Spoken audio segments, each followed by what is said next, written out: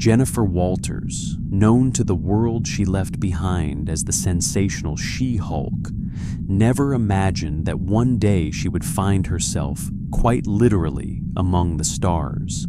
Yet here she was, hurtling through an endless sea of darkness speckled with distant lights.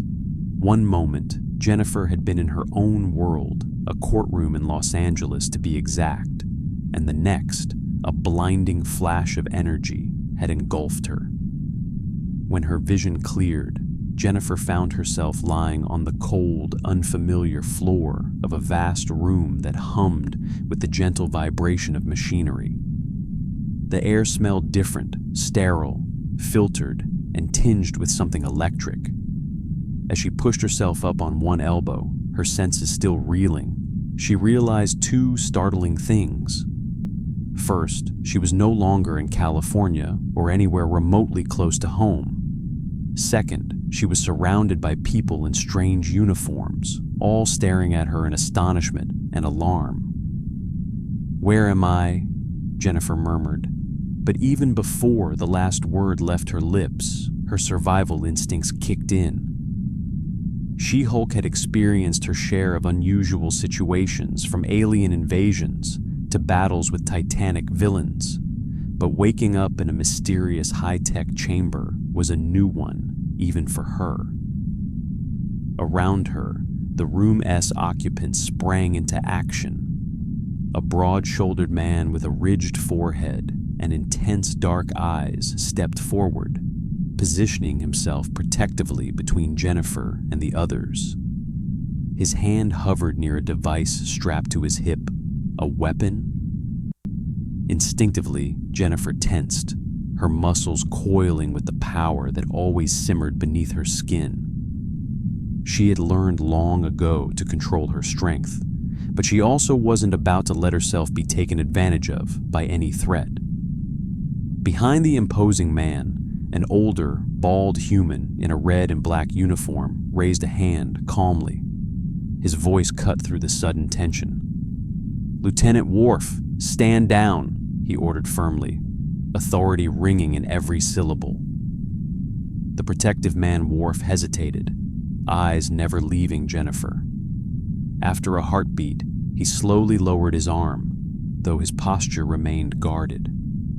Jennifer blinked, trying to steady her racing heart. The bald man, clearly someone in command, stepped forward with caution. He wore a gold insignia pin on his chest and exuded an air of quiet confidence. "I am Captain Jean-Luc Picard of the Federation starship Enterprise," he introduced himself, enunciating each word with careful control. "You are aboard the USS Enterprise. Can you understand me? Starship? USS Enterprise? Federation?" The words tumbled around in Jennifer's head as she pushed herself fully upright. She was still clad in her work attire, a smart white blouse and gray skirt suit that had seen better days, but her green skin and towering height made her stand out starkly among these people. Jennifer had long since grown accustomed to the shocked stares her She-Hulk form drew back on Earth. Now those stares were coming from people who looked like they'd stepped out of a science fiction movie. She took a slow breath and nodded. "Yes, I can understand you." Her eyes swept over the assembled crew. Besides the one called Worf and Captain Picard, she saw a half-dozen others at various stations around what she now realized was a bridge of some kind, a command center of a ship.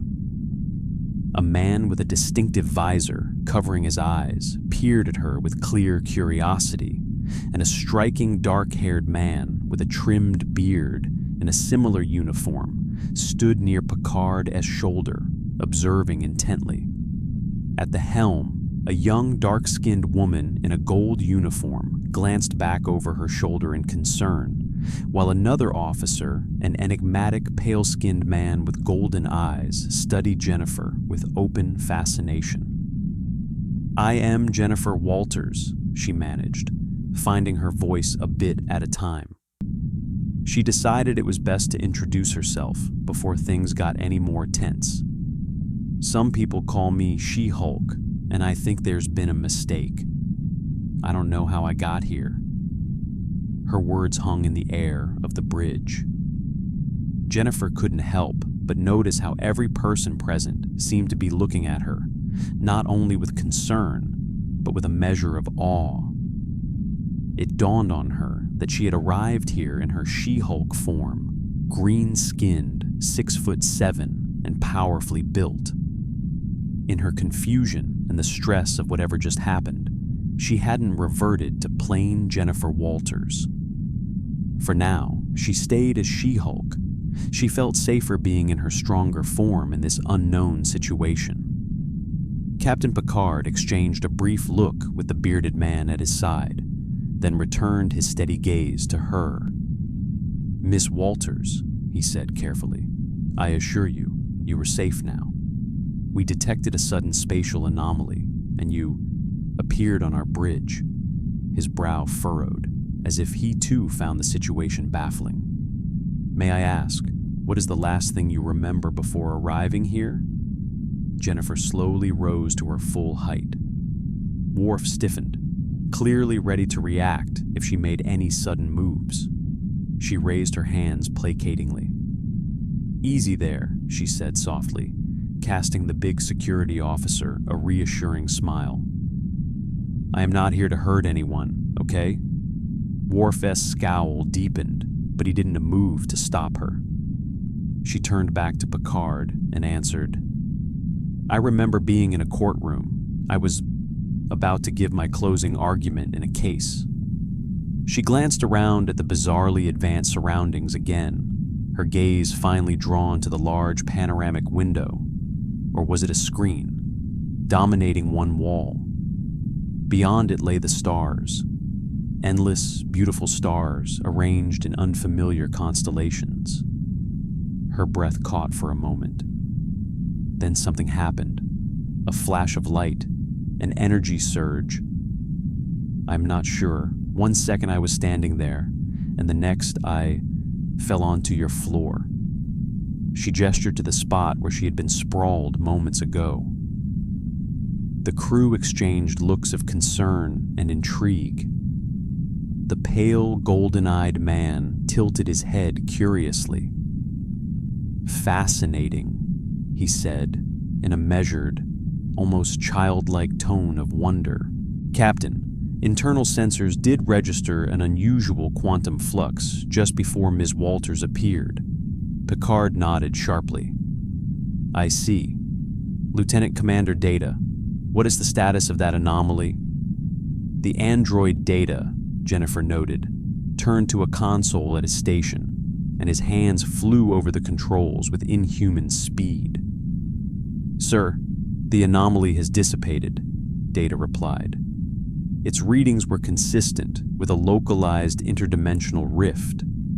It appears to have been a brief convergence of quantum realities. The likelihood of a random occurrence of this nature intersecting our coordinates is approximately 2.49 million to 1. Interdimensional rift quantum realities, Jennifer repeated, feeling a little dizzy. She had dealt with some strange science during her adventures with the Avengers, and even the Fantastic Four back home. But hearing it put in such technical terms and realizing it had happened to her directly was overwhelming.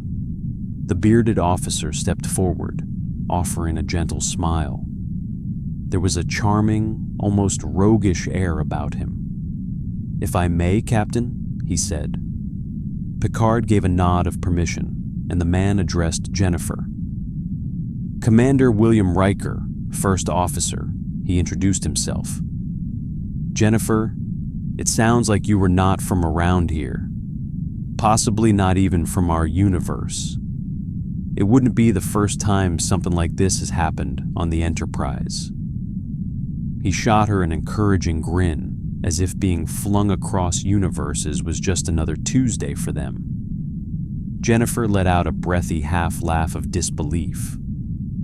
Good to know I'm not the only accidental interdimensional traveler you've met, she said wryly. Despite the shock, her sense of humor sparked. And here I thought my day was going badly when my case was interrupted by a fire drill. This really tops it. A few of the crew members relaxed slightly at her quip. Commander Riker chuckled. Worf, however, did not seem to share in the levity. His posture remained rigid, though Jennifer caught a flicker of curiosity in his stern eyes. Captain Picard took a step closer, hands clasped behind his back in a diplomatic stance. "Miss Walters," he said, his tone gentler now that it was clear she wasn't a threat. "However you arrived here, you are a guest on my ship.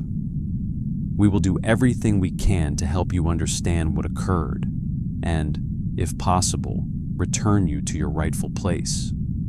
He paused, studying her face with empathy. "You said some people call you She-Hulk. I must confess, I am not familiar with that term. Are you a government official or?" Jennifer realized he was trying to ascertain if she posed any danger or had any authority. Given her appearance and sudden arrival, she couldn't blame him. She offered a polite smile and resisted the urge to rub the back of her neck awkwardly. "It's a nickname, Captain, or code name maybe. Back where I come from, I have abilities." She held up her hands as if presenting herself. "Superhuman abilities. I am incredibly strong and tough. Because of the green skin, the media started calling me She-Hulk after my cousin." The one named Data looked up from his console with interest piqued. "You possess superhuman strength in this form? And you are a genetic relative of someone named Hulk? Intriguing. Hulk, I recall references to a figure by that name in Earth's 21st century mythologies and historical documents," Data mused. Though some entries were contradictory, Jennifer smirked lightly. "Not myth, I'm afraid. Very much real. The Hulk Bruce Banner is my cousin. I got my powers after an accident with some of his blood." She kept the explanation simple, not wanting to dive into the whole story of the blood transfusion and all the subsequent chaos. "Long story short, I turn into a green powerhouse, but I retain my intelligence and personality. I am also a lawyer, which is what I was doing just before I ended up here. So, yes, I suppose I qualify as a superhuman." Her explanation earned varied reactions. Riker's eyebrows rose with surprise. The helmswoman's eyes widened a bit as she exchanged a look with the visor-wearing officer. Worf's scowl remained, though now more thoughtful than hostile. Captain Picard, to his credit, took it in stride with only a slight nod, as if super-strong green lawyers dropping out of nowhere was merely an interesting development in his day. "A remarkable story," Picard said calmly. "And as much as it raises many questions, I suspect now is not the time to ask them all. You must be disoriented." Jennifer appreciated his tact. In truth, her heart was still pounding from the adrenaline of the unexpected teleportation, and her mind raced to catch up with reality. She offered a grateful smile. "That's an understatement, Captain, but I am managing." Picard glanced around at his crew, then addressed them. "Senior officers, report to the observation lounge. Number 1, have a security team and Dr. Crusher meet us there. Mr. Data, inform Starfleet Command of what happened. Transmit on delay if necessary, given the anomaly unknowns. Miss Walters," he continued, turning back to her, "if you will accompany us, we can continue this conversation in a more comfortable setting. I promise we mean you no harm, and we'll do our best to help you." Jennifer felt the tension in her shoulders ease slightly at his courteous words. There was something reassuring about Jean-Luc Picard's presence, a steadiness and sincerity that she instinctively trusted. She nodded. "Lead the way, Captain." Worf stepped aside, still watchful, but no longer overtly menacing. As Picard and Riker guided Jennifer off the bridge through a set of sliding doors, Data trailed with keen interest. The other bridge officers returned to their duties, though not without a few lingering glances of curiosity as the unusual visitor departed. Walking through the sleek corridors of the Enterprise, Jennifer Walters could hardly believe her predicament. Less than an hour ago, she had been in modern-day Los Angeles, arguing a case about a zoning law. Now she was on a starship in what had to be the far future, given the technology surrounded by an alien crew, some of whom were literally aliens from other worlds. And yet, despite the absurdity, Jennifer felt a spark of excitement flutter in her chest alongside the anxiety. This was a new world, a new adventure, and if there was one thing she had learned as She-Hulk, it was to expect the unexpected. She followed Captain Picard into a conference room with a broad window, offering a breathtaking view of a blue-green planet slowly spinning below. The room was the Enterprise-S observation lounge, an elegant space with a long table and chairs arranged for meetings. Jennifer allowed herself a moment to take it all in. The stars, the starship, the possibility of new allies. Whatever cosmic twist of fate had brought her here, she had a feeling this was only the beginning of a journey unlike any she had experienced before. Around the sleek conference table sat Captain Picard, Commander Riker, Lieutenant Worf, the golden-eyed Data, and two newcomers Jennifer hadn't met yet. One was a woman with kind blue eyes and auburn hair, wearing a blue Starfleet medical uniform and scanning Jennifer discreetly with a small handheld device that emitted a soft whir. The other was a dark-haired woman in a teal uniform, watching Jennifer with gentle curiosity. Her expression radiated empathy and calm. Jennifer sensed something almost soothing about her presence. Picard introduced them promptly upon entering the lounge. "This is our Chief Medical Officer, Dr. Beverly Crusher," he said, indicating the red-headed doctor with the scanner. "And this is Counselor Deanna Troi," gesturing to the other woman. Troi gave a warm nod. Jennifer learned that Deanna was the ship's counselor, an advisor trained in psychology and an empath, half betazoid, who could literally sense emotions.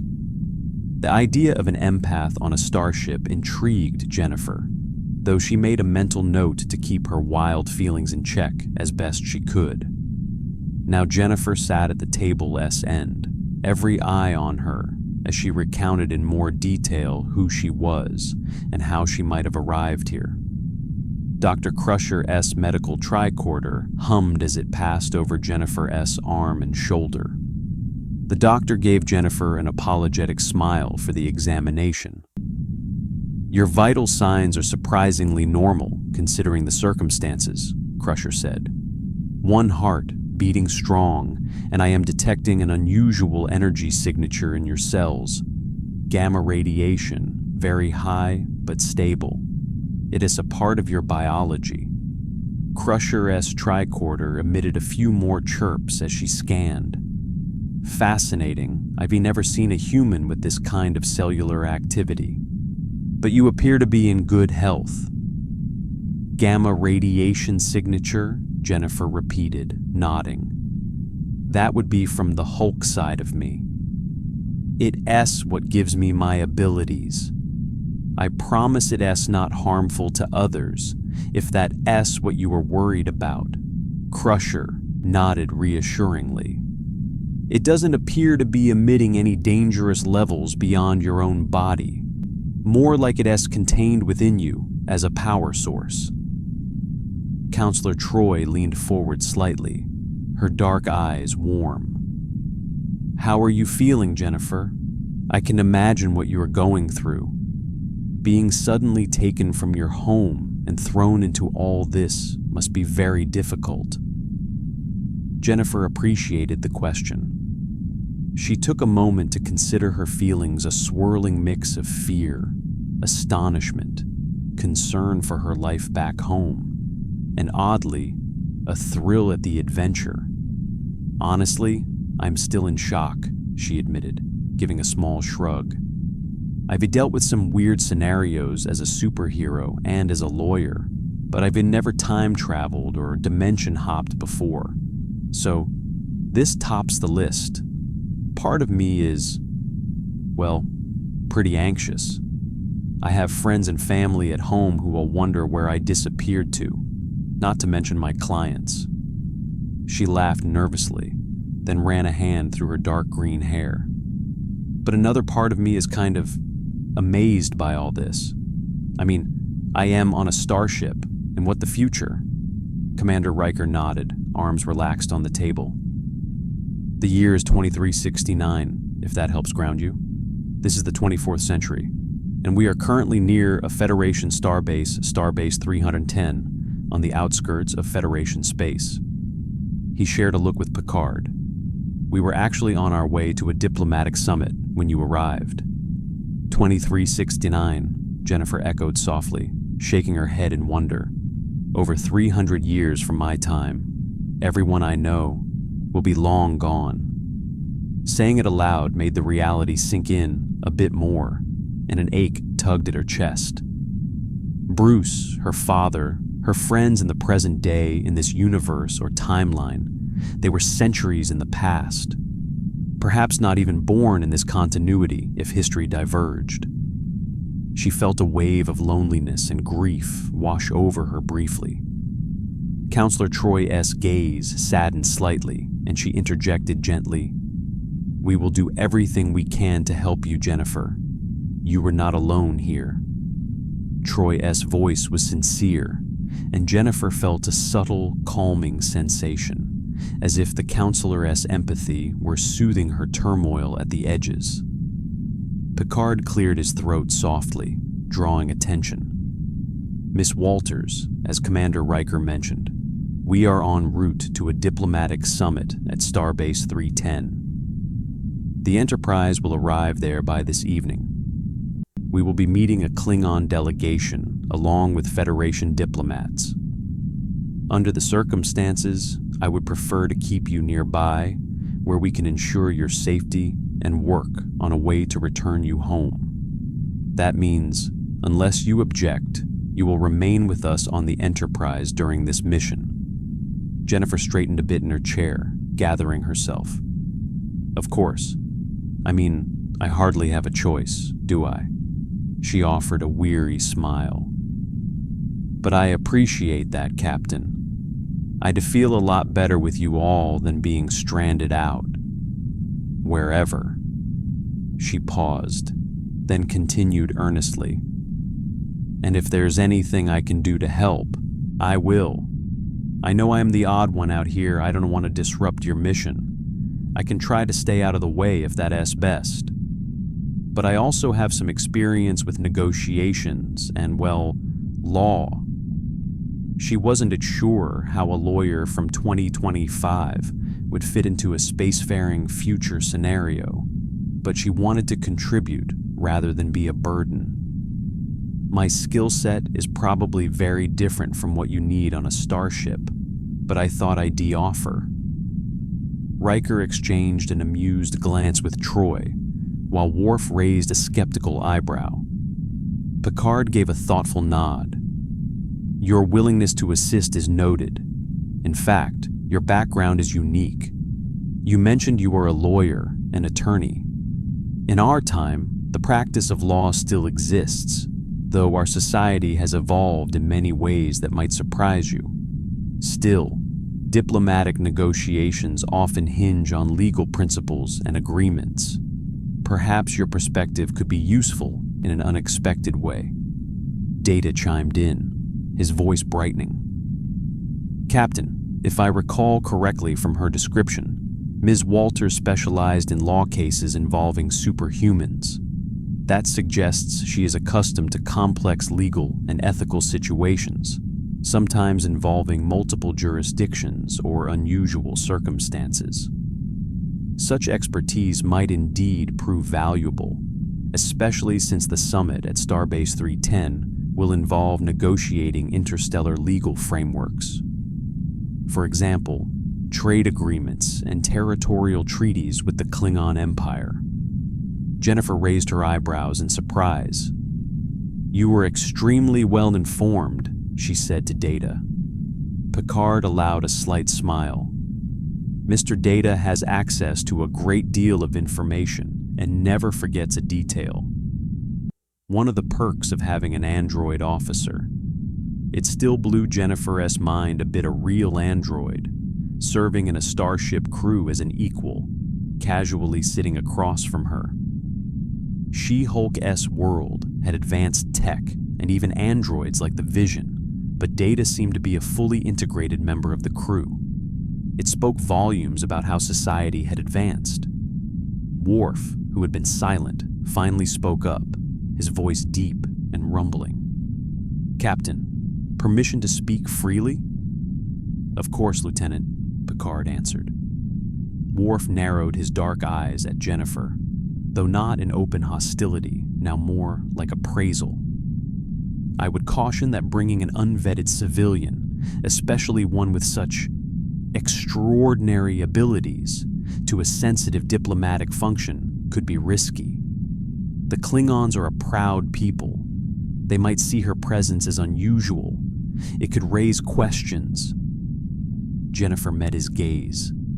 He spoke of the Klingons as if he wasn't one of them, but given his Starfleet uniform, she recalled that Worf was probably the first Klingon in Starfleet. History books had likely recorded by the 24th century that the Federation and Klingons were allies, and one even served on the flagship that must be Worf himself. His advice seemed practical, not prejudiced. "I don't intend to cause any trouble, Lieutenant Worf," she said earnestly. "I understand. I'm an outsider, and I'll follow your protocols.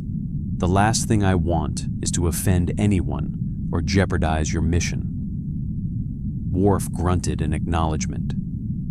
"It is good you understand. Klingon diplomats value strength and honor, but they also respect proper protocol. If you appear as part of the Federation delegation, they may be curious. Some might even challenge you. Klingons admire warriors, and you have the look of one." It was as close to a grudging compliment as one could get from Worf. "Just be prepared." Jennifer gave a faint grin. "Thanks for the warning. I've been around warrior types before. I'll be on my best behavior." Picard seemed satisfied with this exchange. He folded his hands on the table. "Very well. Ms. Walters, we'll consider you a guest of the Federation for the duration of this summit. We can arrange temporary quarters for you on the ship. In the meantime, since we have a few hours before we arrive, perhaps you'd like a short tour of the ship or some rest." Jennifer realized how fatigued she was starting to feel now that the initial adrenaline rush wore off. A tour sounded good. She was intensely curious about the starship, but so did a moment to decompress. "I'd love a tour," she admitted, "and maybe a chance to freshen up. I feel a bit frazzled." Dr. Crusher patted her on the shoulder kindly. "I can give you something to help you relax if you need it purely mild and non-addictive, of course." Jennifer chuckled. "I am okay, Doctor. To be honest, my metabolism as She-Hulk burns off stress hormones pretty fast. Perk of the condition, I guess." She looked around at them. Actually, I should ask, is it better if I change back? I mean, to my human form. I look a bit more, normal that way. Greener, at least. She tugged at her torn blouse, which had somehow survived the journey, but looked rather out of place here, smudged with a bit of soot from her abrupt teleport. Commander Riker tilted his head curiously. You can change forms at will? Jennifer nodded. Yes, I can revert to just Jennifer no green skin, about a foot shorter, and, well, not super strong. I'd basically be an ordinary human woman. Sometimes in my world, I stay as She-Hulk for convenience or confidence, but I can switch back whenever I want. Given I am among friendly folks now, it might be polite not to loom over everyone. She gave a self-conscious grin. There was a mix of reactions around the table. Troy looked intrigued by the concept. Worf's eyebrows raised as if evaluating a tactical option. Data seemed eager to see the transformation. Picard quickly said, "If that makes you more comfortable, by all means. We want you to be at ease. Rest assured, you are under no obligation to stay in any particular form with us." "All right, just a heads up. My clothes, well, they tend to adjust with me. Sort of," Jennifer said, rising from her chair. She found a clear space to one side of the table, and everyone's eyes followed her. It was a bit embarrassing to be watched so intently, but at least they had asked. She closed her eyes and willed herself to relax. Over years of practice, Jennifer had learned to control her transformation almost as easily as breathing. Within moments, the tension in her muscles released, and her towering frame began to shrink subtly. The green hue of her skin faded away to a warm ivory tone. Her facial features softened, and her musculature slimmed down. In less than 10 seconds, she had transitioned from the imposing She-Hulk to the form of Jennifer Walters, a fit but unremarkable human woman in her 30s, standing about 5'10" in her low heels. The remnants of her outfit hung loosely now. The white blouse and skirt that had been form-fitting on her She-Hulk frame were baggy on her smaller body. She brushed a strand of now brown hair back behind her ear and gave an awkward little smile to the group. "So, this is the non-green me." A few jaws had dropped, despite the professionalism in the room. Dr. Crusher's eyes lit up in fascination at the cellular regeneration implications. Troy smiled warmly, clearly impressed. Riker muttered, "Incredible," under his breath, shaking his head with a grin. Data observed keenly and noted, "Your mass has decreased significantly. The excess mass perhaps stored in extra-dimensional space? I would love to study that phenomenon sometime." Picard inclined his head with a polite smile. "Remarkable. I imagine that ability comes in handy in your line of work." "You could say that," Jennifer replied as she returned to her seat and sat back down. She felt a little more vulnerable in this form, but also knew it sometimes put others at ease. "I might stay like this for now, if only to avoid drawing too much attention when we arrive at the starbase. I can always change back if needed." Worf looked at her with something like concern, and where before She-Hulk's presence had slightly intimidated him, not that he would ever admit it, now he seemed almost worried she was too physically slight. "Are you still able to defend yourself in that form?" he asked gruffly. "If something should happen?" "I am much weaker like this," Jennifer answered honestly. "I am basically an ordinary human. I am in good shape, but not bulletproof. But I can swap back to She-Hulk in a heartbeat if there's any danger. It doesn't take long." He gave a satisfied nod at that. Good. With that demonstration over, Picard stood. Number 1. Why don't you and Counselor Troy show Ms. Walters to some guest quarters and give her a short tour of key facilities? I need to send a report to Starfleet Command about our unexpected visitor and prepare for the summit. Aye, Captain, Riker said, rising from his chair. Picard turned to Jennifer with an almost fatherly expression. Ms. Walters, I'll let you get settled. We should arrive at Starbase 310 in a few hours. We can talk more then. In the meantime, please make yourself at home aboard the Enterprise. We will do our best to help you. Acclimate. Jennifer stood as well, feeling a grateful warmth toward these people who had quickly accepted and supported her. Thank you, Captain, and everyone. She looked at each of them. Worf, who gave a curt nod. Data, who offered a polite, almost bow of his head. Dr. Crusher, smiling kindly. Troy, exuding reassurance. And Riker, who gestured for Jennifer to follow him. This has been, well, the strangest day of my life, but I appreciate how kind you've all been to a stranger. Every one of us was a stranger once in these stars, Counselor Troy said gently.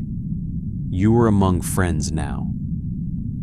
With that comforting thought echoing in her mind, Jennifer followed Riker and Troy out of the observation lounge. The doors hissed closed behind them, leaving Picard, Worf, Data, and Crusher to exchange looks what an unexpected turn their day had taken. As Riker and Troy guided Jennifer down the Enterprise-S corridors, the next few hours passed in a surreal blur for her. They showed her around some highlights of the ship, both to satisfy her curiosity and to help her feel more at home. First, they escorted her to guest quarters on Deck 8, a comfortable suite, more modern than any hotel room Jennifer had seen, yet minimalist in design. A large window offered a view of the stars outside. Jennifer's eyes lingered on the cosmos, visible through the transparent aluminum pane. The stars didn't streak by as in old science fiction movies, but glided slowly, the ship's velocity only apparent when one watched long enough for constellations to shift. She took a moment to change out of her ragged business suit into a fresh outfit conjured by the room's replicator, a device that astounded her by materializing clothing out of thin air once she input some basic requests. With Troy's guidance, she managed to replicate a simple ensemble suitable for the upcoming diplomatic function. A dark green tunic-style top and black pants that were comfortable and, importantly, designed with fabric that had some give. Jennifer made sure to request the outfit in a stretchy material that would accommodate her turning into She-Hulk, just in case. The replicator obliged, creating the garments in an elastic fiber, courtesy of Dr. Crusher's fashioning. After changing out of her torn skirt suit into the clean tunic and pants, which in her human form were a tad loose but manageable, she felt much better. Troy complimented the choice of color with a friendly smile. Green does suit you, the counselor teased lightly, which made Jennifer laugh. Their tour continued. Riker and Troy took her to 10 Forward, the ship's lounge, located at the forward edge of the saucer section with an unparalleled view of space. There, Jennifer was introduced to Klingon, the enigmatic bartender who had a calm aura as deep as the cosmos. Klingon, a dark-skinned El-Aurian woman with wise eyes under a tall purple headdress, greeted Jennifer as though welcoming an old friend. I hear you're far from home, Klingon said softly as she handed Jennifer a glass of something sweet and fruity. Troy had recommended a Bajoran spring wine cooler, which turned out to be delicious and surprisingly non-alcoholic. Guinan had assured her she to keep the drink mild. "You could say that," Jennifer replied, leaning on the bar and feeling a strange sense of ease around Guinan. There was something almost uncanny about the bartender's empathy, even beyond Troy S. "This place at S incredible and kinda overwhelming." Guinan nodded knowingly. "The Enterprise tends to have that effect on newcomers, but you'll find your footing. From what I gather, you've handled a lot of unusual things in stride. This will just be another story to tell one day." Jennifer smiled at that thought and sipped her drink. Around them, a few off-duty crew sat at tables, casting curious glances at the new visitor. Nobody stared rudely, though it was more a friendly curiosity. In one corner, a trio of young officers seemed to be making bets on something.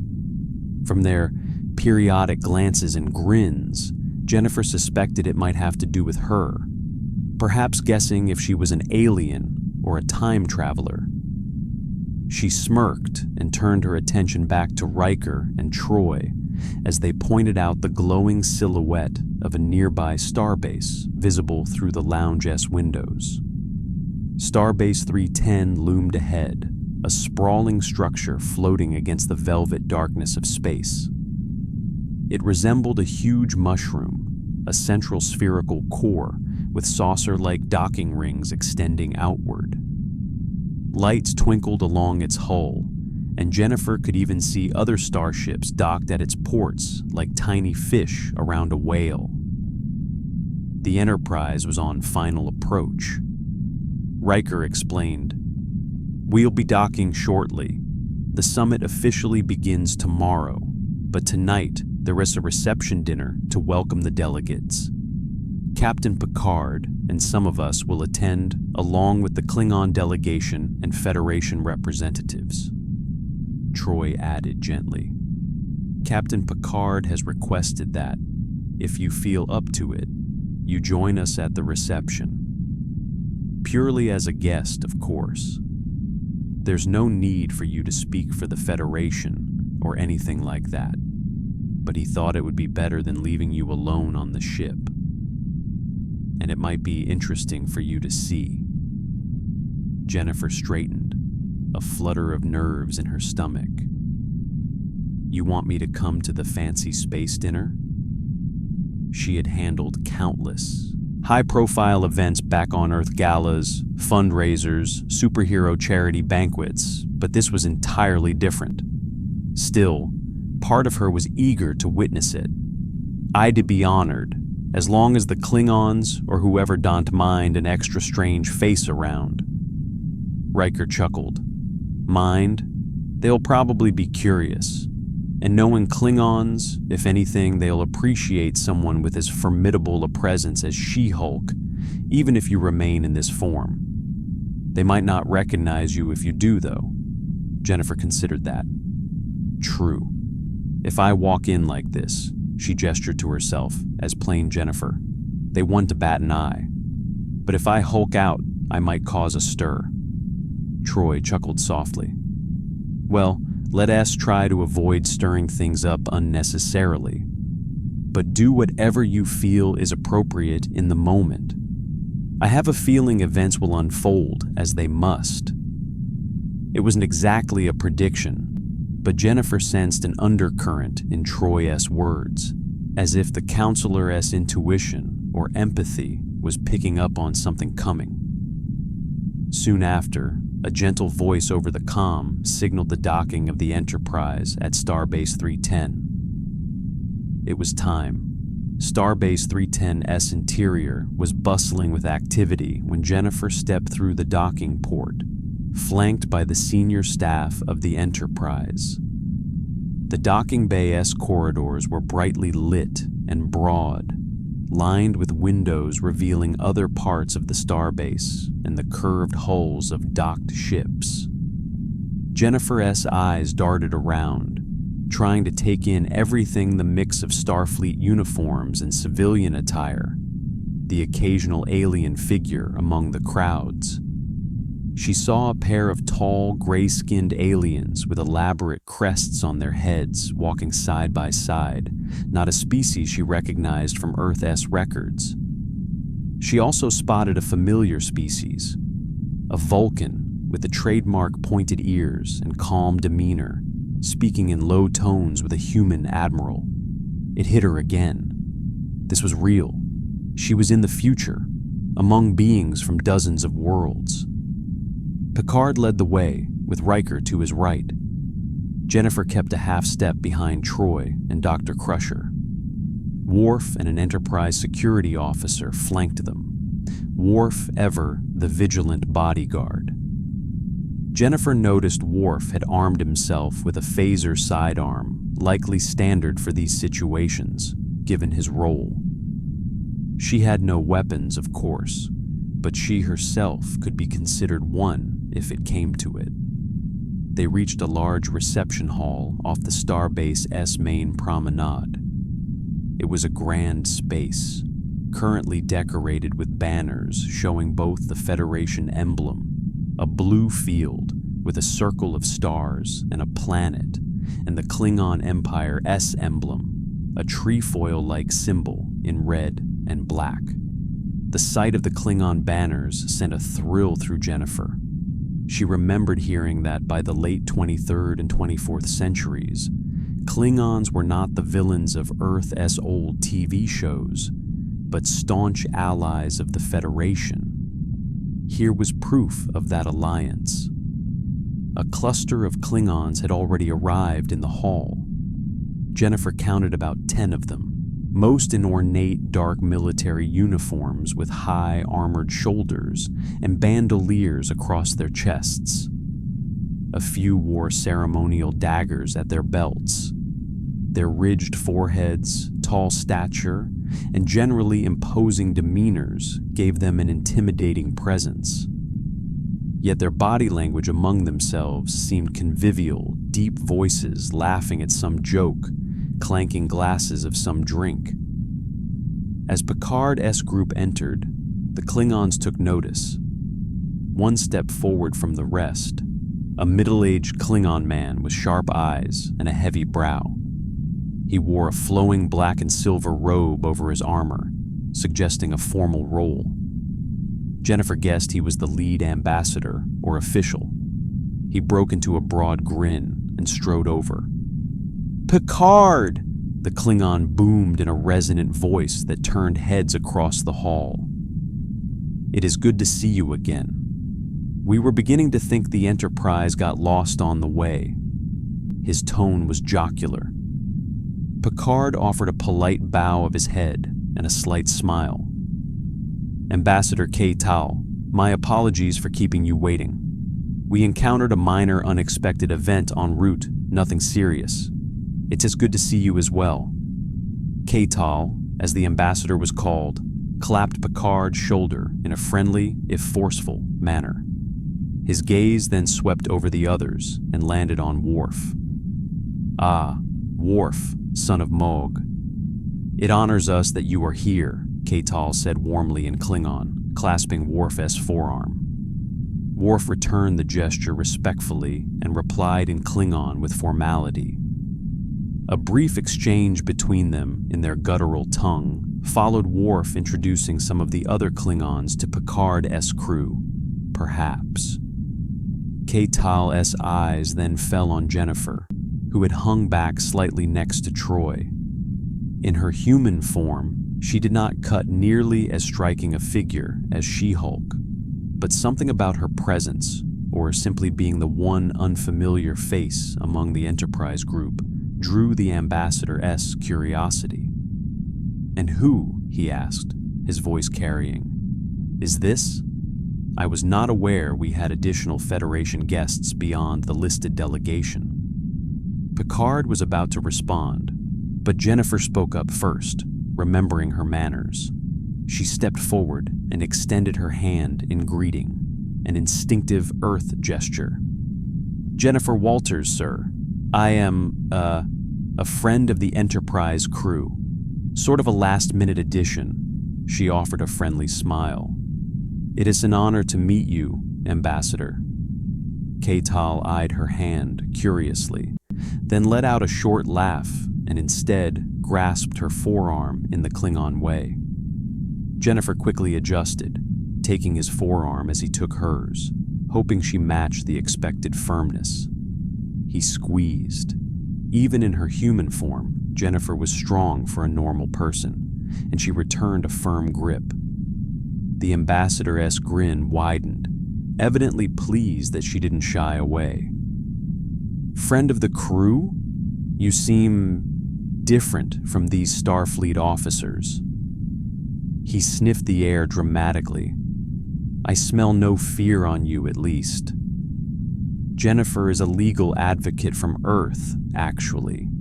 Picard interjected smoothly. She has a background in negotiations and law.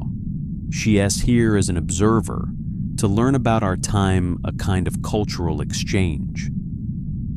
This was a simplification that left out a lot, but Jennifer noticed Picard didn't directly mention her extraordinary nature. Likely, he wanted to avoid too many questions here and now. Ah, a lawyer. K'Tal barked the word with a hint of amusement. There is a saying among my people, only a fool fights in a house of lawyers. He chuckled deeply. Perhaps having one around will keep things interesting. Jennifer chuckled politely, noting the amused twinkle in the Klingon's eye. It seemed meant as a playful comment rather than an insult. She replied lightly, I promise not to make the evening too litigious, Ambassador. K'Tal threw his head back and laughed at that. Ha, she has wit. Good, come, join us. The Federation hosts should be here soon and we can get this started. As if on cue, another group entered Federation diplomats, led by a stern-looking human admiral with silver hair and a chest full of commendation pins. He wore the formal white and gray dress uniform of Starfleet's diplomatic corps. Beside him were a few aides and other officers in similar attire. Admiral Phillips, Picard greeted him cordially. Good to see you. Captain Picard, Admiral Phillips replied with a thin, polite smile. Glad you made it. We have a busy schedule tomorrow, but tonight, let us ensure our guests feel welcome. He nodded respectfully to K'Tal and the Klingons. Though his tone was diplomatic, Jennifer could sense a stiffness in the Admiral's demeanor. Something about him seemed on edge, or perhaps that was his default mode when around Klingons. Introductions were made all around. Admiral Phillips cast a curious glance at Jennifer when her turn came, clearly not having been briefed about her. Picard smoothly provided the same explanation of her presence. An observer from Earth with a background in interstellar law, attached temporarily to the Enterprise. Phillips raised an eyebrow at that, but accepted it with a short nod, evidently deciding not to question it in front of the Klingons. Soon the reception was in full swing. Servers, both human attendants and a few hovering trays, guided by anti-grav, circulated with beverages and hors d'oeuvres, tailored to both human and Klingon palates. Jennifer gingerly tried a Klingon hors d'oeuvre that looked like a tiny skewer of roasted meat. It turned out to be delicious, if a bit gamey. When she inquired politely, a grinning Klingon warrior told her it was Targ Heart. She decided not to ask further questions about that one. As the evening progressed, Jennifer drifted around the room with the Enterprise officers, listening to conversations and occasionally chatting. Picard and Ambassador K'Tal were deep in discussion about ceremonial aspects of tomorrow's signing of a trade and mutual defense pact. From what Jennifer gathered, the Federation and Klingon Empire were renewing certain trade agreements and solidifying their alliance in light of increased Romulan shenanigans along their shared borders. It was weighty stuff, but the atmosphere tonight was meant to be friendly and celebratory. Worf stuck close to some of his Klingon acquaintances. Jennifer saw him mostly listening stoically as they boasted about recent hunting trips or exchanged a few pointed barbs about honor. Worf caught Jennifer S. gaze from across the room once and gave her a small nod, as if checking she was all right. She responded with a subtle thumbs up, which made Worf furrow his brow in slight confusion. She realized that perhaps that gesture wasn't understood in Klingon culture. Counselor Troi engaged in polite conversation with one of the Klingon delegation's cultural advisors, and Jennifer admired how gracefully Deanna managed to navigate the Klingon's rather blunt statements. At one point, Troi introduced Jennifer to that advisor, who was intrigued to meet a 21st century ancient Earth lawyer. He peppered Jennifer with questions about old Earth laws until Troi gently steered the topic elsewhere, sensing Jennifer's overload.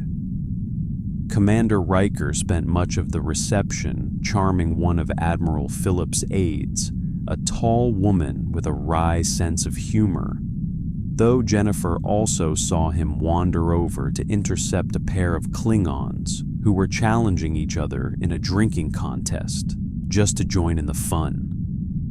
Riker never shied from a bit of revelry, it seemed. Everything seemed to be going surprisingly well, given the mix of boisterous Klingon warriors and formal Starfleet diplomats. There was laughter, the clinking of glasses, and even a moment where a Klingon began a loud, guttural singing of some warrior ballad in a corner to scattered cheers from his compatriots. Jennifer allowed herself to relax, just a little. She stood near one of the buffet tables, sipping a glass of water now to pace herself after trying a small sample of blood wine. The Klingon liquor was incredibly potent. Though Jennifer's superhuman metabolism could burn off toxins quickly, in her human form, even a single sip warmed her entire body. She decided to hold off on more, wanting to keep a clear head. She watched this interstellar mingling and thought that if someone had told her yesterday she'd be witnessing humans and Klingons sharing drinks and stories, she'd have laughed. Yet here it was, happening around her. Her eyes wandered over the crowd, and she spotted one Klingon who seemed not as jovial as the rest. He was a burly, younger-looking Klingon with a warrior-esque braid down his back and a perpetual scowl. He stood at the edge of the room, near a shadowy alcove by one of the large potted plants, observing everyone with a keen, almost predatory gaze. He wore the uniform of a Klingon Defense Force officer, but there was something about how he held himself that made Jennifer take note. While other Klingons engaged with at least some merriment, this one looked like he was on duty or on guard. Ever the lawyer trained to read body language in court, Jennifer felt her instincts prickling. Was he security for the delegation? Possibly. Worf had mentioned Klingons might challenge her or be curious, but none had approached her with hostility. Still, she couldn't shake a tiny feeling of unease as she noticed the man subtly shift position whenever Ambassador K. Tau moved about, always keeping a line of sight on the ambassador, and on Admiral Phillips as well. It made sense, she supposed. An ambassador of K-Tal-S standing would have bodyguards. She decided to think nothing more of it for the moment and turned to join Dr. Crusher, who was chatting with a Federation science attaché about some medical exchange program. Suddenly, Counselor Troy, who was standing not far from Jennifer, stiffened. Deanna's eyes lost focus for a second, as if she was concentrating or sensing something unpleasant. She set down her drink, brow furrowed, a hand lightly touching her temple.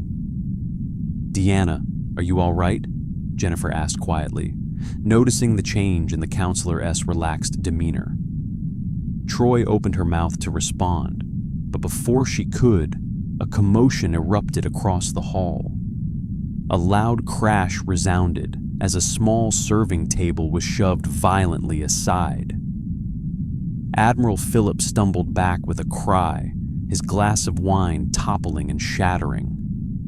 The burly Klingon Jennifer had noticed the one who'd been watching like a predator had charged forward, clearing a path by brute force. In his hand gleamed a drawn dagger, its curved blade reflecting the overhead lights, and he was lunging straight toward Admiral Phillips with murderous intent. For an instant, time seemed to slow for Jennifer. She saw Philip's eyes widen in shock as he nearly tripped over a chair, utterly caught off guard. The Klingon's face was twisted in a fierce, determined sneer as he closed in on the Admiral, dagger poised to strike. Others in the hall were only just realizing what was happening. Several Klingon delegates yelled in surprise, and Starfleet officers were reaching for their sidearms. But Jennifer was already moving. Her instincts roared to life, and the world snapped into crystal clarity. With a single thought, protect him, she let the calm facade of Jennifer Walters fall away, and the green fury of She-Hulk surge up. In one explosive motion, Jennifer transformed. One moment she was an average-sized woman sprinting forward in desperation, and by the next heartbeat, she was an emerald-skinned Amazon hurtling through the air. Gasps and cries of alarm erupted around as those nearest witnessed her sudden change and dramatic leap. But Jennifer had no time to worry about the shock of onlookers. In 2 powerful strides, she intercepted the Klingon attacker a mere heartbeat before he would have reached Admiral Phillips. She threw herself between Phillips and the onrushing assailant, catching the Klingon's knife arm in mid-strike. The blade's tip halted inches from the Admiral's chest. Jennifer's fingers clamped around the attacker's thick wrist like an iron vice. The Klingon's eyes widened in astonishment at this unexpected green giantess that had interposed itself. He roared in fury and tried to pull free, swinging his other fist at her in a backhand punch.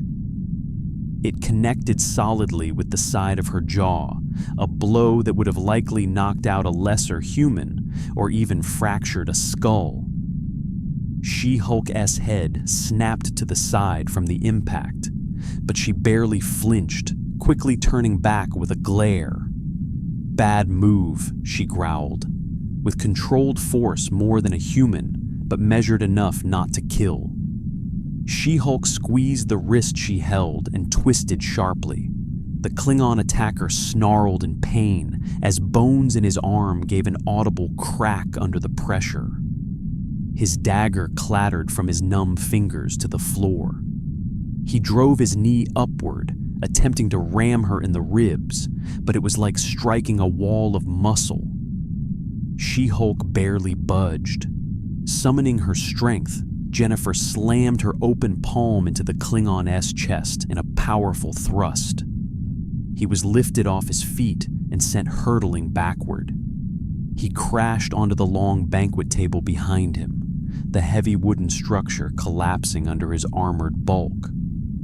Dishes, platters, and glasses shattered and scattered, food and drink splattering across the floor. The whole hall descended into chaos.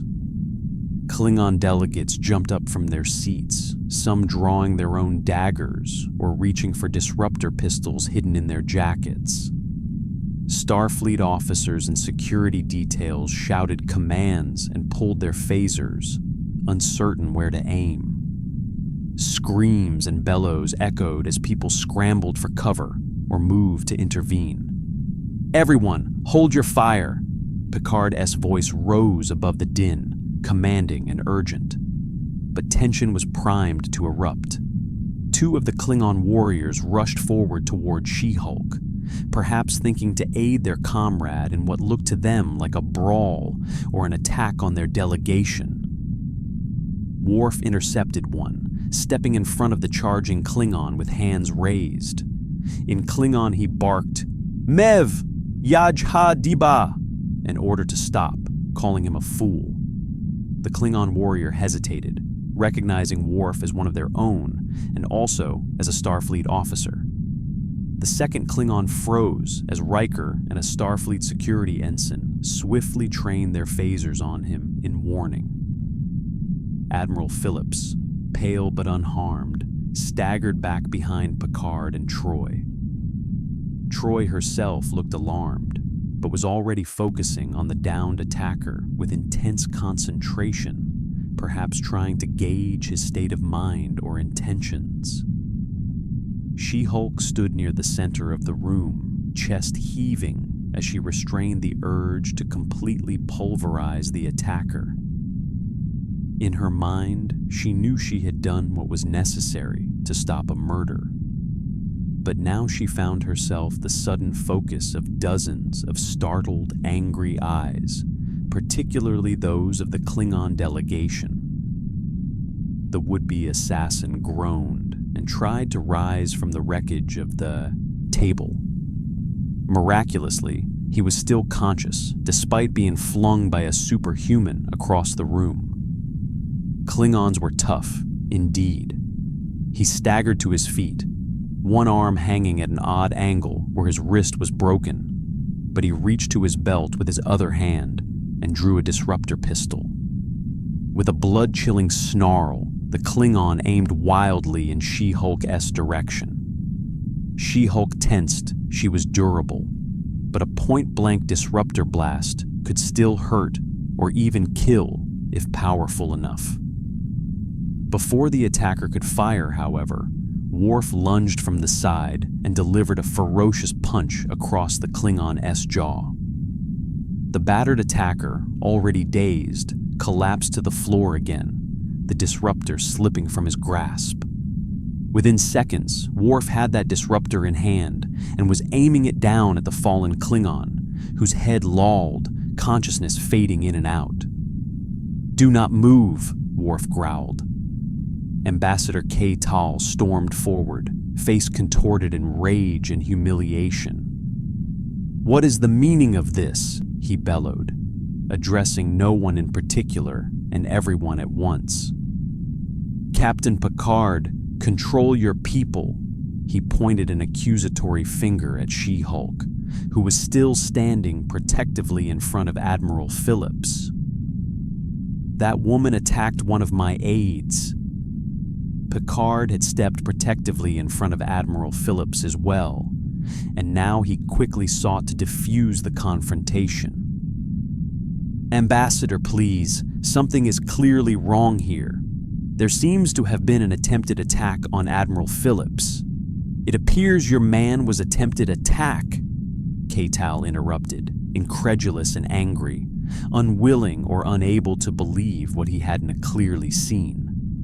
In the chaos, perhaps he had only seen She-Hulk tossing his man across the room.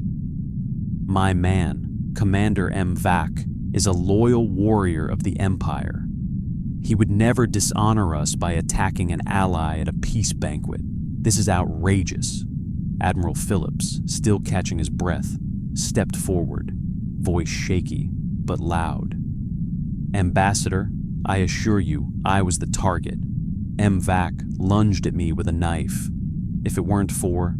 The Admiral paused, finally processing the towering green figure that had saved him. "If it weren't for Ms. Walters here, I might be dead." Some of the Federation aides hurried to retrieve evidence. One picked up the fallen curved dagger from the floor and held it up gingerly. "Sir, we found this on the ground," the aide said to Admiral Phillips and Kay Tal. The dagger was ornate, but undeniably a weapon, a traditional Klingon DK Tog blade, its edges still smeared with a bit of dark blood, likely from where it had cut MVAC's palm as he drew it. Kay-Tal's eyes flickered to the dagger, and a look of dismay crossed his face. A ripple of uncertainty ran through the Klingon group. The evidence was damning at first glance. But rather than concede or apologize, the ambassador's face hardened, doubling down. There must be an explanation. Perhaps he thought he saw an assassin moving toward the Admiral and was moving to protect him. Or the blade was part of his formal dress and he stumbled, making it appear like an attack. His voice boomed, trying to maintain control of the narrative. It sounded feeble, and Kay-Tal likely knew it, but he was scrambling to save face and maintain calm amongst his entourage. Behind him, the other Klingons muttered in confusion, anger, and some in shame, unsure where to direct all these emotions. She-Hulk stood silently, still tense and breathing hard. Her hands were balled into fists at her sides, but she forced herself to relax them slightly. She could feel eyes on her, some awed at her sudden transformation and feat of strength, others wary or even hostile. Among the Federation personnel, she sensed gratitude and shock in equal measure. Those who saw the moment realized she had acted to protect and likely saved lives. Among the Klingons, however, faces ranged from fury to confusion, and many glared at her as if she were the aggressor. Worf, maintaining his hold on the situation, pressed his boot down on MVAC's remaining weapon, the Disruptor, and slid it far away across the floor, ensuring no one would accidentally or intentionally fire it. He then knelt and roughly hauled the wounded Klingon up by the collar, restraining him. MVAC, however, was barely conscious, swaying on his knees. Worf spoke to him sternly in Klingon. "You have dishonored yourself. Surrender." MVAC lifted his head, blood trickling from his mouth and a glaze of agony and despair in his eyes. He locked eyes with Worf and hissed something in Klingon that Jennifer couldn't catch over the ringing in her ears, a single word that made Worf's face go pale with shock. Suddenly, MVAC jerked, convulsing. He bit down hard, foam began seeping from the corners of his mouth. Before anyone could react, he sagged limply in Worf's grasp. One of the Starfleet security officers rushed over with a tricorder. Dr. Crusher, who had been held back by one of her colleagues for safety, now broke free and hurried to Worf's side. She scanned MVAC with the tricorder that the security officer handed her. The doctor's face fell as she got the readings. "He-s dead," Crusher said, looking up in bewilderment and anger.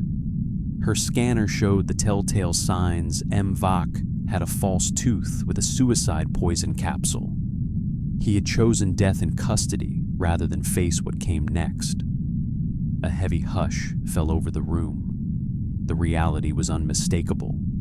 MVAC had taken his own life rather than be captured and questioned.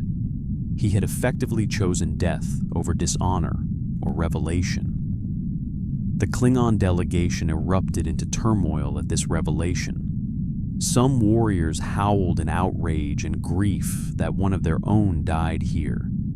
Whether by his own hand or not, it was a dire mark on their honor to have a warrior commit suicide in Federation custody.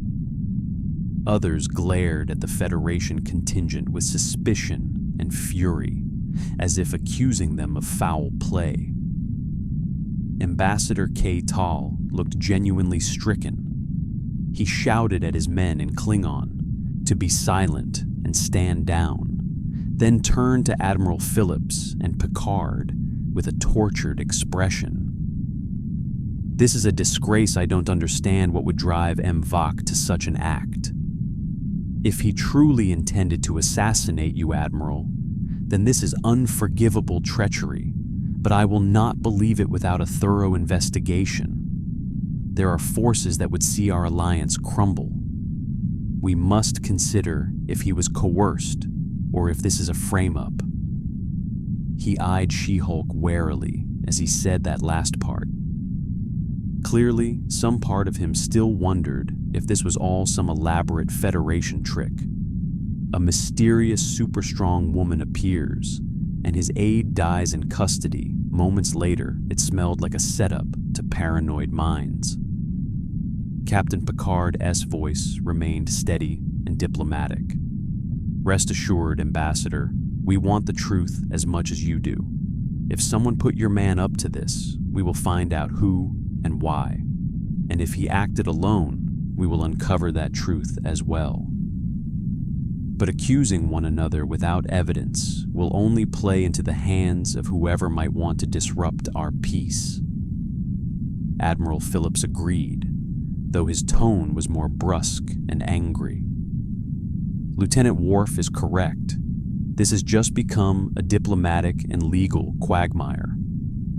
We have a Klingon officer dead, apparently by suicide, after an attempted assassination on a Federation admiral. And the person who stopped him, an uncommissioned civilian with incredible abilities, is now entangled at the center of it. The Klingons might demand she be turned over to them for questioning or even trial, claiming she used deadly force on their officer. This is despite the fact that I owe her my life," Phillips added with a significant look toward She-Hulk. He then addressed her directly, with sincerity in his eyes. "Miss Walters, I am deeply grateful to you. I'll never forget that you saved me. And I will testify to what I saw, though truthfully, all I clearly saw was him lunging and you intervening." Jennifer had remained in She-Hulk form, instinctively staying hulking and strong in case another fight broke out. She took a deep breath, trying to steady herself, and nodded to the Admiral. "I understand, Admiral. I am just glad you were safe." She then surveyed the room tables overturned, one person injured from the disruptor that briefly fired.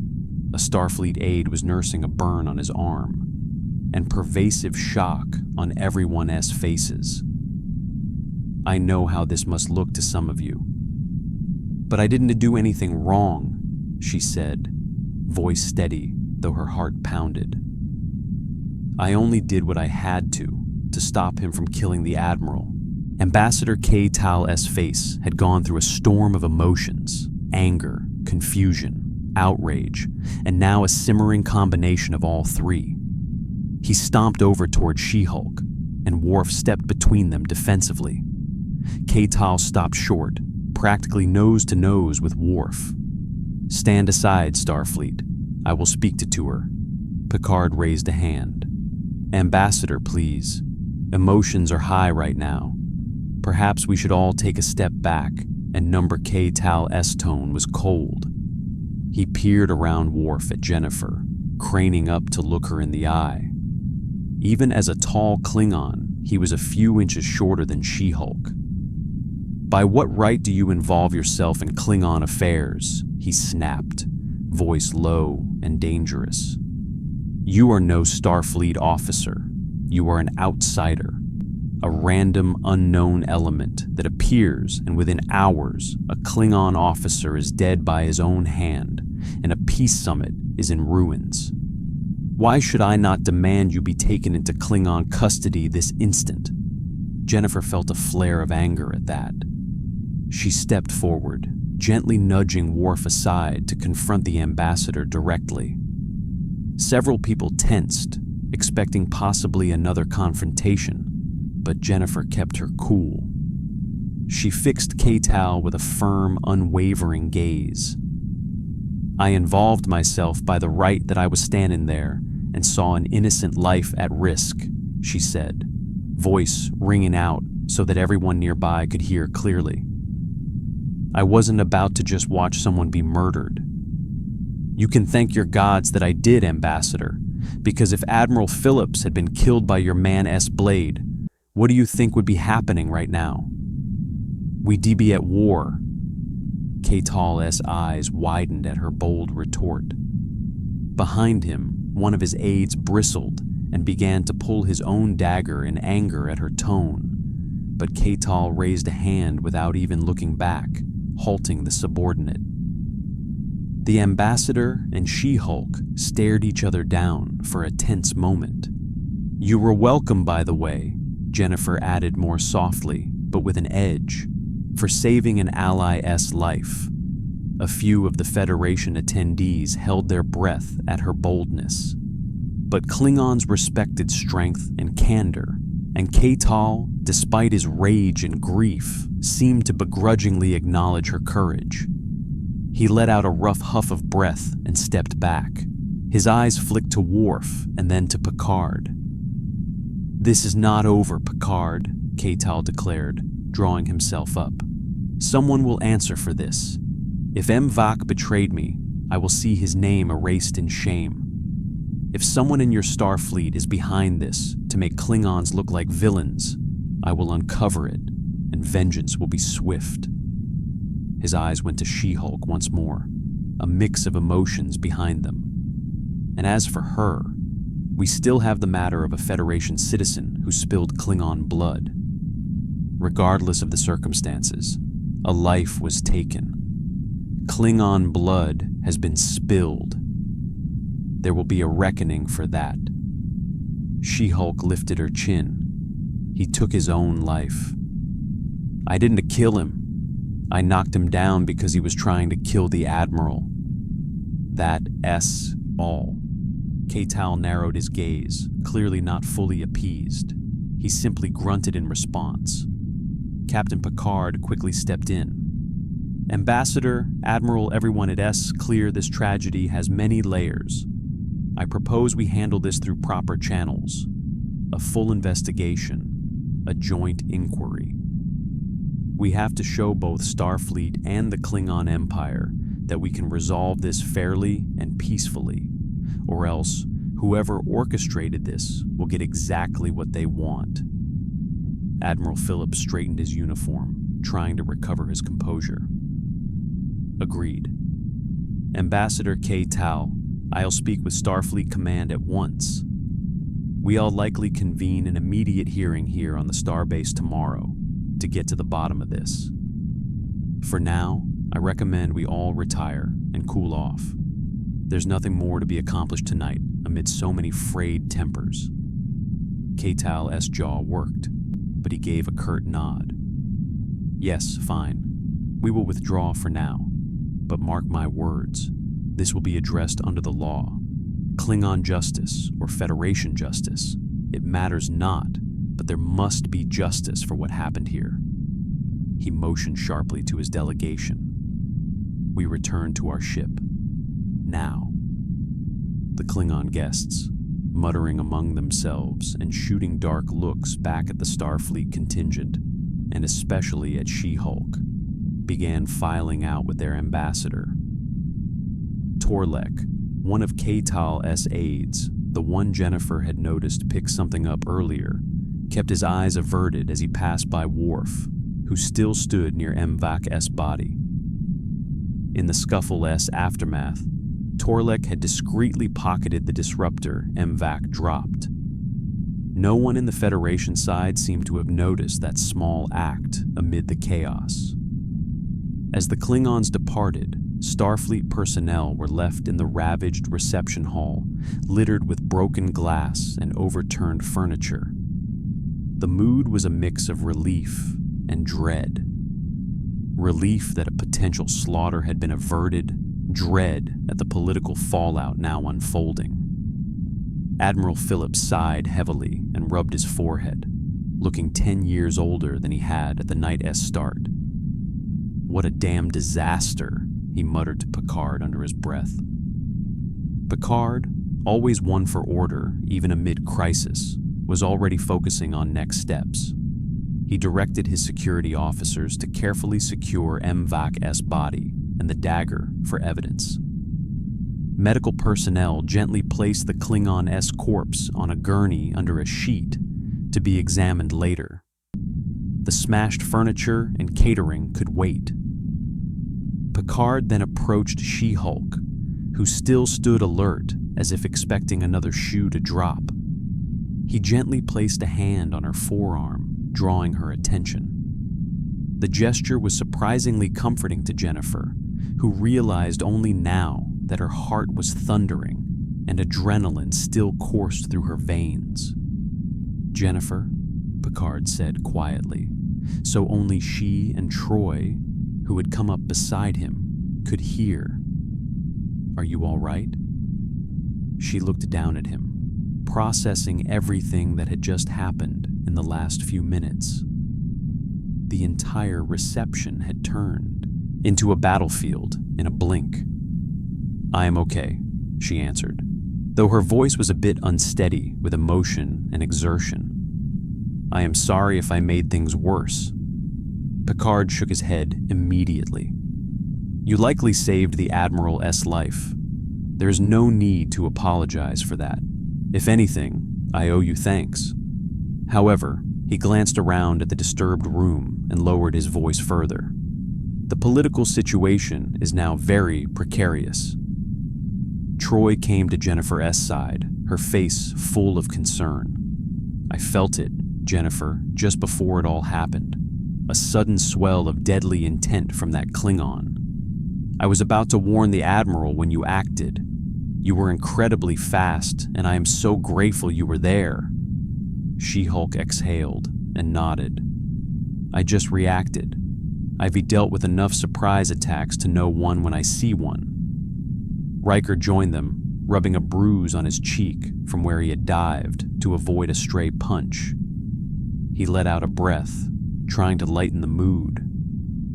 "I don't think the ambassador will soon forget the sight of you launching his man across the room. That image alone might give the Klingons pause in the future." He gave a half smile. Worf approached the group, his expression grim yet somewhat awed. He looked torn as a Klingon. This was a horrific disgrace to have happened. As a Starfleet officer, he was proud of his crew's bravery and Jennifer's heroism. "Captain," Worf said gravely, "this will indeed have repercussions.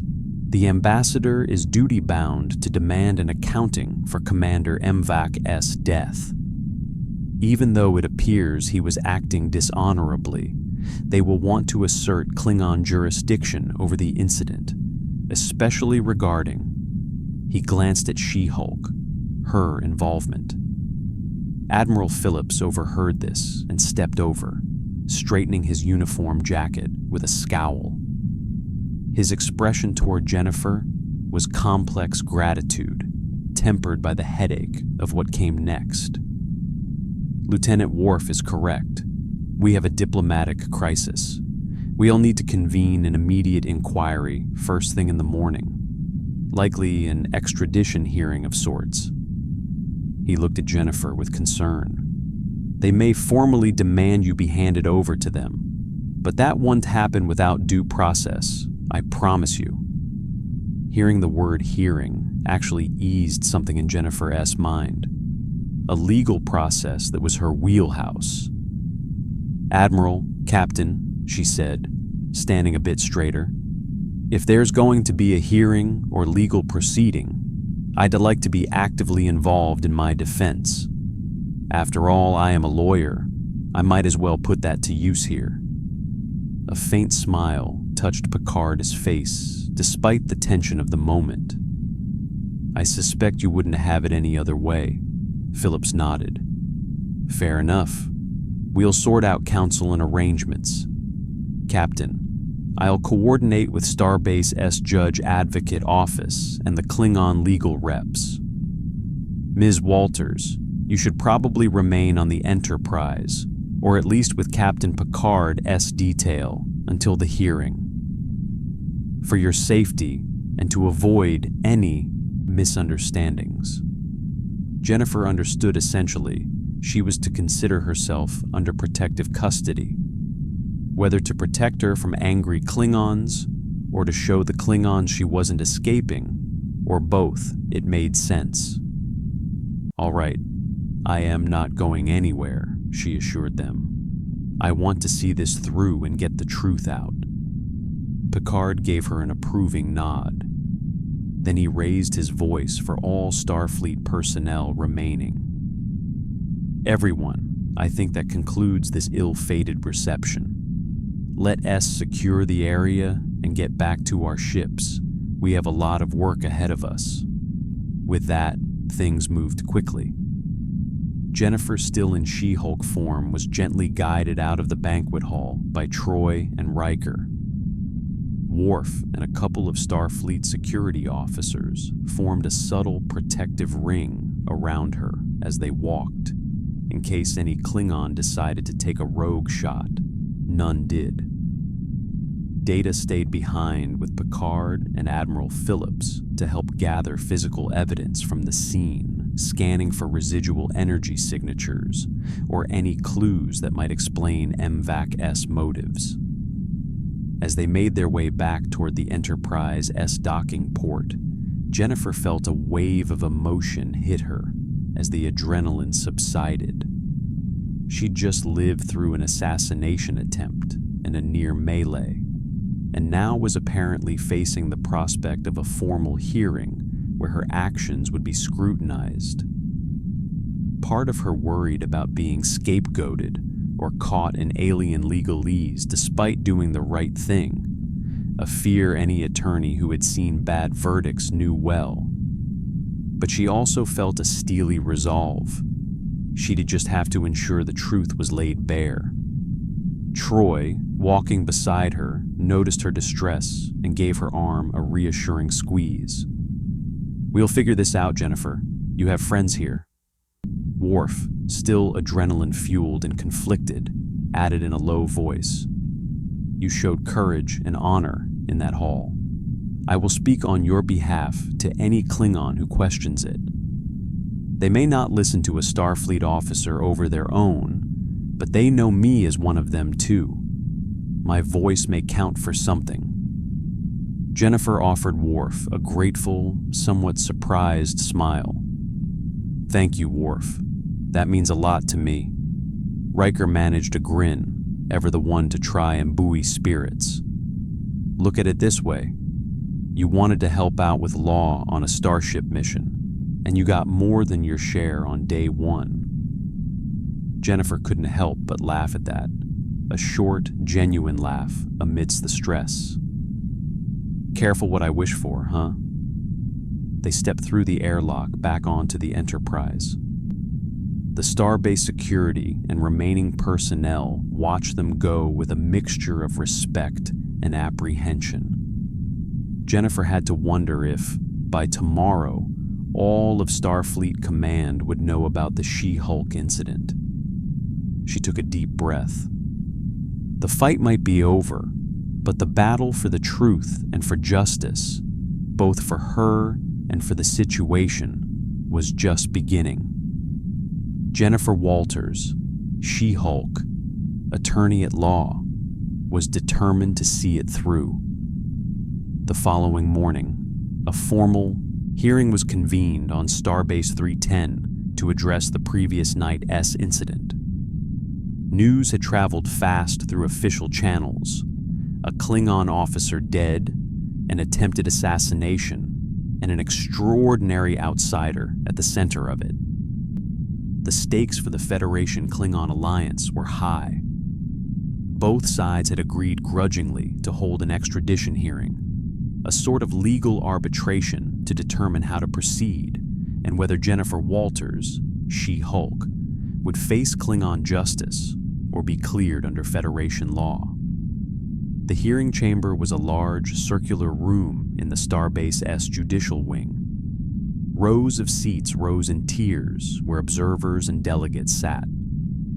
At the front, a bench was occupied by a panel of 3 arbitrators. 2 were Starfleet Judge Advocate General officers, 1 human and 1 Vulcan, and 1 was a Klingon legal attaché assigned by the Klingon High Council to observe and ensure neutrality. This mix was an attempt to assure both sides of fairness. Jennifer sat at a table on the right side of the room, representing herself as the defendant, with Captain Picard beside her as an advisor. Though Picard wasn't a lawyer by training, his presence signaled Starfleet-esque support for her. He had offered to have a Starfleet JAG attorney formally defend her, but Jennifer insisted she be allowed to address the panel directly. After all, this was her arena as much as any courtroom back home. She was dressed neatly in a Starfleet-issue jumpsuit that fit her in either form, courtesy of Dr. Crusher replicating an elastic material. For now, she had chosen to appear as She-Hulk during the proceedings, reasoning that since the Klingons already knew her dual nature and had seen her transform, there was no point hiding it. Moreover, her imposing appearance might remind them that she was no easy scapegoat to bully. Still, she stood calmly, hands clasped in front of her on the table, trying to present as non-threatening a demeanor as a 7-foot green woman could. At the opposite table, to the left side, stood the Klingon prosecutor, a tall, broad-shouldered Klingon with a fierce face named K-Mar. He had been sent specifically to argue the Empire-S case. Dressed in a crisp, formal Klingon uniform with a sash bearing legal insignia, K-Mar cut an imposing figure and made it clear the Klingon side was treating this seriously, as if it were a high crime trial. The gallery seats were filled to capacity. Ambassador K-Tal and several Klingon delegates sat together on one side, their expressions grim and stony. Worf was present too, standing at the back like a silent guard in an informal capacity, since he might be called as a witness. Counselor Troy and Commander Riker sat with other Enterprise crew in support, and Dr. Crusher as well. Admiral Phillips sat near the front, looking tense. He was both a key witness and a party of interest, since the attack was on him. Data and Geordi LaForge were also in attendance, prepared to present technical findings. Everyone, his gaze occasionally flicked to the green-skinned woman at the defense table, many still trying to square the mild-mannered lawyer with the powerhouse who had upended an assassination. Judge T. Pell, the Vulcan arbitrator, rang a chime to bring the hearing to order. In an even, precise voice, she outlined the purpose: to determine the facts of the incident on stardate 47391.2 and advise on jurisdiction for any further legal action. Essentially, to decide whether Jennifer Walters acted lawfully and in self-defense, or whether she should be subjected to Klingon law for her part in Commander MVAC-S death. K-Mar wasted no time. He rose to deliver the Klingon opening statement, his voice booming in the chamber. "Esteemed arbitrators," K-Mar began, inclining his head to the panel, "the Klingon Empire seeks justice for the death of one of its warriors. Commander MVAC was an honored soldier, serving as part of a diplomatic delegation at a Federation event. Now he is dead by his own hand, true, but only after suffering grievous injury and dishonor at the hands of this outsider. He jabbed a finger toward Jennifer, and being taken prisoner in a manner most disgraceful. We do not dispute that Commander MVAC drew a weapon, but we maintain it was not in an act of treachery. The Empire believes MVAC thought he was defending his ambassador or responding to a perceived threat. In the chaos, this She-Hulk brutally assaulted him. Rather than merely subdue, she chose to hurl him across a room with strength far exceeding that of any normal human, shattering his bones and humiliating him before allies and enemies alike. In Klingon culture, such humiliation is a fate worse than death. Thus cornered, stripped of honor, M'Vak took his life.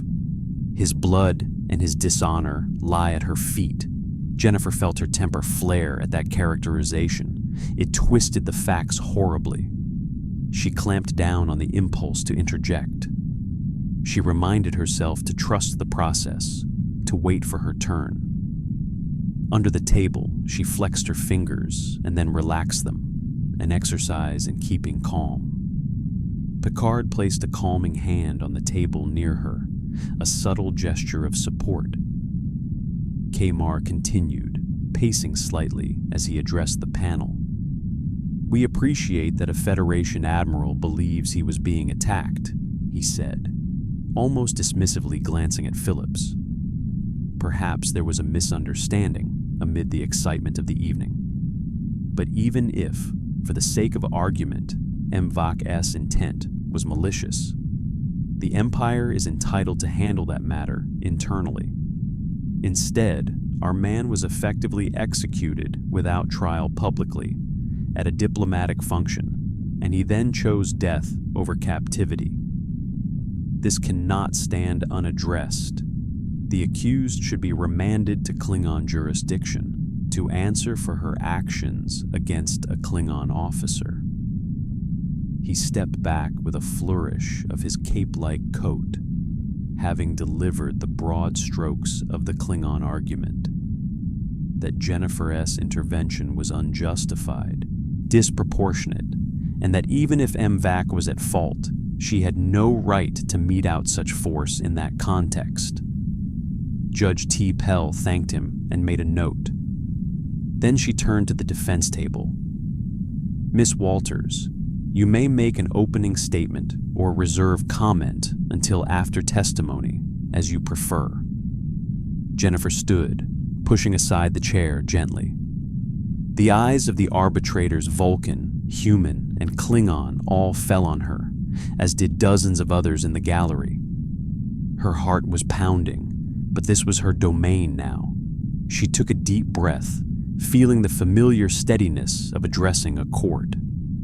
"Honorable judges and representatives of both the Federation and Klingon Empire," she began, her voice strong and clear, carrying well in the chamber. "I stand before you not as a Starfleet officer or a Klingon warrior, but as someone who acted in the moment to save a life. The life of Admiral Phillips, to be specific, and perhaps the lives of others present. On the evening in question, I witnessed Commander M'Vak charge at Admiral Phillips with a drawn dagger. I reacted in defense of the Admiral and everyone else present. Yes, I used significant force because I have significant abilities and the situation was dire. But I did not use lethal force. I deliberately acted to incapacitate, not kill. Commander M'Vak was alive when that confrontation ended. It was his choice, and a regrettable one to take his own life afterward. I deeply wish he hadn't done that, because no one wanted him dead. All I wanted was to stop an attack." She looked directly at Kamar and then at the Klingon arbitrator on the bench. "I understand Klingon honor. I may be from another universe and time, but I've come to learn that for Klingons, dying in battle can be glorious, but being captured or humiliated is worse than death. I did not intend to humiliate or destroy Commander M'Vak. I only sought to prevent what I truly believed, and what the evidence will show was an attempted assassination. If I had not acted, Admiral Phillips would be dead, and we might be on the brink of war right now instead of in this hearing." A few quiet murmurs acknowledged that point. Admiral Phillips himself nodded subtly. Jennifer went on, confidence growing as she spoke her truth. "Captain Picard and his crew have gathered evidence which I will present. Evidence that corroborates my account and strongly suggests that Commander MVAC's actions were not a misunderstanding, but a deliberate attack. Before we decide whether to punish someone or hand them over, we need to examine the facts. I am not a murderer. I am someone who found herself in an extraordinary situation and did what I would hope anyone in my position would have done: protect others from harm. She then gave a polite nod to the judges. Thank you. With that, she sat down. Picard gave her an approving slight smile and whispered, "Well said." Now it was time for evidence and witnesses. Judge T. Pell said, "The tribunal will hear testimony. Captain Picard, since you have assisted Ms. Walters in compiling evidence, you may lead the presentation of that evidence." Picard stood and straightened his uniform jacket. "Thank you, Your Honors." He stepped toward the center of the room, carrying a pad. "I would like to call Admiral Julian Phillips as a witness." Admiral Phillips moved from his seat to the witness area, essentially just a marked spot on the floor, with a standing mic, and faced the panel. He confirmed his identity and that he would tell the truth. Picard began gently. "Admiral, in your own words, please describe what you experienced during the incident." Phillips cleared his throat. "I was speaking with Ambassador K. Tal and Captain Picard at the reception. I recall hearing a noise, a crash. I turned and saw Commander MVAC, one of the Klingon delegation, rushing toward me. He looked furious. I didn't immediately see the knife, but I knew something was off. He came straight at me. Frankly, I was startled and stumbled back. The next thing I knew, Ms. Walter She-Hulk interposed herself and intercepted MVAC. There was a struggle, very brief. I saw her holding his wrist, then she flung him away from me. I heard the table break. It was extremely quick. Only after, I noticed a Klingon dagger on the floor near where I'd been standing, and one of my aides shouted that MVAC had tried to stab me. Picard nodded. To clarify, Admiral, you did not actually see the dagger in MVAC's hand prior to Ms. Walters intervening? Phillips shook his head, a bit apologetically. No, I admit I didn't. It all happened behind me and then beside me so fast. I realized it when we found the dagger after. Thank you. And after Commander MVAC was incapacitated, what happened from your perspective? I saw Commander MVAC attempt to draw a disruptor even while injured, Phillips said grimly. Lieutenant Worf disarmed him. Then MVAC was restrained. There was a lot of shouting. MVAC looked honestly crazed, and then suddenly he convulsed and collapsed. Dr. Crusher announced he had some kind of poison and was dead. Picard turned to the Klingon prosecutor. Your witness. Kamar prowled forward. Admiral Phillips, he began, voice silky but dangerous. It is fair to say you were very startled and confused during this alleged attack, correct? Phillips bristled slightly. Startled, yes. Confused, not for long. I knew someone was charging me in a hostile manner, but you did not actually see a weapon in his hand in that moment. So it is possible, is it not, that you misinterpreted his intentions? Perhaps he was coming to warn you of something, or to protect you from a perceived threat, and she, he pointed at Jennifer, overreacted. Phillips looked incredulous. I find that very hard to believe. He ran at me full tilt, knocking things aside. That is not an approach for a quiet word of warning, and if he thought I was in danger, why draw a dagger from behind me? Kamar's lips curled. Entire situation was chaotic, Admiral. You admit you didn't see it clearly. Might it be that you were assuming now that his intent was to kill you, Because you were told afterward he had a weapon? Phillips set his jaw. I felt the intent, sir. I'm a military man. I know when someone is attacking me. And one of my people literally picked up the knife off the floor after. That is hard evidence. Kamar held up a finger. We will get to the physical evidence. For now, no further questions for this witness. He stepped back.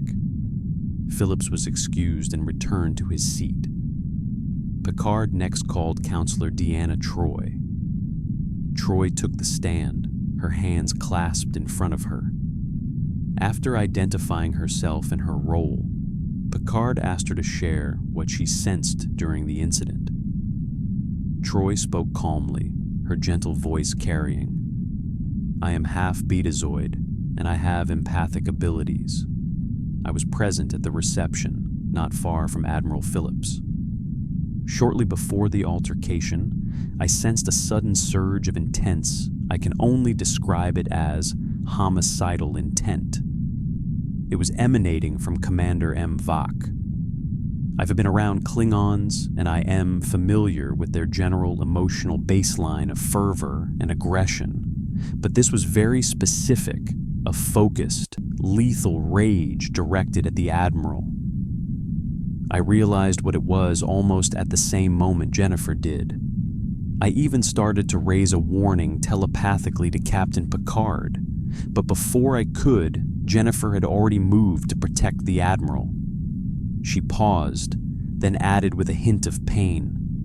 After Jennifer incapacitated Commander M. Vak, I sensed his emotional state shift to shock, shame, and a kind of fatal resolve, which ended when he died. I believe that was the moment he chose to activate his suicide device. Picard nodded solemnly. Thank you, Counselor. He glanced at Kamar. The Klingon prosecutor stepped forward, looking somewhat skeptical.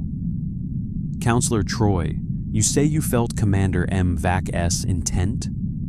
Emotions can be misread, can they not? Especially cross-species? Troi met his gaze steadily. I have been an empathic counselor on the Enterprise for years. I know what I sensed. It was a pure murderous rage, not a defensive alarm or mere agitation. Kamar leaned forward. Perhaps it was defensive. If he saw that She-Hulk and thought she was a threat attacking the Admiral, maybe he was leaping to the Admiral's aid, and you misinterpreted it as hostility from him rather than for him. Troi frowned slightly. If that were the case, I would have felt confusion or concern from him first, not outright murderous intent. Also, I sensed no fear in him, only aggression. If one leaps to protect someone else, there is usually fear for that person as safety intermingled. I sensed none of that from M. Vak. It was all wrath. Kamar grunted. Empathic impressions. Humph. In Klingon courts, such things are not considered reliable evidence, too subjective, too mystical. Judge T. Pell interjected coolly. Noted, prosecutor, Counselor Troi's abilities are recognized by the Federation and will be considered as ancillary evidence. Continue. Kamar stepped back. No further questions. He clearly thought little of Troi's input, but had nothing concrete to disprove it. Troi stepped down. Now Picard brought out the harder evidence. He called Lieutenant Commander Data. The android strode to the center with precise movements, holding a pad tied into the station's holo display. Data described how during the reception, his attention was drawn by Counselor Troi's alarm, and he had begun scanning. I detected the energy profile of a Klingon disruptor set to charge at the moment just before and during Ms. Walter's intervention, Data said. He tapped the pad, and a holographic interface projected in the air, showing sensor reading spikes of energy corresponding to a disruptor's activation sequence. This caused a stir. Data continued. No disruptor was found on Commander MVAC's person afterward. However, these readings indicate one was present and armed. I will also present security video from the starbase. On a large wall monitor, a playback of the reception appeared, captured by the Hall S ceiling camera. It was a wide angle with moderate resolution. They watched the events unfold, people mingling, then a sudden motion blur as MVAC shoved a table. The image was small, but you could see Admiral Phillips start to fall back. Then a green-streaked She-Hulk intercepted the Klingon. The viewpoint wasn't ideal. It was behind and to the side of MVAC, so one couldn't see the dagger clearly in his hand from that camera, but the moment of impact was obvious. She-Hulk restraining his arm, the swift toss that sent him crashing down, the chaotic aftermath. It was compelling visual evidence that she had reacted only at the last second when MVAC was upon the Admiral. Data zoomed in on one segment of the video. Here we see an individual among the Klingon delegation, Captain Torlek, picking up an object from the floor near Commander MVAC after Ms. Walters threw him. The video indeed showed another Klingon, sitting near K-Tal in the gallery now, stooping and snatching something from near the fallen dagger, then tucking it under his cloak. Captain Torlek shifted uncomfortably in his seat as dozens of eyes turned toward him. Ambassador K-Tal gave him a sharp, burning glare. K-Mar crossed his arms, looking at Torlek. "Captain, did you pick something up?" Torlek stood slowly, clearly caught off guard that he'd been seen. He cleared his throat. "I retrieved a device. It was a disruptor pistol," he admitted gruffly. A ripple went through the crowd. "I saw it near MVAC. I secured it to prevent further chaos. I intended to turn it over to our security later." He reached into his cloak and produced the weapon in question, stepping down to hand it over for evidence. A Starfleet security officer took it gingerly. Judge T. Pell's eyebrow rose slightly, the Vulcan equivalent of a scowl. "Captain Torlek, withholding evidence from this incident is a serious breach of protocol. We will deal with that afterward." Torlek bowed his head. "Understood. I was unsure of what truly happened and did not wish to embarrass my ambassador without proof. It seems that was a mistake." He sat back down, avoiding K-Tal's eyes. Data took the disruptor and scanned it. This disruptor's power cell is almost fully discharged by one reading indicating it was activated and possibly fired, albeit without a visible beam impact on the environment. Possibly it misfired or was set to a non-visible spectrum. However, the energy signature matches the traces I recorded. Commander MVAC had this weapon and armed it during the altercation. K-Mar stepped forward to cross-examine Data. "Commander Data, you are saying a disruptor might have been fired? No one in that hall was shot except a minor graze to one Starfleet officer's arm. Could that have been friendly fire from your side amid the chaos?" Data looked at the prosecutor impassively. "The Starfleet aid's phaser was never discharged. We verified that. The wound on that officer's arm is consistent with a light disruptor graze. Given no Klingon other than MVAC drew a weapon, it stands to reason MVAC's disruptor likely fired during his scuffle with Ms. Walters, possibly on an errant trajectory. This evidence clearly undermined the Klingon side's narrative. If MVAC had a gun and even got a shot off, it was nearly impossible to frame his actions as a misunderstanding or protective instinct. K-Mar tried another angle. "Commander Data, as an android, you lack emotion, correct?" Data tilted his head. "I am programmed with ethical subroutines and have a positronic brain capable of advanced thought. But it is true, I do not experience emotions as humans, and many organics do. So, you might not fully understand what you observed in terms of intent, or fear, or anything like that. Picard objected. The witness is an expert in objective observation and analysis, not intent. He has presented facts, not interpretations. Judge T. Pell allowed it. Sustained. Stick to factual questions, prosecutor. Kamar grunted. Fine. Factually. Is it possible Ms. Walters used more force than necessary? You are extremely strong, Commander Data. If you were in her position, would you have thrown Commander MVAC that hard? Data considered. Given Ms. Walters' goal of removing the threat swiftly, her actions were logical. Klingons are resilient.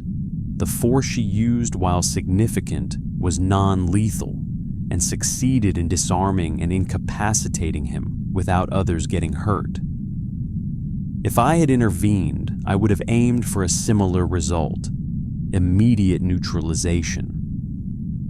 The difference is I might have applied a Vulcan nerve pinch or some such technique, but I doubt that would have subdued a highly agitated Klingon instantly.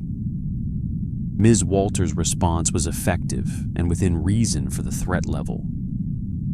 Kamar didn't look pleased at that answer. No further questions. Next, Jennifer decided to take the stand on her own behalf, as Picard and she had planned. She moved to the witness spot, towering over the microphone slightly. She recounted in her own words what had happened, how she noticed MVAC-S behavior, how Troy S. alarm had confirmed something was wrong, and how she saw the dagger and simply reacted. She described the seconds of struggle and how she intentionally held back enough not to kill, she just needed him down. She also conveyed her own shock at him pulling a gun even after being downed, and her horror when he killed himself. When Kamar's turn came to question her, he took a firm, confrontational tone. Miss Walters, you are not a Starfleet officer, correct? You had no authority there. I'm not Starfleet, correct, Jennifer replied. I was a guest, and yet you appointed yourself the Admiral's bodyguard? You could have easily been mistaken. You might have tackled an innocent man for all you knew at that moment. Isn't it that true? I know what I saw. He had a dagger out and was charging the Admiral, Jennifer replied evenly. You think you saw, Kamar retorted. An evening of blood wine and strange surroundings. Are you sure your judgment wasn't clouded? Maybe looking to prove yourself to these Starfleet officers who took you in. Did you perhaps want a chance to play the hero and overreact? Jennifer's eyes flashed with anger, but she kept her voice measured. I neither had any blood wine beyond a sip, nor any desire to play hero. The opportunity found me, not the other way around. I reacted to save a life, period. Would you have preferred I stood by and let the Admiral get stabbed through the heart, only to find out later whether it was a misunderstanding? A few people in the gallery, even a Klingon or two, grunted in approval at that point. Kamar pressed on. MVAC died. In Klingon eyes, you are responsible for that death because you broke his body and his spirit. Do you deny that your actions directly led to his suicide? Jennifer felt a pang of remorse that aspect had weighed on her. I am truly sorry he is dead. I wish he had chosen to live and face justice. But I cannot take responsibility for the choice he made.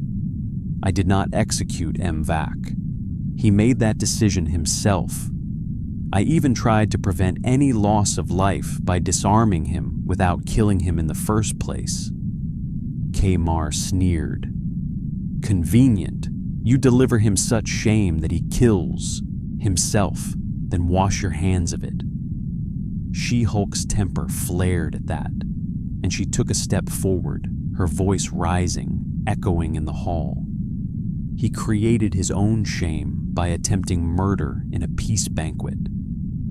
If there's dishonor here, it is in his actions, and perhaps in whoever put him up to it, because I don't believe for a second that a devoted officer like him went rogue without reason. You want someone to blame for his death? How about whoever gave him that disruptor and plan? This caused a stir. Kamar immediately objected. She is speculating about conspiracies beyond the scope of this hearing. Jennifer held up her hands. Apologies, Your Honors, but it is hard not to speculate when the pieces don't add up.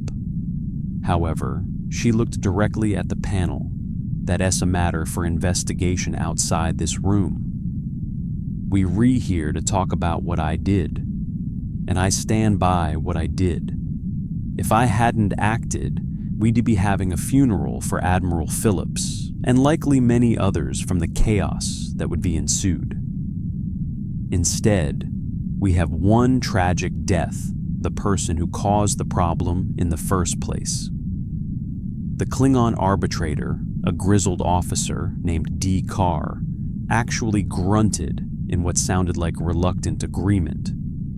He scribbled something on his datapad, perhaps noting Jennifer S. point that from one perspective, she minimized the casualties.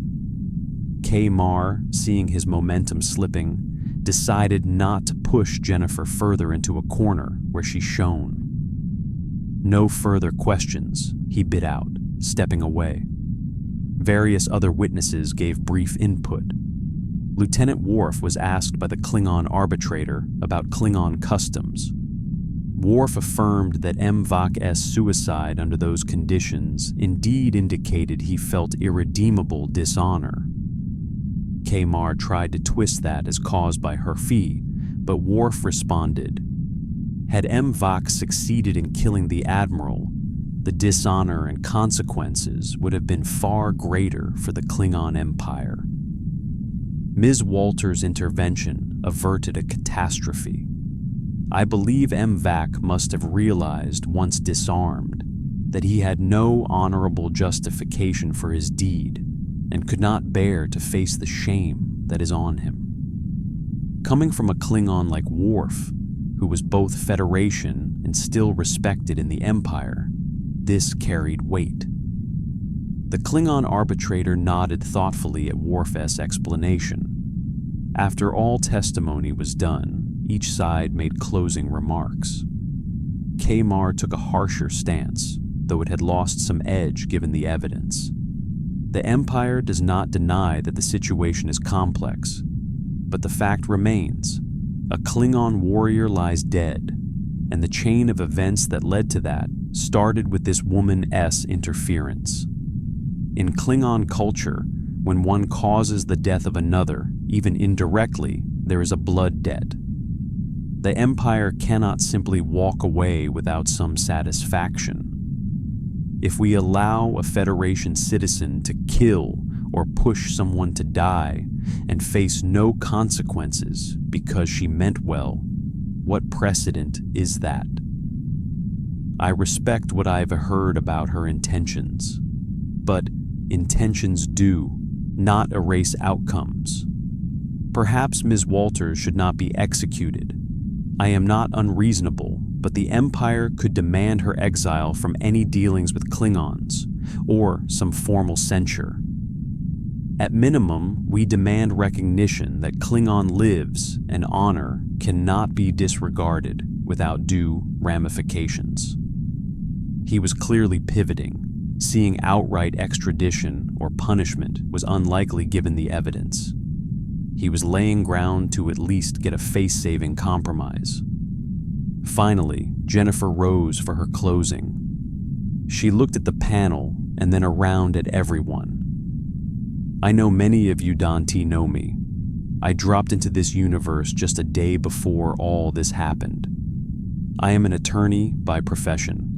And one thing I believe in strongly is the rule of law and the protection of the innocent. When I saw Admiral Phillips in mortal danger, I didn't see a Klingon or a human or think of politics. I saw a man about to be killed unjustly, and I stopped it. If that's a crime, then I think there's something wrong with our priorities. I mourn Commander MVAC's death. I wish he had chosen a different path at every turn. I wish he hadn't attempted what he did.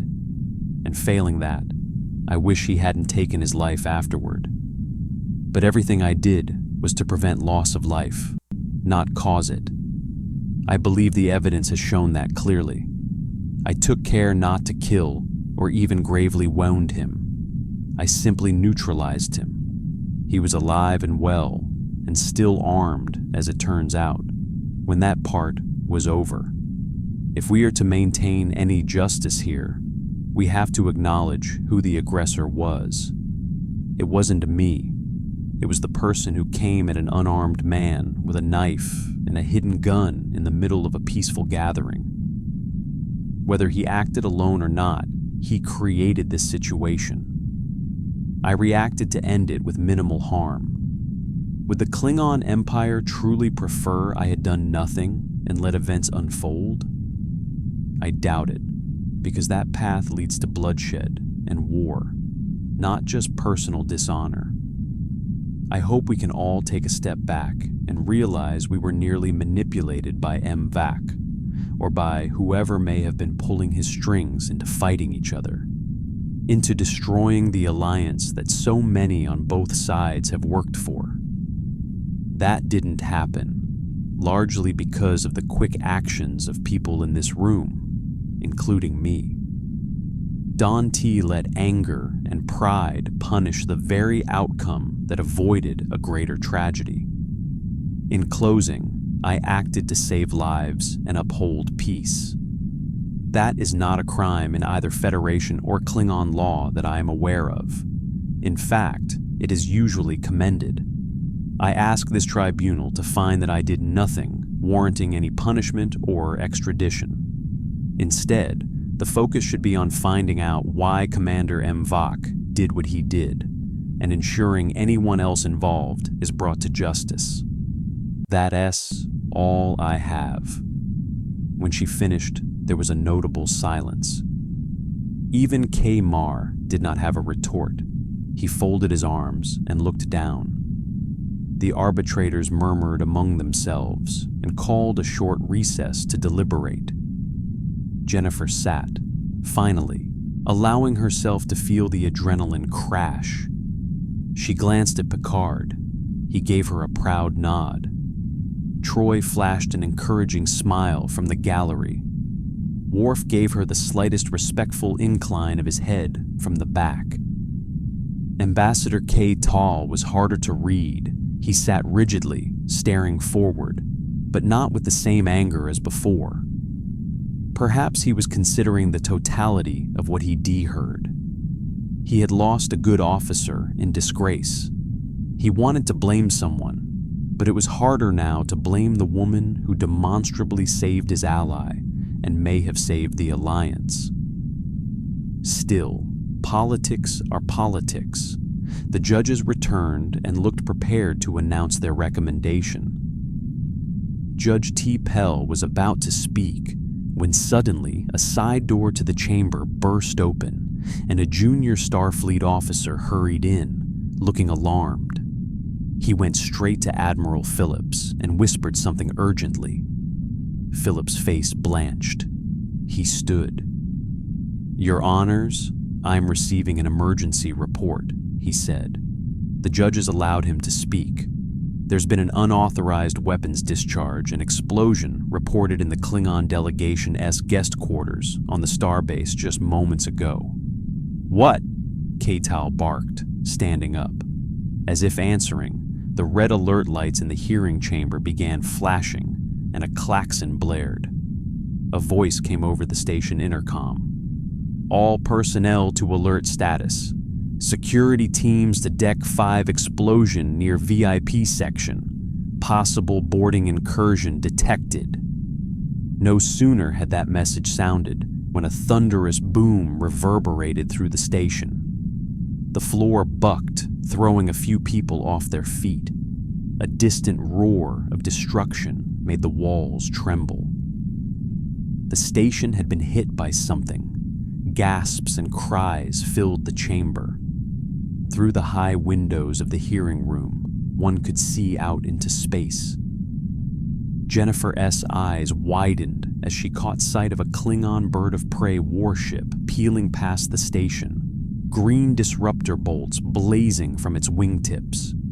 The shields of the starbase flared where the shots hit.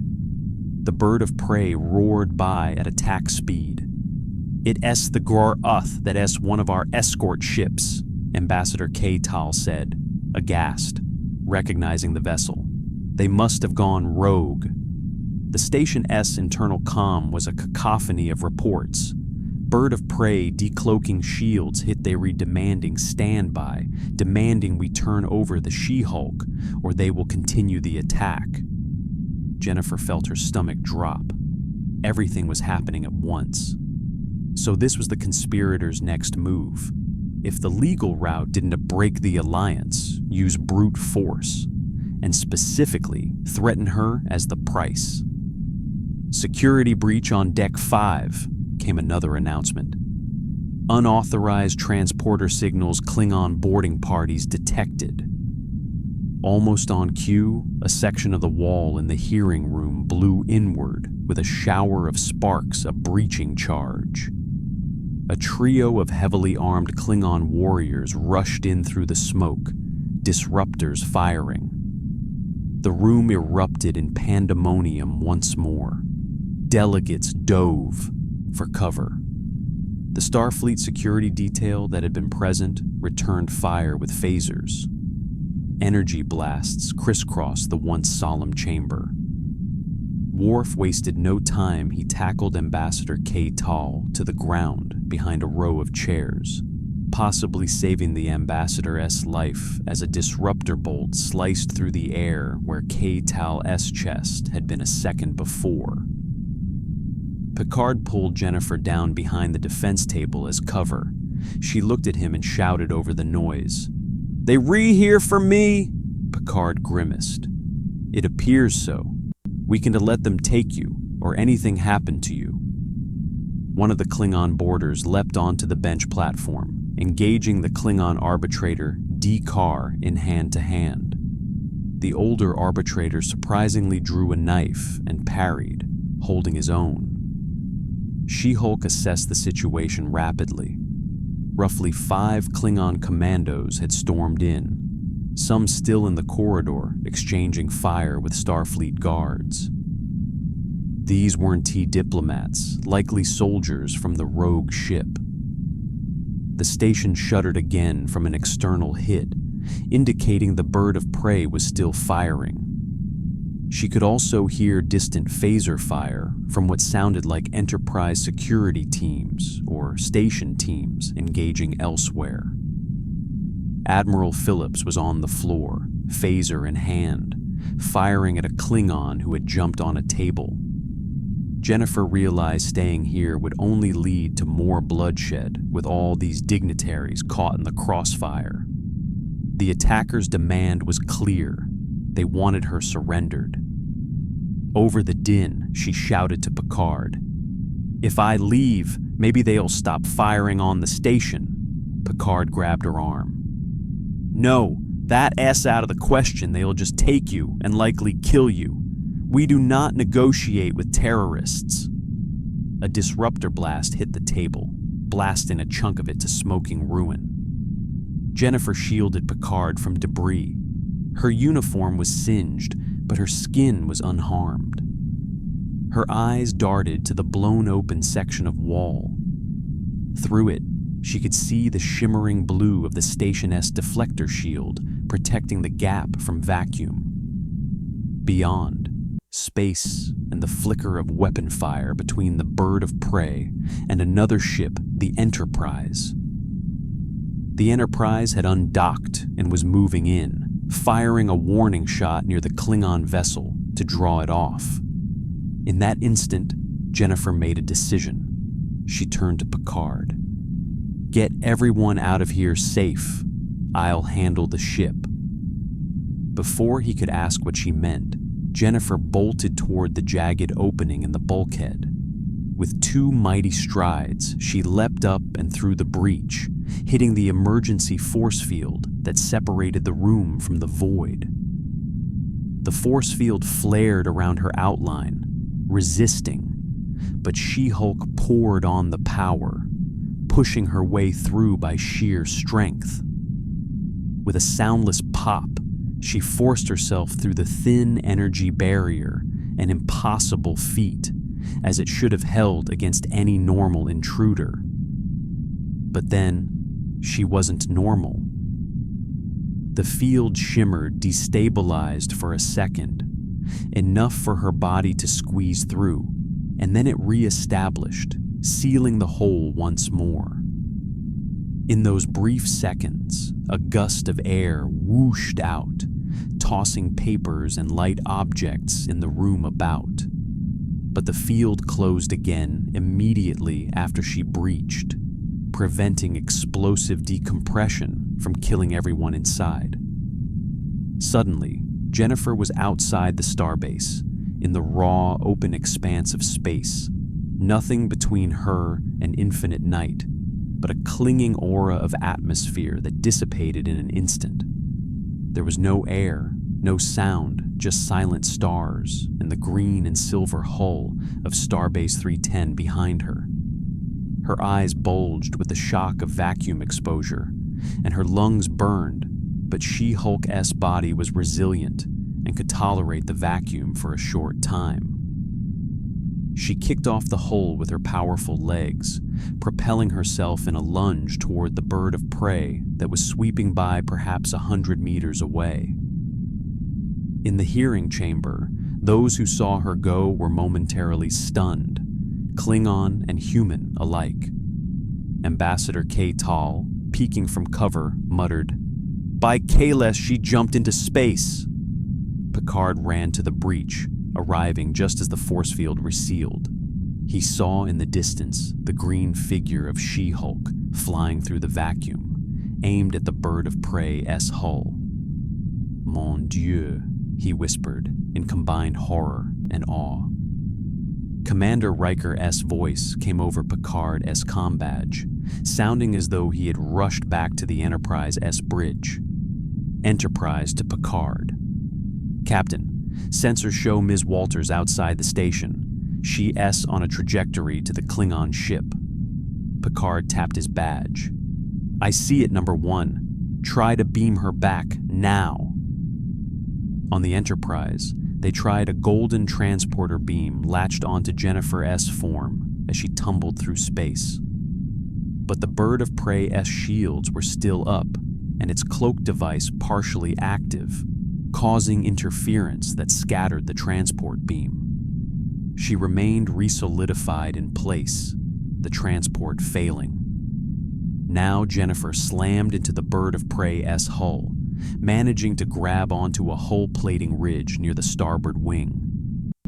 The sudden impact jarred her, but she held tight, fingers digging into a metal seam. The Klingon ship began banking and rolling, trying to shake off this unexpected human limpet. Jennifer nearly lost her grip. She slid along the hull, fingers leaving gouges until her hand caught on the edge of a vent grill. Riker's voice, tense, came back over Picard's comm. "Captain, we can get a lock the Klingon shields and cloak attempts are scrambling it. She's on their hull, but if they go to warp or even cloak completely, the bird of prey made a sharp turn. On its bridge, Captain Krieg, the rogue captain, had realized something or someone was physically on his ship. He barked an order to roll and cloak.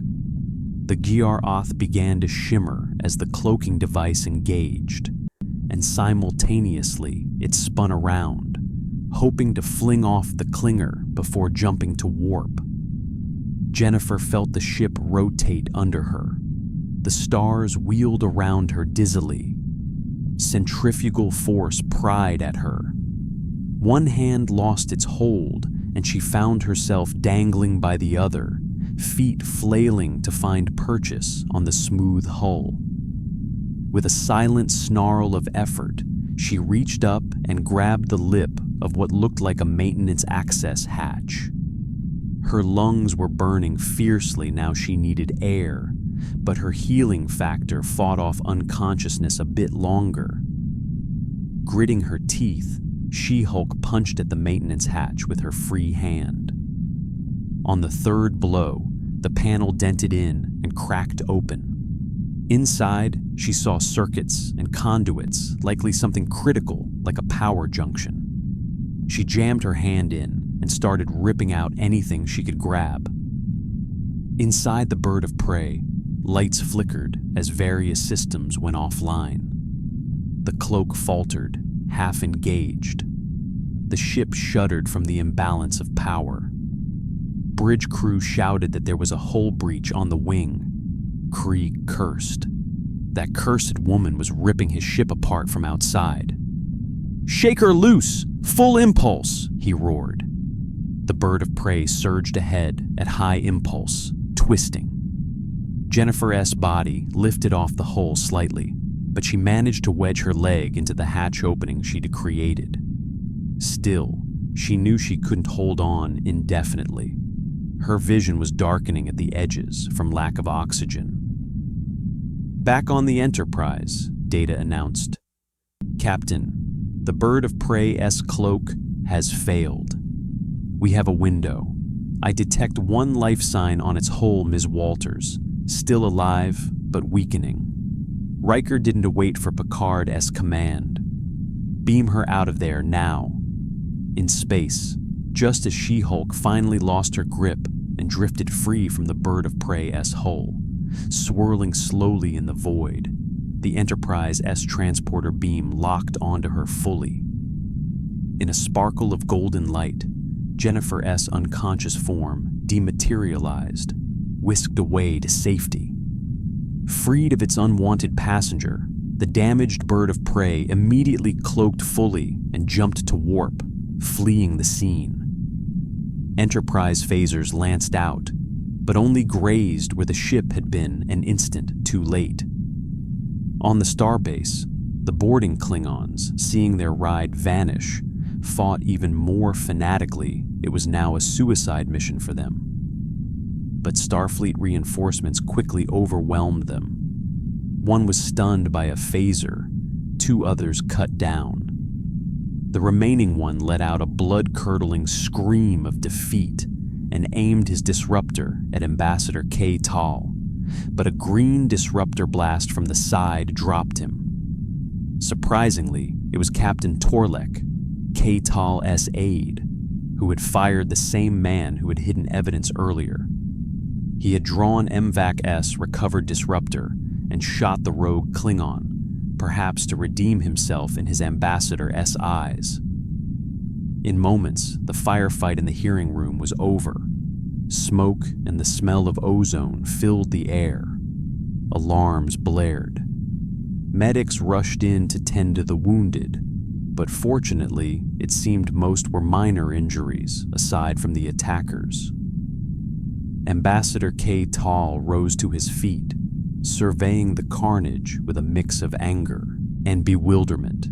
He looked at Worf, who stood beside him, breathing hard, and managed a rough, "Thank you, Worf." Worf simply nodded, too keyed up for words. Captain Picard was already tapping his comm badge. "Picard to Enterprise. Status of Ms. Walters?" Riker's voice came back, crackling slightly. "We have her, Captain. She's in sickbay. Dr. Crusher is working on her now." Picard closed his eyes briefly in relief. K. Tal strode to Picard, stepping over debris. "Picard, I did not sanction any of this. Someone in my fleet has betrayed me, betrayed us all." Picard gave a grim nod. "It appears so. This was an attempt to ensure the Alliance was destroyed, either by killing Admiral Phillips or by forcing us into conflict over Jennifer." K. Tal ran a hand over his ridged forehead, looking suddenly very old. "We owe that brave woman a debt. She acted to save lives, and even out there he gestured vaguely toward space. She tried to spare us more bloodshed. If any Klingon doubted her honor before, none will do so now. He turned to the arbitrators, who had taken cover but were now regrouping, shaken. The Klingon arbitrator D. Carr had a gash on his arm, but looked otherwise okay. K'Tal spoke loudly, cutting through the fading alarms. This hearing is over. There will be no call for extradition, no call for punishment, not for her, not after this. He looked around at the Klingons present, and they all nodded in firm agreement, even Prosecutor K. Marr, who looked somewhat humbled as he stood amidst upturned chairs, quietly nursing a bruise. Judge T. Pell cleared her throat. If I interpret correctly, Ambassador, the Klingon Empire is withdrawing its claims against Ms. Walters? K'Tal nodded once, curtly. Yes, any grievance is satisfied. In fact, I intend to recommend her for the Star of Kahless for her actions in defense of life and alliance. That was a significant statement. The Star of Kahless was a high honor rarely given to non-Klingons. Admiral Phillips, who had a cut on his cheek but was otherwise all right, extended a hand to K'Tal, which the Klingon ambassador clasped strongly. There was a mutual understanding in their eyes. Ambassador, I am glad to hear it, and I owe Ms. Walters my life. I think we all owe her a great deal today. Worf couldn't help but allow a small, proud smile at that. Troy closed her eyes briefly, offering a silent prayer of thanks that Jennifer was safe and that reason prevailed. Captain Picard finally allowed himself to take a full breath. He touched his comm badge. Picard to Enterprise. Stand down from Red Alert. The situation is contained. How is Ms. Walters? A moment later, Dr. Crusher S.'s voice came through, warm with relief. Captain, Jennifer is alive. She is stable and recuperating in sickbay. It was a close call, but I think she'll be just fine. Picard smiled broadly for the first time in hours. Excellent news, Doctor. He glanced around at the wrecked hearing chamber, the mixed group of Federation and Klingon officers, now standing down from battle, and allowed himself to imagine the moment, soon to come, when Jennifer Walters would wake, and they could tell her that her name was cleared and her bravery acknowledged by all. However, even as relief and triumph settled in the hearts of those on Starbase 310, far out in space, the conflict remained far from fully resolved. The bird of prey Giar Oath had escaped for now, and on board that fleeing ship, Captain Krieg nursed his broken arm and wounded pride, glowering at the view screen where stars streaked by at warp. His ship was damaged, his mission partially foiled, but he was alive and burning for vengeance. In the shadows of Krieg S. Bridge, a crackling subspace communication came through to a cloaked Romulan vessel lurking at the edge of sensor range. On that Romulan ship-S screen appeared the furious face of Captain Krieg. We have failed, he spat bitterly. The She-Hulk still lives. The plan to force a rift in the peace failed. The Federation and K'Tal will only be more united now. Across the light years, an elegant Romulan woman in a Tal Shiar uniform regarded him with icy calm. Unfortunate, Captain. You Klingons cannot even die properly when required. Her voice oozed disdain. Krieg snarled but held his tongue.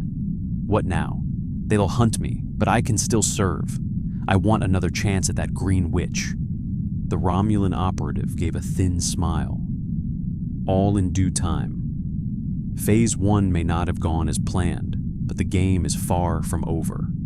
Return to base. We will make our next moves quietly.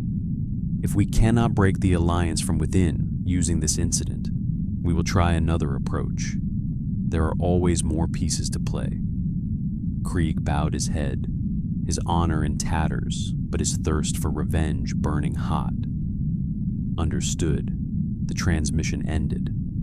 Captain Krieg sat back in his command chair, cradling his broken arm, and growled to himself, "I will have my vengeance on that She-Hulk and all of Picard's crew.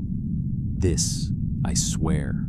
His bird of prey limped through warp toward a hidden rendezvous, carrying with it the seeds of the next scheme. For though one battle had ended in a hard-won peace, the shadowy forces behind this attempt remained at large, their defeat only temporary. The fate of She-Hulk, the Enterprise, and the Alliance hung in the balance, awaiting the trials and triumphs yet to come. Jennifer dreamed she was underwater in a green-lit ocean, sinking past shattered bits of courtroom furniture and broken starship hull plating. Somewhere above, a gavel boomed again and again like distant thunder. Every time it struck, another fragment fell past her.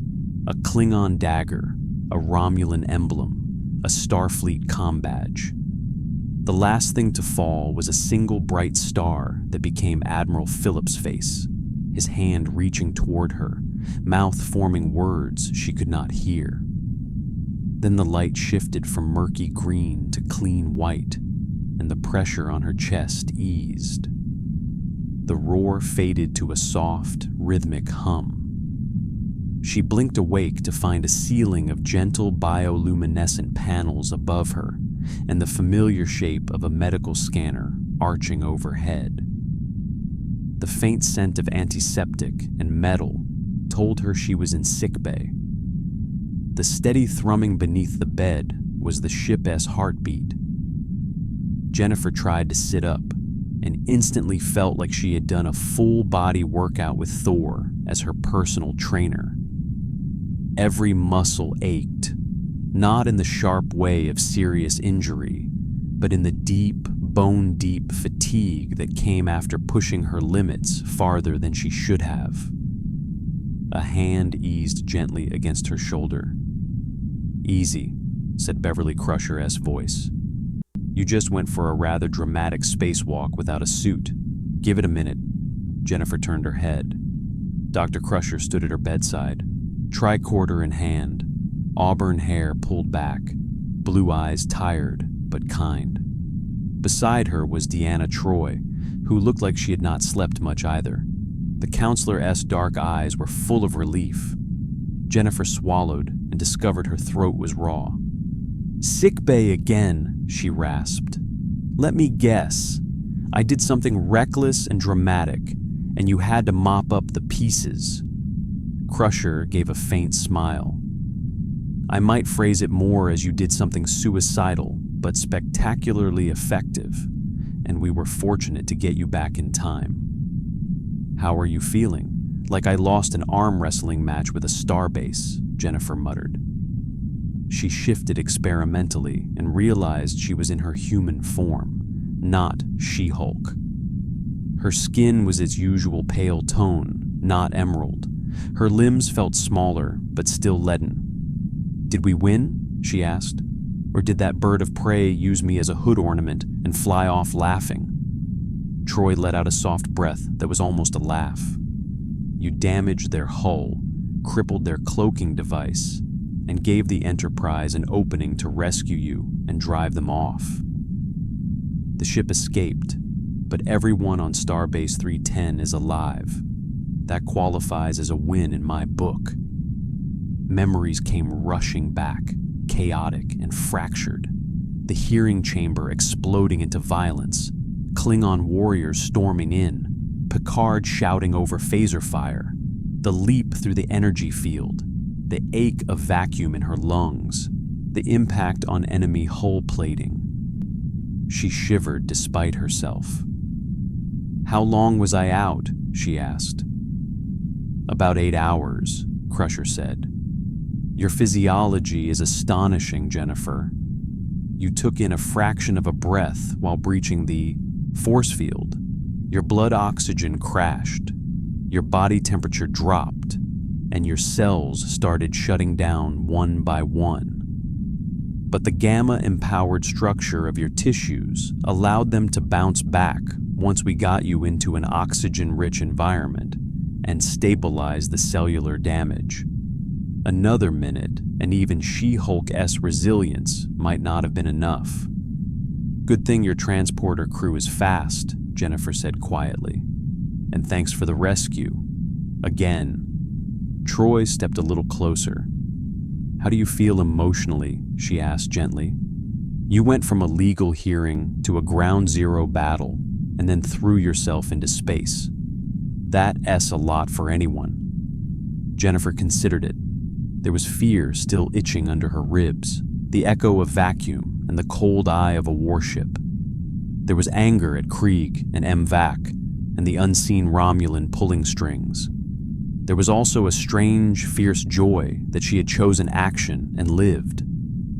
Honestly, she said, scared, angry, relieved, and kind of annoyed that I ruined yet another outfit.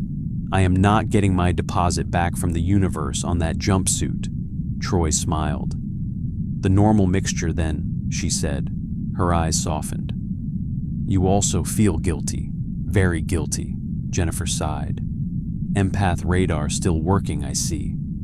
It is not exactly subtle at the moment, Troy replied. Do you want to talk about it? Jennifer stared at the ceiling for a moment, then nodded. MVAC, she said. No matter how much everyone tells me I did the right thing, there is still a dead Klingon who might not be dead if I was not here. And then I nearly added myself to the casualty list by playing space golf with a bird of prey. Crusher set the tricorder down with a gentle click. MVAC made choices, the doctor said. To draw a blade, to bring a disruptor, to take his own life rather than face judgment. You did not make those choices for him. She paused. And if you had not been there when you were, the casualty list would start with Admiral Phillips and likely grow from there. Troy nodded. I felt his intent, Jennifer. He meant to kill. You did not cause his death. You prevented many others. Jennifer rubbed the bridge of her nose with thumb and forefinger, missing the familiar green hand that usually did the gesture. You are both very good at this emotional triage thing, she muttered. Back home, I mostly had my paralegal and a pint of ice cream. Crusher chuckled. We can replicate ice cream if needed. Dr. S orders. The door to sickbay hissed open. Picard entered, followed by Worf and Data. Picard's uniform was immaculate as always, but there was an unguarded warmth in his eyes when he saw her awake. Worf looked as stern as ever, yet his shoulders seemed to drop in relief. Data hovered with a bright, alert curiosity. Miss Walters, Picard said as he approached her bed. It is very good to see you conscious. And not splattered along a Klingon flight path, Jennifer replied. Though I bet it would have made one heck of a sensor reading. Your actions were unprecedented, Data said, with something close to admiration. According to all calculations, a human exposed to vacuum in that manner should have expired within 20 seconds. You lasted considerably longer and remained functional enough to inflict measurable structural damage to a Klingon bird of prey. Jennifer gave him a weak grin. I will put it on my resume. Special skills, vacuum-rated hull remodeling expert. Picard's mouth twitched, then his expression became a touch more formal. I come with news. Several matters have developed while you were recovering. Let me guess, Jennifer said. The hearing did not quite finish. The hearing, Picard said carefully, is effectively concluded. Ambassador K. Tal has formally withdrawn all requests for your extradition or punishment. In fact, he has filed a statement with both Starfleet Command and the Klingon High Council, recognizing you as having acted with honor and courage in defense of the Alliance. He intends to nominate you for a Klingon commendation. The captain's eyes crinkled slightly. You may be the first 20th century lawyer to receive a Klingon medal. Jennifer stared at him. You are serious. Entirely, Picard said. The arbitrators were about to announce their recommendation in your favor when the attack occurred. Afterward, in the aftermath of your extravehicular intervention, any political will to make you a scapegoat evaporated. Worf stepped closer, his voice low and resonant. Among Klingons, he said, there is great respect for one who confronts death directly to protect an ally. Many of my people saw or have heard of what you did. They will not forget. Jennifer felt a flush heat her cheeks. I did not exactly do it for the applause. That, Worf replied, is precisely why it matters. Data inclined his head. There's also the matter of the conspiracy itself, he said. Our analysis of the attack and the escape of the bird of prey has yielded new data. It confirms what we suspected regarding Romulan involvement. Jennifer pushed herself a little higher on the bed, ignoring Crusher's cautioning look. Lay it on me, she said. I like my conspiracies with extra detail. Data tapped the pad in his hand.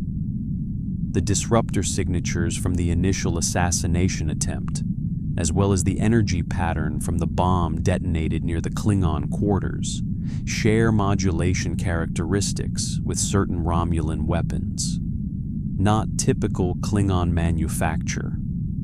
Furthermore, the bird of prey that attacked the station carried a modified cloak that produces a residual tachyon pattern consistent with Romulan design. It appears Captain Krieg's vessel has been upgraded with Romulan technology. Picard folded his arms. We also intercepted a fragmentary transmission between Krieg and an unidentified Romulan vessel just before he went to warp. It was heavily scrambled, but we have enough to confirm that Tal Shiar elements orchestrated this entire affair. Jennifer frowned. Tal Shiar. That is like the Romulan secret police, right? Intelligence, black ops, all the fun stuff. Precisely, Picard said.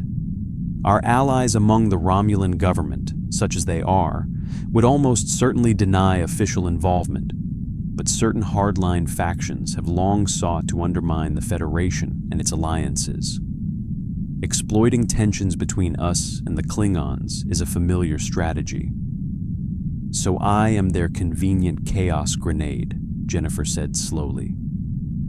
Drop She-Hulk into a delicate diplomatic zone, set up the right provocation, let my big green self do the rest, and watch things fall apart. Troi shook her head. They underestimated you, she said. They assumed you would either lose control or that your presence alone would be enough to inflame Klingon sensibilities beyond repair.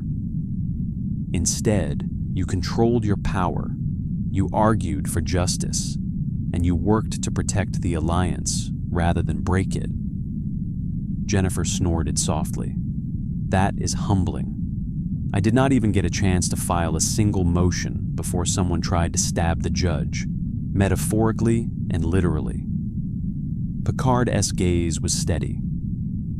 The important thing is that we now have a clearer view of our adversary. And Admiral Phillips agrees that we cannot simply sit and wait for the next move. K'Tal feels the same, which brings me to the second reason I am here. Crusher sighed under her breath. Here it comes, she murmured. Picard smiled at her faint protest, then focused back on Jennifer. The Enterprise has been tasked with a joint mission with Ambassador K'Tal's flagship. We are to track down Captain Krieg's vessel, uncover the full extent of this Romulan-Klingon conspiracy and bring those responsible to justice. Officially, it is a quiet investigation along the border. Unofficially, it may be considerably more dangerous. Jennifer S. Hart gave a little jump that had nothing to do with gamma radiation. "You are going after them." "We are," Picard said. "And K-Tal has requested that you be part of the delegation aboard the Enterprise. He believes your unique abilities and perspective will be valuable. In addition, those who plotted this have already centered you in their plans. We suspect they may try to use you again, directly or indirectly. Better that you be where we can protect you and where you can play an active role." Crusher folded her arms. "I was going to recommend at least 48 hours of rest and observation," she said. "But I know better than to argue with Starfleet Command and the Klingon High Council at the same time. Still, Jennifer, if you do this, you need to understand your limits. Your body is remarkable, not invulnerable." Jennifer met the Doctor's gaze. "I hear you," she said. "No more solo spacewalks unless absolutely necessary. Maybe throw in a jetpack next time." Worf spoke then, eyes intense. "There is also the question of honor," he said. "Krieg has sworn vengeance on you and on this ship. Klingon custom would demand that you be given the chance to confront him, not simply be hidden away." Jennifer raised an eyebrow. "So, I get equal parts protection and obligation. Sounds about right." She looked back at Picard. "If I say no, what happens?" "We would still carry out the mission," Picard said. "You could remain on Starbase 310 under protection, or on another secure Federation world. Admiral Phillips offered to assign a security detail to you and arrange the best legal advocacy should any residual Klingon factions try to stir trouble. You have earned that much support. But the simple truth is, you have already been drawn into this. If you wish to help end it, I will welcome you aboard." She considered it. Stay behind, safe but sidelined, letting others clean up a mess that had been made partly because of her existence. Or go forward, risk more fights, more moral knots, more danger, and the possibility of making sure no one else was used as a pawn. "Captain," she said finally, "back in my world, I took an oath to protect and defend. Law, people, community. That has not changed just because the scenery got an upgrade. You do not need a green lawyer on a starship, but you have one. I am coming." Troy's smile widened. Worf nodded once. Data looked genuinely pleased. Crusher sighed again, but there was affection in it. "Then we do this properly. You stay in this bed for another 6 hours. Fluids, rest, cellular reinforcement therapy. After that, you can return to duty." "Limited duty," she added sternly. "Consider it a settlement offer," Jennifer said. "I will take it." Picard's eyes shone with a glint of pride. "Very well, Miss Walters. Welcome, officially, to the mission." He turned to go, then paused. "One more thing. The Klingons have a phrase for someone who faces impossible odds and refuses to yield. K-Tal used it when discussing you with me. He called you Vath-Ke-La. Roughly translated, it means the one who breaks the noose." Jennifer let out a soft laugh. "I have been called worse. I suspect you will be called that and much more," Picard said. "Rest now. There is a great deal to do." He left with Data and Worf, leaving Troy and Crusher to fuss over her vitals and adjust the bed. Jennifer closed her eyes, letting exhaustion pull her down again. Somewhere beyond the hull, a rogue Klingon captain and a Romulan spy were weaving their next move. She intended to be ready. Several hours later, rested, rehydrated, and with strict orders not to punch anything that was not actively trying to kill her, Jennifer stepped out of the turbolift onto the Enterprise bridge beside Picard. The stars stretched ahead in a serene tapestry. On the main view screen, a Klingon cruiser filled much of the field. Sleek and dangerous, with forward-swept wings and glowing engine nacelles, the ship was a K-Vort-class vessel, larger than a bird of prey, but smaller than a full battle cruiser. Its hull glinted in shades of dull bronze and dark green. The Klingon emblem flared red near the bow. "Status, number 1, Picard said as he moved toward his chair. Riker glanced back from the command seat. "We are holding position on the Federation side of the border," he said. "The Klingon cruiser, Korcha, has matched course and speed. Ambassador K-Tal is aboard, along with Captain Torlek, who now commands the ship. They are awaiting our signal to begin the joint briefing." Jennifer stepped forward enough to get a better look at the view screen. "So that is Torlek's new ride," she murmured. "Nice. Lots of forward momentum. Slight overcompensation, maybe." Geordi LaForge chuckled from the engineering station. "You can tell a lot about a captain from their choice of ship. Torlek used to serve on a smaller patrol vessel. Taking command of a K-Vort is a big step up. Especially after his little evidence-hiding stunt," Jennifer said. "I guess he is in the redemption phase." Worf spoke from tactical, his posture attentive. "He has always been a capable officer," Worf said. "He made an error in judgment and has sought to correct it. Serving as K-Tal's sword in this mission is both punishment and opportunity." Picard sat, steepling his fingers. "Open a channel, Mr. Worf." The channel opened with a soft chirp, and the image on the screen shifted from the cruiser's exterior to its bridge. Ambassador K-Tal stood at the center, clad in formal armor over his diplomatic robe. At his side, in a command chair slightly behind, was Captain Torlek, his features set in a disciplined mask.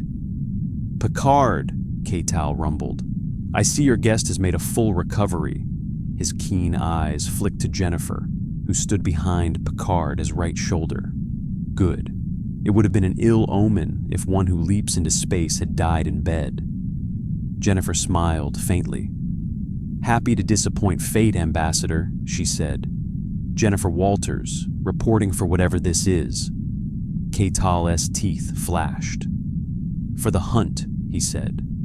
"We have tracked Krieg's warp signature as far as the edge of the Azure Corridor, along the border with Romulan space. After that, it vanishes. We believe he met with a Romulan vessel and masked his trail using their technology, but not before he left traces." Torlek leaned forward. "Sensor buoys along the corridor recorded anomalous tachyon surges," he said. "Patterns that indicate cloaked ships crossing in both directions. We have compiled the data. There is a region of space near a series of unremarkable planetoids where the surges are most frequent. It is an ideal place for hidden rendezvous." "And possibly a base," Picard said. "Possibly," Torlek agreed. Data, listening, tapped at his console. "I have overlaid the Klingon data with Federation sensor logs," he reported. "There is indeed a convergence of anomalous readings near a small asteroid cluster, designated Hekara's Drift Theta 2. The region contains several dense asteroids rich in ore, some with internal caverns. It would be a suitable location for a covert installation." K-Tal gave a short nod. "We propose entering the corridor along separate vectors," he said. "Your ship will use Federation transponder codes to avoid alarming our neighbors. Korcha will take a more direct approach. We will converge near the cluster and sweep for cloaked vessels. Once we locate Krieg, we can decide whether to destroy him outright or extract him for questioning. Jennifer folded her arms. Is there any chance we can talk to him without the destroying part? She asked. I know Klingon justice tends to favor the dramatic, but from a legal standpoint, having a live witness to testify against the Romulans is preferable to vaporized debris. K'Tal snorted. You think like a lawyer, he said, but there was no insult in it.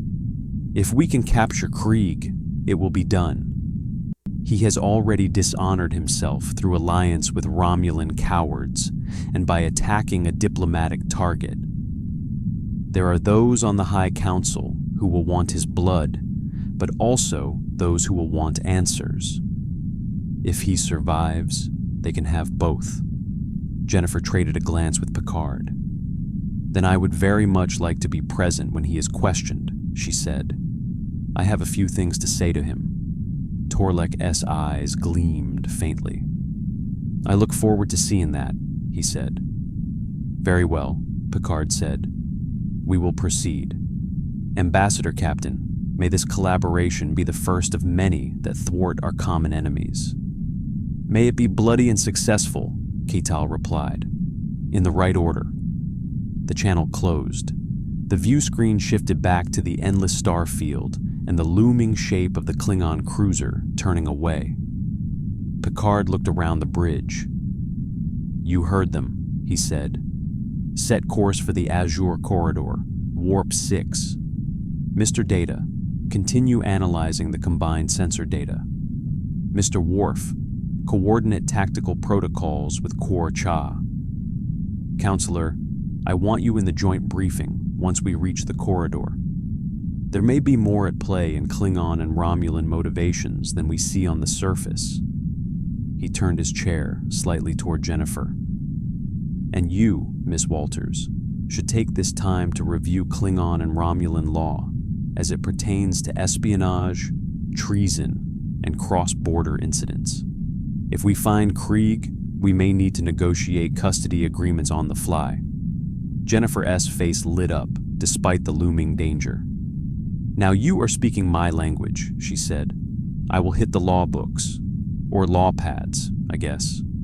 Geordi grinned. I will send you a database with the greatest hits of Klingon and Romulan penal codes, he said. Try not to be too horrified. I do death threats before breakfast, Jennifer replied. I will manage. The Enterprise turned, stars shifting as the ship's graceful bulk aligned with a new heading. A moment later, the familiar sensation of subspace engagement hummed through the deck, and the star field stretched into brilliant lines as the ship leapt to warp. Later, in one of the ship's hollow conference rooms, Jennifer sat at a table cluttered with pads while Data projected relevant treaties onto a wall display. So let me get this straight, Jennifer said, rubbing her temples. If Krieg is captured by Klingons in Klingon space after committing acts of treason and attempted assassination against a Federation admiral, then according to their law, he belongs to them. But if he is captured in Federation space, the Federation can claim jurisdiction for the assassination attempt. Except the Romulans might argue that as a tool of their rogue intel branch, he is technically their criminal, not ours, and might try to demand extradition to them so they can make him disappear. Did I get that right? Approximately, Data said. Though Romulan extradition requests are often a prelude to judicial theater rather than actual due process. Show trial, public execution, no inconvenient testimony against the Tal Shiar afterward, Jennifer said. Lovely. And you people say my 21st century legal system was messy. Riker leaned back in his chair, arms folded loosely. Interstellar law is like interstellar navigation, he said. 1,000 overlapping currents, some of them invisible, some of them trying to kill you. Comforting, Jennifer muttered. Good thing I am net positive on indestructibility. Worf stood beside the display, pointing to a section of Klingon statute in dense glyphs. Here, he said, is the key. Krieg has committed treason against the Empire by colluding with Romulan interests against a declared ally. That is the worst crime in our law, short of cowardice in battle. Any Klingon who aids the Empire in bringing him to justice earns honor. Any who stand in the way share his dishonor. Jennifer studied the glyphs and their translation. So, if we can prove his alliance with the Romulans beyond a reasonable doubt in their terms, the High Council will have no trouble accepting whatever we turn up, even if it means admitting that a faction of Tal Shiar manipulated their own officer. Precisely, Worf said. Klingons hate being manipulated. They hate Romulans even more. Riker nodded. The tricky part will be not starting a war while proving it. That part is your department, Jennifer said. I am just here to argue and occasionally punch things. Data S head tilted. You combine those activities with unusual effectiveness, he observed. A remarkable hybrid of skill sets. Superpowered litigation, Jennifer said. Coming soon to a courtroom near you. If we do manage to catch Krieg alive, I want first crack at questioning him. He is technically my would-be murderer. Professional courtesy. Worf's eyes gleamed in approval. I will see that he is restrained so he cannot strike you from behind, he said. If he wishes to face you, he will do so properly. Riker smirked. Remind me never to end up on the opposite side of you two. As the ship sped toward the corridor and the hidden asteroid cluster, Jennifer felt something settle inside her. She was far from home, entangled in a conflict between empires and secret orders, but for the first time since she had arrived. In this future universe, she felt placed. Not just a random anomaly, but part of a crew, part of a cause. She was She-Hulk, attorney at law, guest of the flagship of the Federation, and according to a growing number of Klingons, a breaker of nooses.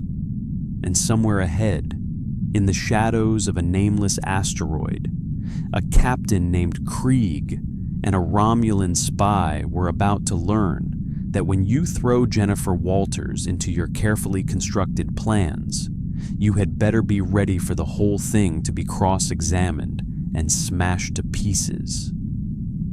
The Azure Corridor was misnamed, Jennifer decided, as she studied the view screen from the observation lounge later.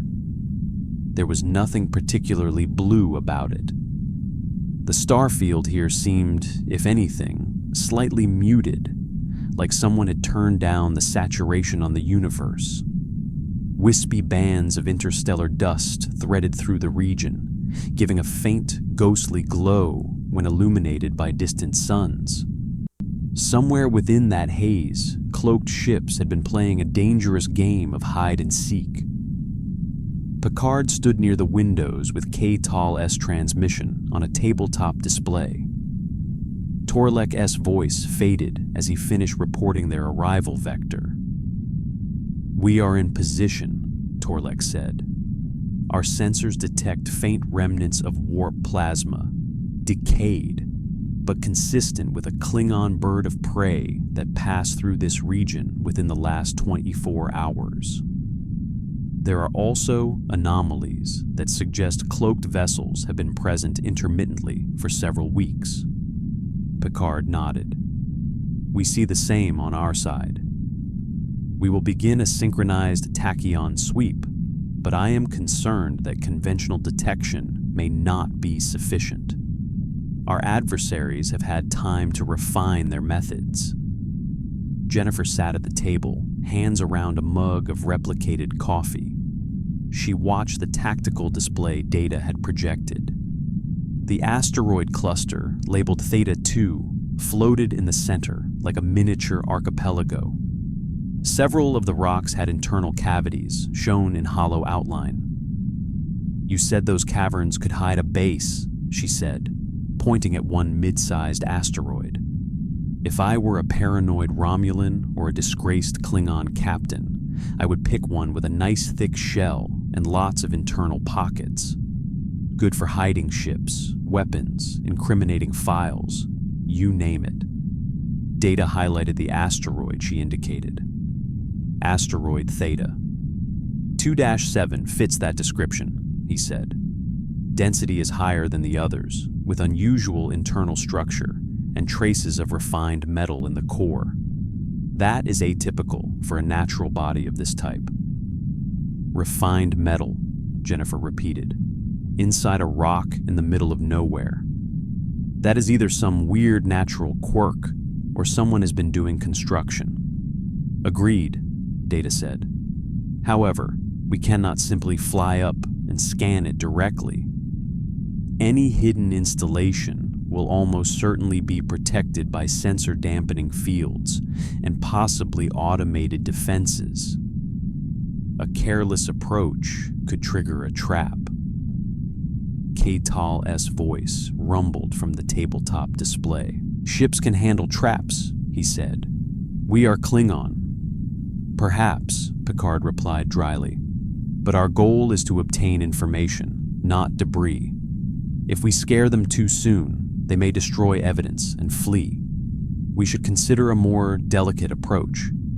Jennifer took a sip of coffee, thinking. "How delicate are we talking?" she asked. "Because my usual approach to delicate involves a firm handshake and a well-crafted argument, not sneaking around asteroid bases." Picard considered her, then glanced at Data and Worf. "We may need both," he said. A small away team, carefully inserted, could infiltrate the installation, gather evidence, and possibly capture key conspirators. At the same time, our ships can maintain a patrol pattern that looks like a simple joint exercise, giving the Romulans no obvious cause to panic. Worf's expression sharpened. "A covert insertion with strong warriors at the tip," he said. "I volunteer." "Of course you do," Riker said from the other end of the lounge table, where he was nursing a cup of something stronger than coffee. "I am in." Jennifer set her mug down. "Add one Gamma-powered lawyer to the roster," she said. "If there is an underground base full of people plotting my death and interstellar destabilization, I would like to be there for the cross-examination." Picard gave her a measuring look. "This will be extremely dangerous," he warned. "Confined spaces, unknown defenses, experienced operatives. Your strength is an asset, but you will not be invulnerable." "I know," Jennifer said quietly. "I have never been invulnerable. Even back home, being She-Hulk never meant I could not be hurt. It just meant I had a better chance of walking away." "I am not naive, Captain. I know what I am signing up for." Troy, sitting beside her, turned slightly. "And you also know that if you stay on the ship and something goes wrong down there, you will never forgive yourself," she said gently. Jennifer exhaled. "Yeah, there is that." K'Tal's voice crackled slightly as the subspace link adjusted. "I will send Torlek with you," the ambassador said. "He knows Klingon tactics and is eager to redeem his earlier missteps with honor. Between him and Worf, you will have two blades that can cut through any treachery."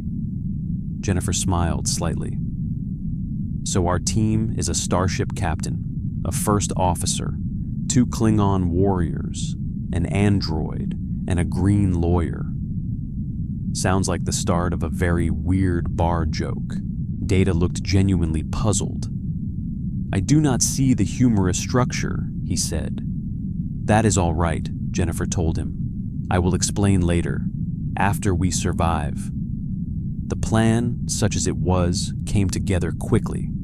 Enterprise and Kor-Cha would begin a coordinated tachyon sweep of the region, their beams crossing back and forth like invisible rakes combing the dark. While this distracted any hidden vessels and forced them to adjust their cloaks, an away team would make use of a gap in the asteroid S sensor coverage uncovered by Data and Geordi. A short-range, low-profile shuttle, modified with Klingon and Federation stealth tech, would slip into one of Theta 2-7 S minor craters and land near what appeared to be a disguised docking port. From there, the team would infiltrate, gather data, and ideally locate Krieg and any Romulan liaison before they realized the net was closing. Outfitting for the mission was an education in cross-cultural, tactical gear. In the Enterprise armory, Worf and Torlek discussed weapons loadouts with almost gleeful seriousness, while Jennifer tried on a stealth-adapted environmental suit. "This feels like wearing a wetsuit under a business suit," she commented, flexing her arms as the smooth, dark fabric adjusted around her shoulders. "You sure it will handle She-Hulk me as well as human me?" Geordi, kneeling beside a crate of gear, looked up. "The material is a composite of Starfleet adaptive fibers and a Klingon combat weave," he said. "It will stretch up to 200% before losing integrity. We cannot guarantee it will be comfortable at full Hulk, but it will not tear the first time you flex." "That is all I ask," Jennifer said. "I have gone through enough ruined wardrobes already." Worf brought over a sleek, compact phaser rifle and offered it to her. "You may prefer to rely on your fists," he said, "but it is wise to have options." Jennifer took the weapon, waited, and shouldered it experimentally. "I am more used to arguing people into compliance," she said, "but I can point and shoot when necessary. Just promise me we are using stun as the default setting." Worf inclined his head. "It is against my nature to avoid lethal force in battle," he admitted. "However, in this instance, prisoners are more valuable than corpses. I will respect that." Torlek approached, fastening the strap of his own disruptor rifle across his chest. "If I see Krieg," he said, "I may forget that for a moment." Jennifer met his gaze. "You can want to punch him," she said. "I certainly do, but we need him alive. I want him on a stand, explaining to both High Councils exactly who pulled his strings." Torlek's jaw worked. Then he gave a curt nod. "You have my word. For as long as it serves honor, he lives." Riker strode in, adjusting his field jacket. "Everybody ready?" he asked. "The captain is on his way. Shuttle Bay reports all modifications complete. Data says the odds of our being detected on approach are only well." He did not want to tell me the number. "Always a good sign," Jennifer said. "Let S go ruin some conspirators' day." The shuttle was a compact craft with a profile smoothed and darkened by temporary stealth plating. Inside, the seats were close, the air thick with the scent of metal and ozone. Picard took the forward co-pilot seat beside Data, who would handle the delicate sensor juggling needed to slip past whatever security the asteroid base possessed. Riker, Worf, Torlek, Troy, and Jennifer strapped in behind them. As the shuttle lifted off from the Enterprise hangar, the familiar shift of artificial gravity adjusting to free space tugged gently at Jennifer's stomach. She looked out a small side viewport as the massive saucer of the Enterprise slid away above them, its hull lights glowing softly against the dark. Beyond it, far off, the angular silhouette of Kor-Cha glided through space like a patient predator. Data's voice came from the front. "We are entering the asteroid S sensor shadow," he said, initiating passive approach. The Shuttle-S impulse engines throttled down to a whisper. The view outside turned as the craft pitched and rolled, aligning itself with a jagged wall of stone that filled more and more of the viewport. Asteroid Theta. 2-7 was a rough, pockmarked shape, its surface scarred by ancient impacts. As they drew closer, the craters became canyons, dark and deep. Reminds me of the time I had to serve papers to a crime boss in a Brooklyn basement, Jennifer muttered. Same vibe. Troy gave her a quizzical look. I assume that was not literally on an asteroid, she said. Felt like it, Jennifer replied. Missing the part where Romulan spies might shoot at us, though. The shuttle slipped into a narrow canyon between two towering ridges of rock. Sensors dimmed, exterior lights off. They drifted in relative darkness, guided by Data-S instruments and Geordi-S custom algorithms. The ship-S hull groaned softly as minute gravitational gradients tugged at it. Approaching target crater, Data said. I am detecting a faint energy profile beneath the surface.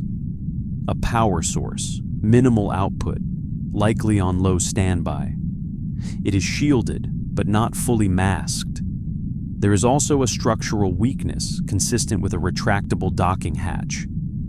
Worf's hand tightened on his rifle. We are at the Wolf-S den, he said. Remind me to send a strongly worded letter to whoever trained you in metaphors, Jennifer said. Picard's tone was calm. Everyone, stand ready, he said. Once we land, we will have a limited window before their systems recognize a foreign mass on the hull. Our first task is to find an access point and get inside without alerting the entire base. Mr. Data, how long do you estimate we have before we are detected? Approximately 4 minutes, Data said. Riker grimaced. Plenty of time, he said. If we were the Flash. Jennifer frowned. I do not know who that is in this century, but I am assuming he is very fast. Troy smiled, faintly. You would like him, she said. The shuttle settled with a subdued thump onto uneven rock.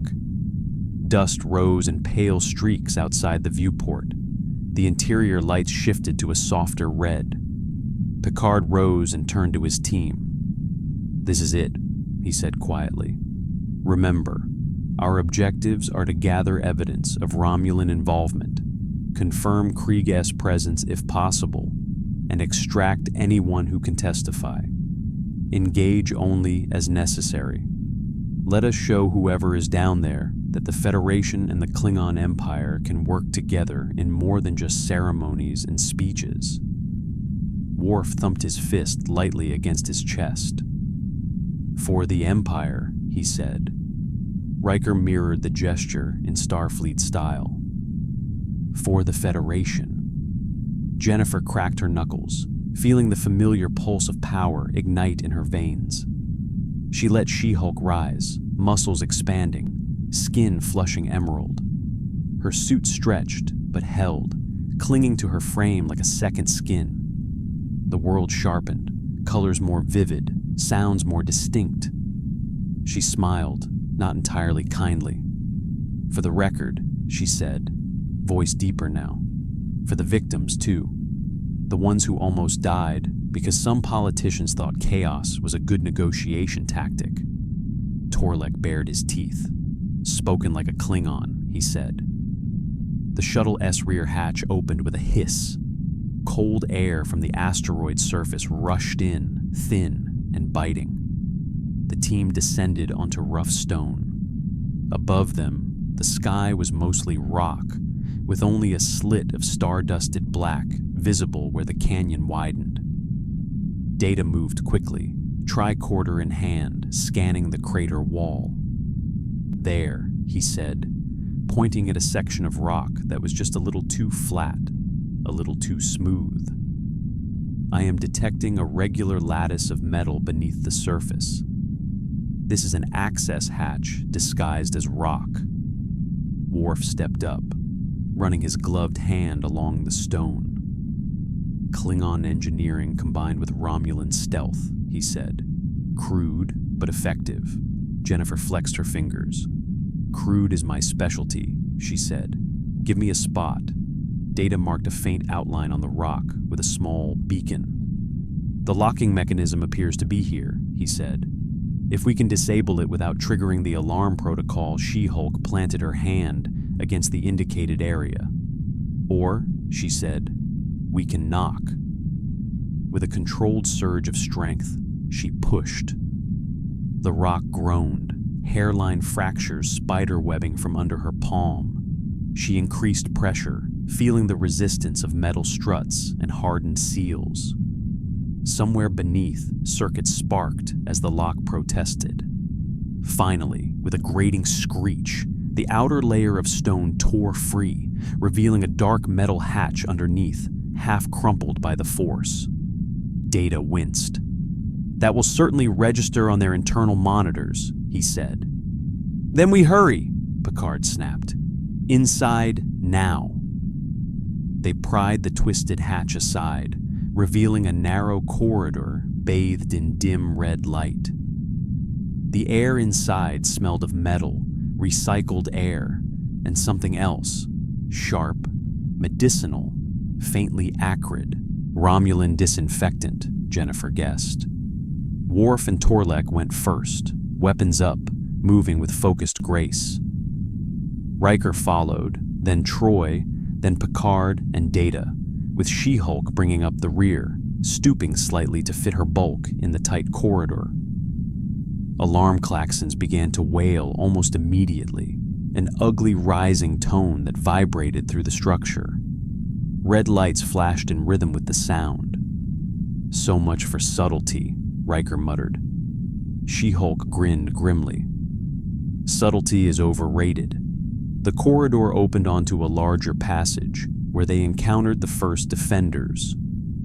2 Romulan security officers rounded a corner, disruptors drawn, eyes wide with shock at the sight of an away team composed of Starfleet and Klingon uniforms, led by a massive green woman. They hesitated for a fraction of a second. That was all Worf and Torlek needed. Twin beams of ruby disruptor fire lanced out, set to heavy stun rather than kill, and both Romulans dropped in a heap before they could fire. Bind them, Picard ordered. We do not kill unless there is no other choice. Torlek looked faintly annoyed, but complied, snapping restraints on the unconscious guards. Jennifer knelt briefly, checking pulses. Alive, she confirmed. Shocked, but alive. They pushed deeper into the base. The architecture was a strange hybrid. Some corridors were rough-hewn from the asteroid itself, walls left as bare rock with conduit lines bolted into place. Others were lined with sleek, angular panels in Romulan style, green-tinted displays and soft-humming consoles. Doors opened onto rooms that held computer cores, weapon racks, and barracks bunks. Evidence of a long-running operation. Data accessed one of the computer terminals with a portable interface. His fingers danced across the panel. I am accessing local files, he reported. There are encrypted logs labeled with Romulan operational codes. It will take time to decrypt fully, but header metadata indicates references to Federation Klingon summit operations and psychological manipulation protocols. Beautiful, She-Hulk said. Grab everything. Worf's head jerked up. Footsteps, he hissed. They turned as a group of 4 Klingon warriors charged into the corridor from a side passage, weapons raised. These were not Starfleet allies. Their armor was marked with Krieg's ship sigil. Their eyes burned with fanatic light. For Krieg!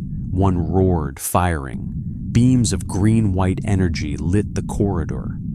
The away team dove for cover. Troy pressed against the wall, phaser drawn but hands shaking slightly. Picard sheltered her with his body, firing careful shots from around the edge of a support strut. Riker rolled behind a bulkhead and returned fire, his phaser set to maximum stun. One beam struck She-Hulk square in the chest.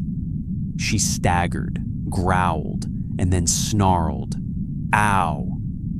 She leapt forward, using her body as mobile cover. Disruptor bolts slammed into her, scorching her suit and skin, but her cells absorbed and healed faster than the damage accumulated. She closed the distance before the Klingons could adjust, grabbed two of them by their armor harnesses, and knocked their helmets together with a resounding crack. They dropped like stones. The third and fourth tried to flank her, but Worf and Torlek intercepted them. The corridor rang with the clash of metal as batleths met armored forearms. One Klingon managed to bring his disruptor up again, aiming past She-Hulk toward Picard. Jennifer saw the barrel swing, twisted her torso, and caught the blast on her shoulder instead. Pain flared, but she grabbed the weapon with her free hand, crushed it in her grip, and headbutted its wielder into oblivion. In seconds, the skirmish was over. 4 unconscious Klingons lay on the floor, breathing hard but alive. Troy steadied her breathing, lowering her phaser. "They are not entirely in their right minds," she said. "Fanatic loyalty, yes, but also fear. Someone has impressed a very simple narrative into them. Us versus them. No room for doubt. Tal Shiar conditioning," Riker said grimly. "Great." Picard glanced at Data. "How much have you copied?" "Approximately 60% of the local node," Data replied. "I have prioritized operational logs and communications records. There is a larger core deeper in the facility. If we can reach that, we will have far more." "Then we keep moving," Picard said. "We must reach the command center and any central archive before they wipe it." She-Hulk flexed her singed shoulder. "I am good," she said. "Let S go find our rogue captain and his Romulan babysitter." Deeper they went, following Data-S schematic reconstruction of the base. The alarms grew more frantic, the lights dimmer. Occasionally, the whole structure trembled, as if the asteroid itself resented their presence. Picard tapped his comm badge during a brief lull. "Picard to Enterprise," he said. LaForge's voice replied, crackling faintly. "Enterprise here, Captain. We are maintaining the tachyon net. Korcha reports minor resistance from a cloaked shuttle trying to slip past, but they disabled it." "Any sign of a main Romulan warbird?" Picard asked. "Negative," Geordi said. "But we are detecting power spikes from the asteroid. Looks like they are bringing additional systems online. Possibly weapons or a cloak." Picard grimaced. "Understood. We are proceeding to their central command. Keep the net tight, but be ready to extract us on short notice." "You got it, sir. And Captain, be careful." Picard allowed himself a small smile. "We will do our best." Picard out. They reached a heavy door marked with Romulan lettering. Behind it, Data indicated, lay the command core. Worf pressed his ear against it for a moment, then nodded. "Voices," he said. "At least 3. One is Klingon. The others are Romulan." Jennifer's pulse quickened. "Krieg," she breathed. Picard looked at each of them in turn. "This is it," he said softly. "Remember the plan. Subdue, not slaughter. Gather evidence. And no matter how tempting, no one kills Krieg unless there is absolutely no choice." Worf's jaw clenched. Torlek's fingers tightened on his rifle. Jennifer drew in a deep breath and let She-Hulk's focus settle over her like armor. "Ready," she said. Data overrode the door controls with a bypass spike. The heavy panels slid open, Inside, the command center was a compact chamber ringed by consoles. A main view screen showed a tactical display of the region, with icons representing the Enterprise, Cha, and the invisible sweep of their tachyon beams. Standing before it, with his back turned as the door opened, was Captain Krieg, his hair wild, his arm in a crude splint. Beside him, poised with the elegance of a coiled serpent, was the Romulan woman Jennifer had seen on the earlier transmission, clad in Tal Shiar, black and gray. 2 more Romulan operatives stood at side stations, and another Klingon guard lurked near the door. Krieg spun at the sound of the door. His eyes widened when he saw Worf, Torlek, the Starfleet uniforms, and the towering green woman framed in the entryway. "You!" he snarled, staring at She-Hulk. "The Green Witch." The Romulan-S expression flickered, just briefly. Surprise at how quickly they had been breached, perhaps. Then her face smoothed into a mask of cold calculation. "So," she said, "the Federation and the Empire do play well together when properly motivated. How inconvenient." She tapped a control on her console. Somewhere deep within the base, a low rumble began. Data-S eyes flicked to his scanner. "She has initiated a self-destruct sequence," he said. "Power surges are building toward the reactor core." "Of course she has," Jennifer muttered. Picard's voice cut through the tension. "This is over," he said firmly. "We have all we need to expose your actions. Krieg, you are under arrest for treason against the Klingon Empire and attempted murder of a Federation admiral. Stand down." Krieg laughed, a harsh barking sound. "You think I will go meekly to your soft prisons," he sneered. "I would rather die in battle." Torlek stepped forward, eyes blazing. "Then you will die as a traitor," he said. "Or you can live to face the judgment of your own people and speak the truth of Romulan betrayal. Choose." The Romulan woman spoke, voice like smooth ice. "You Klingons and your theatrics," she said. "We are leaving. You may scramble for your evidence while this rock breaks around you. With luck, some of you will die here and spare us the paperwork." She touched a device on her wrist. A green shimmer of transporter energy began to envelop her and Krieg. She-Hulk moved without thinking. She hurled herself across the room, faster than any human eye could track. Her hand shot out and caught Krieg by the harness just as the transporter effect intensified.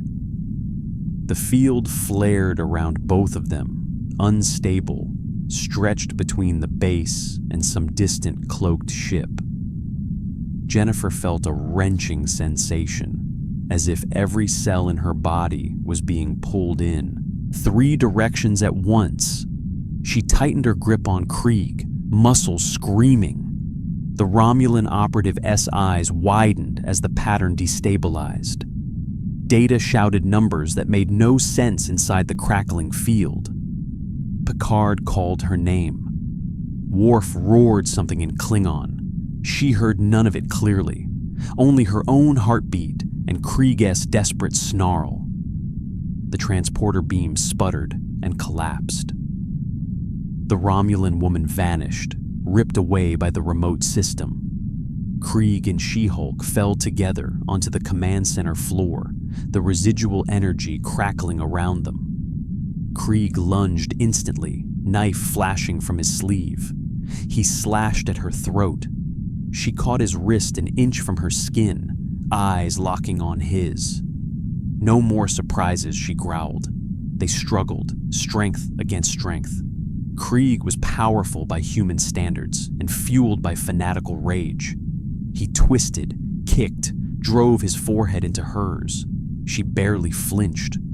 Around them, the command center dissolved into a blur as Picard, Worf, Riker, Torlek, Troy, and Data engaged the remaining Romulan and Klingon operatives in a flurry of stun fire and hand-to-hand strikes. The base shuddered again, more violently. Dust rained from the ceiling. Warning lights strobed. Data shouted that the self-destruct countdown had reached critical levels. "We have to go," Riker yelled. "Now!" She-Hulk tightened her grip on Krieg's knife hand and twisted hard. The blade clattered to the floor. She slammed him back against a console, leaving a dent in the metal. "Listen to me," she said, voice low, but carrying a force that cut through his frenzy. "You think dying here will make you a martyr, but all it will do is let the Romulans write the story. They will erase your name, your motives, everything, and file it under failed asset. If you want any chance at regaining even a shred of honor, you come with us. You testify. You look your high council in the eye and tell them who used you. Or you can die here, a footnote in someone else's report." Krieg spat blood at her. "What do you know of honor, human monster?" he snarled. "I know what it is to make mistakes and try to fix them," she shot back. "I know what it is to be used as a weapon and decide to be something else instead. You think you chose this path, but you are just another pawn on their board. How does that feel to a great Klingon captain?" For a flicker of a moment, she saw something in his eyes beyond hatred. Doubt, shame, rage at himself as much as her. Outside, the asteroid groaned. The command center shook again, console sparking. Picard's voice cut through. "Jennifer, we have to beam out now." She met Krieg's eyes. "Last chance," she said. "Come face the music, or stay and be a line item in a Romulan mission log labeled expendable." He roared, wordless, tore his arm free, and grabbed her collar. For a half second, she thought he meant to headbutt her again. Instead, he rasped, "If I live to stand before the Council, I will drag those Romulan dogs into the light with me. If I die, at least, I will die knowing I tried. That is the closest thing to consent I have ever heard from you," she said. "Good enough." She hauled him toward the door with one hand and tapped the comm badge on her chest with the other. "She-Hulk to Enterprise!" she shouted over the rumbling and the alarms. "We have Krieg, 2 to beam up from the command center, plus the rest of the away team. Now would be an excellent time." The familiar tingle of transporter energy enveloped her. The command center blurred, then dissolved. For a heartbeat, she was nowhere, only sparkling golden motes. Then she was on the Enterprise transporter pad, still holding Krieg by the harness. The rest of the away team materialized around them almost simultaneously, some half-turned toward where enemies had been an instant before. The pad hummed. The air smelled blessedly clean. "Got you," Chief O'Brien muttered from the console. "Welcome back." "That was cutting it close, Captain." Picard, catching his balance, looked instinctively toward the main view screen repeater at the side of the transporter room. It showed the asteroid cluster. One of the rocks flared brightly, then shattered in a silent explosion, fragments scattering into space like a burst of embers. "That," Riker said, "would have been a bad place to be." Krieg slumped to his knees on the pad, breathing hard.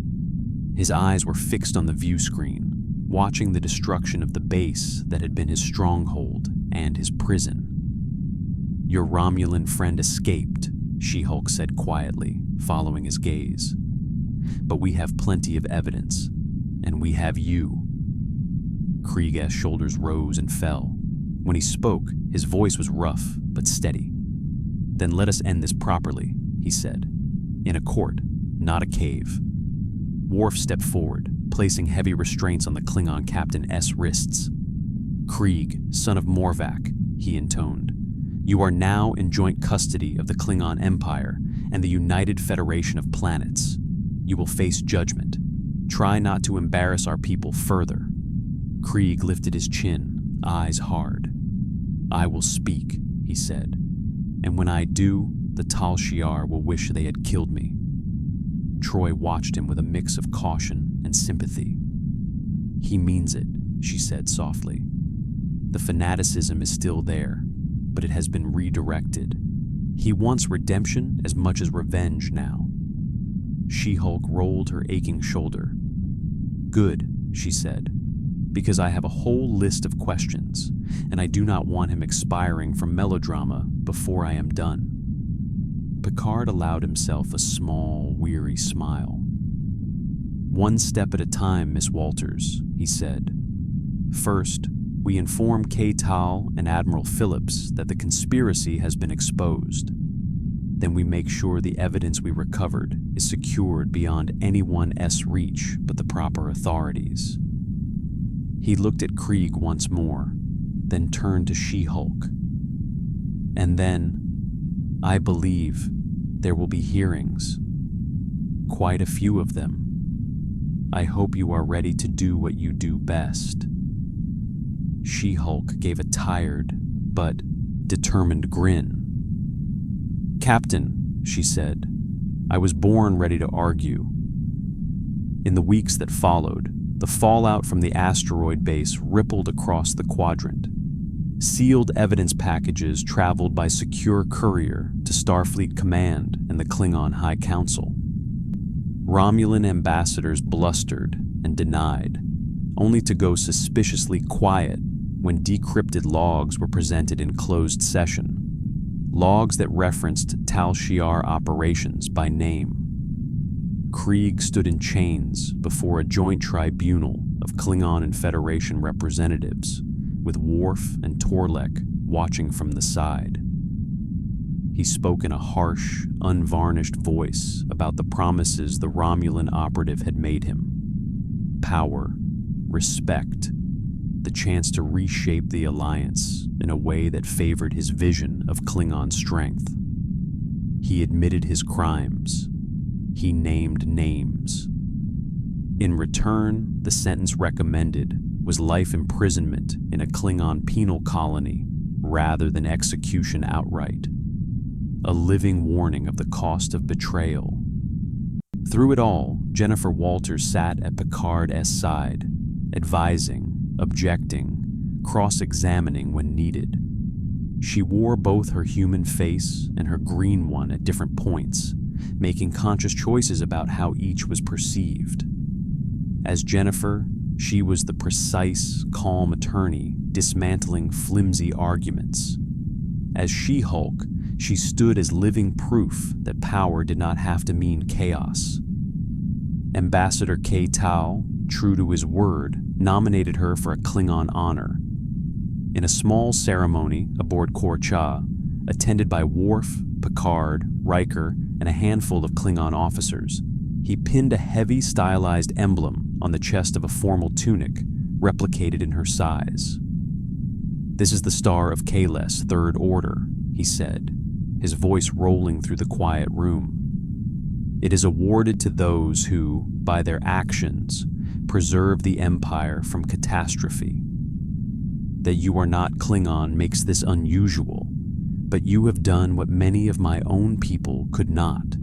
You faced death, broke the schemes of our enemies, and refused to let your own guilt be used as a weapon against you.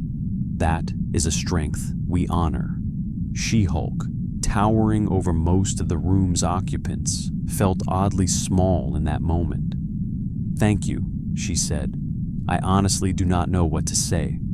K-Tal's eyes crinkled. "Say you will not leap into vacuum without warning next time," he suggested. She laughed, the sound echoing off metal bulkheads. No promises. Later, back in 10 Forward, she sat at a table with Troy, Riker, and Gwynan. The lounge was quieter than usual, the stars outside drifting past like slow thoughts. "So what now?" Riker asked, swirling a drink that shimmered faintly. "You have saved an alliance, earned a Klingon medal, and personally tackled a bird of prey. That is a full tour." Jennifer stared out the window for a moment, tracing a finger along the condensation on her glass. "I do not know," she admitted. "Part of me still wants to go home, back to my own time, my own world, my own messy docket, and my idiot cousin, and my weird superhero social calendar. But I do not even know if that is possible. And even if it is, things here are not exactly boring." Troy smiled gently. "Starfleet science is still studying the anomaly that brought you here," she said. "There is a chance they might find a way to recreate its conditions, or at least understand them enough to send you back. But it will take time. There is no guarantee." Guinan, polishing a glass behind the bar, looked over with her ageless gaze. "Sometimes," she said softly, "the universe takes you where you need to be, not where you expect it to go." Jennifer raised an eyebrow. "Cryptic bartender wisdom," she said. "That tracks." Guinan's lips curved. "You fit here," she said, "with this crew, with what they stand for. There's a reason this crossover happened. Whether you go back or stay, you are already part of their story, and they are part of yours." Riker lifted his glass. To strange new lawyers, he toasted. She-Hulk laughed and clinked her glass with his. "To clients who actually listen," she replied. Troy's eyes grew distant for a moment, sensing the currents of Jennifer's feelings. There was still grief for the life she had left, but also a growing sense of belonging. A knowledge that she had made a difference in a time and place far beyond anything she had imagined. "So," Jennifer said eventually, leaning back and letting her green form relax into the seat. "Until somebody figures out how to send me back through a quantum rift without turning me inside out, I am here, on this ship, with all of you." Riker grinned. "In that case, we can always use someone to mediate disputes in the junior officers' poker games," he said. "They keep trying to claim my bluffs are illegal." "They might be," she said. "I will need to see the house rules." Troy chuckled. "And if you ever get tired of law, we can find you a counseling chair," she said. "You have a knack for cutting through self-deception, including your own." She-Hulk made a face. "Let us not get carried away. One emotionally heavy profession at a time." Guinan set a fresh drink down in front of her, something bright and effervescent. "To the future," she said simply. Jennifer lifted the glass, watched the stars for a heartbeat, and drank. For now, the Alliance was safe. The Romulan plot had been exposed, its architect forced into the shadows. The rogue Klingon who had tried to use her as a spark for war now sat in a cell, waiting to testify. And somewhere in the labs of Starfleet science, people in white coats were no doubt tearing their hair out trying to understand how one gamma-irradiated lawyer had punched a hole through realities. She did not know if she would ever walk into her old office again, argue in front of her old judges, or grab coffee with her old friends. She did not know if she would ever see Bruce or the Avengers, or any of that strange, messy family. But she knew this. Wherever she was, whatever universe she landed in, Jennifer Walters would not just be a weapon or a symbol. She would be herself. She-Hulk. Attorney. Defender. The one who broke the noose and chose justice over fear. Out beyond the lounge windows, the stars waited, endless and bright. Somewhere among them, new crises would arise. New clients would need defending. new schemes would have to be dismantled. She smiled, feeling the ship's hum under her feet. "All right, universe," she murmured, just loud enough for Troy and Ganon to hear. "Call your next witness. You said, you made even an ending?"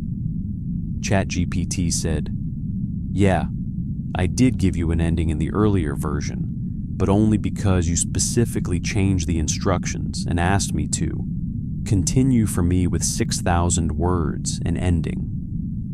So I treated that as overriding your original no-ending rule for this extra chunk. For the new version you just asked for, 3 parts of 2,000 words, the part I've already given you doesn't actually resolve anything big. It just sets up the joint mission with K-Tal and the hunt for Krieg. There's no final conflict resolved yet. If you want to keep this whole project open-ended like your original script so you can finish it yourself later, I can. Keep parts 2 and 3, building toward the bigger confrontation with Krieg and the Romulans. Then stop right before the final showdown or final legal diplomatic resolution, so it feels like a huge to be continued that you can pick up from. I'll treat that as the plan going forward. Strong build-up, no full resolution. You get to land the final punch. You said, "Please make the ending." ChatGPT said, Jennifer woke to the soft sensation of a regenerator field humming over her skin, like a warm static breeze. For a moment, she had no idea where she was. There was only white ceiling, the rhythmic beeping of monitors, and a faint antiseptic scent that was somehow less harsh than the hospital she knew. She blinked and turned her head. Sickbay. Starfleet sickbay. It all came rushing back in a wave. The hearing, the attack, the bird of prey, empty space, ripping through cables, fingers slipping from the hull as the vacuum clawed at her lungs. "You were awake," Dr. Crusher's voice said gently. Jennifer shifted her gaze. Beverly stood beside the bio-bed, tricorder in hand, blue eyes warm but tired. A medical force field shimmered faintly around the bed, more as a monitoring screen than a restraint. "How long was I out?" Jennifer murmured. Her voice sounded rough. "About 4 hours," Crusher replied. "You gave us quite a scare. Your body isn't exactly designed for spacewalks without a suit, even with your abilities. Cellular hypoxia, microvascular damage, and you nearly froze." She smiled a little. "But your healing factor is extraordinary. Honestly, I learned a few things." Jennifer flexed her fingers slowly, marveling at how normal they felt after what she'd done. Did we stop them? The boarding party? The ship?" Crusher's expression brightened. The boarders were neutralized. The bird of prey escaped, but not intact. And more importantly, she tipped her head toward the other side of the room. Picard, Worf, Troy, and Admiral Phillips stood there, giving her that strange mix of, "Are you insane?" and "thank you" that she was starting to recognize as standard around here. Troy stepped forward first, her empath-esque concern radiating like warmth. "You scared everyone, Jennifer," she said, though her tone was more relieved than scolding. "But I have never felt someone so determined to keep others safe." It was intense. Phillips moved up beside her. "Miss Walters," he said, voice rough, "you didn't just save my life in that hall. You probably saved half the station when that bird of prey opened fire. And then you decided to personally rip pieces off the hull with your bare hands. I don't know whether to commend you or have you evaluated for reckless heroics." "She is fit for duty," Crusher interjected dryly, "psychologically and physically, or at least as fit as she was when you all met her." Picard's eyes crinkled with a small, genuine smile. "Fortunately for us," he said, "Klingon culture tends to appreciate reckless heroics. Ambassador K. Tal has officially withdrawn all demands for any proceedings against you. In fact, he intends to nominate you for a Klingon commendation." Jennifer blinked, stunned. "You are kidding." Worf straightened, clearly pleased to deliver this part. "The Star of Kahless," he said gravely. "If granted, it would make you one of very few non-Klingons to receive such an honor. Many warriors have died seeking it." "Oh," Jennifer said faintly. "Cool. They let that sit for a beat." Then Picard shifted gears, his voice returning to its crisp command tone. "Unfortunately, while we have cleared your name, the people behind this are still at large. Krieg escaped with his ship. Our intelligence suggests he wasn't acting alone. We intercepted a fragment of a subspace transmission as his vessel fled the area. We believe a Romulan agent was directing his actions." Jennifer's brow furrowed. "So this wasn't he just one unhinged Klingon captain with a grudge? Someone running a whole op to blow up your alliance?" "Precisely," Picard said. "The Romulan Star Empire has much to gain if the Federation and Klingon Empire turn on each other. We've long suspected they would try to exploit any weakness in the alliance. This incident fits their pattern a little too well." Phillips folded his arms. "We can let this stand. Feels a lot like the early days of the Khitomer Accords all over again, except now the pieces are bigger. The Council's going to want answers and evidence." Jennifer could almost feel the shape of it, like a case, file spreading in her mind.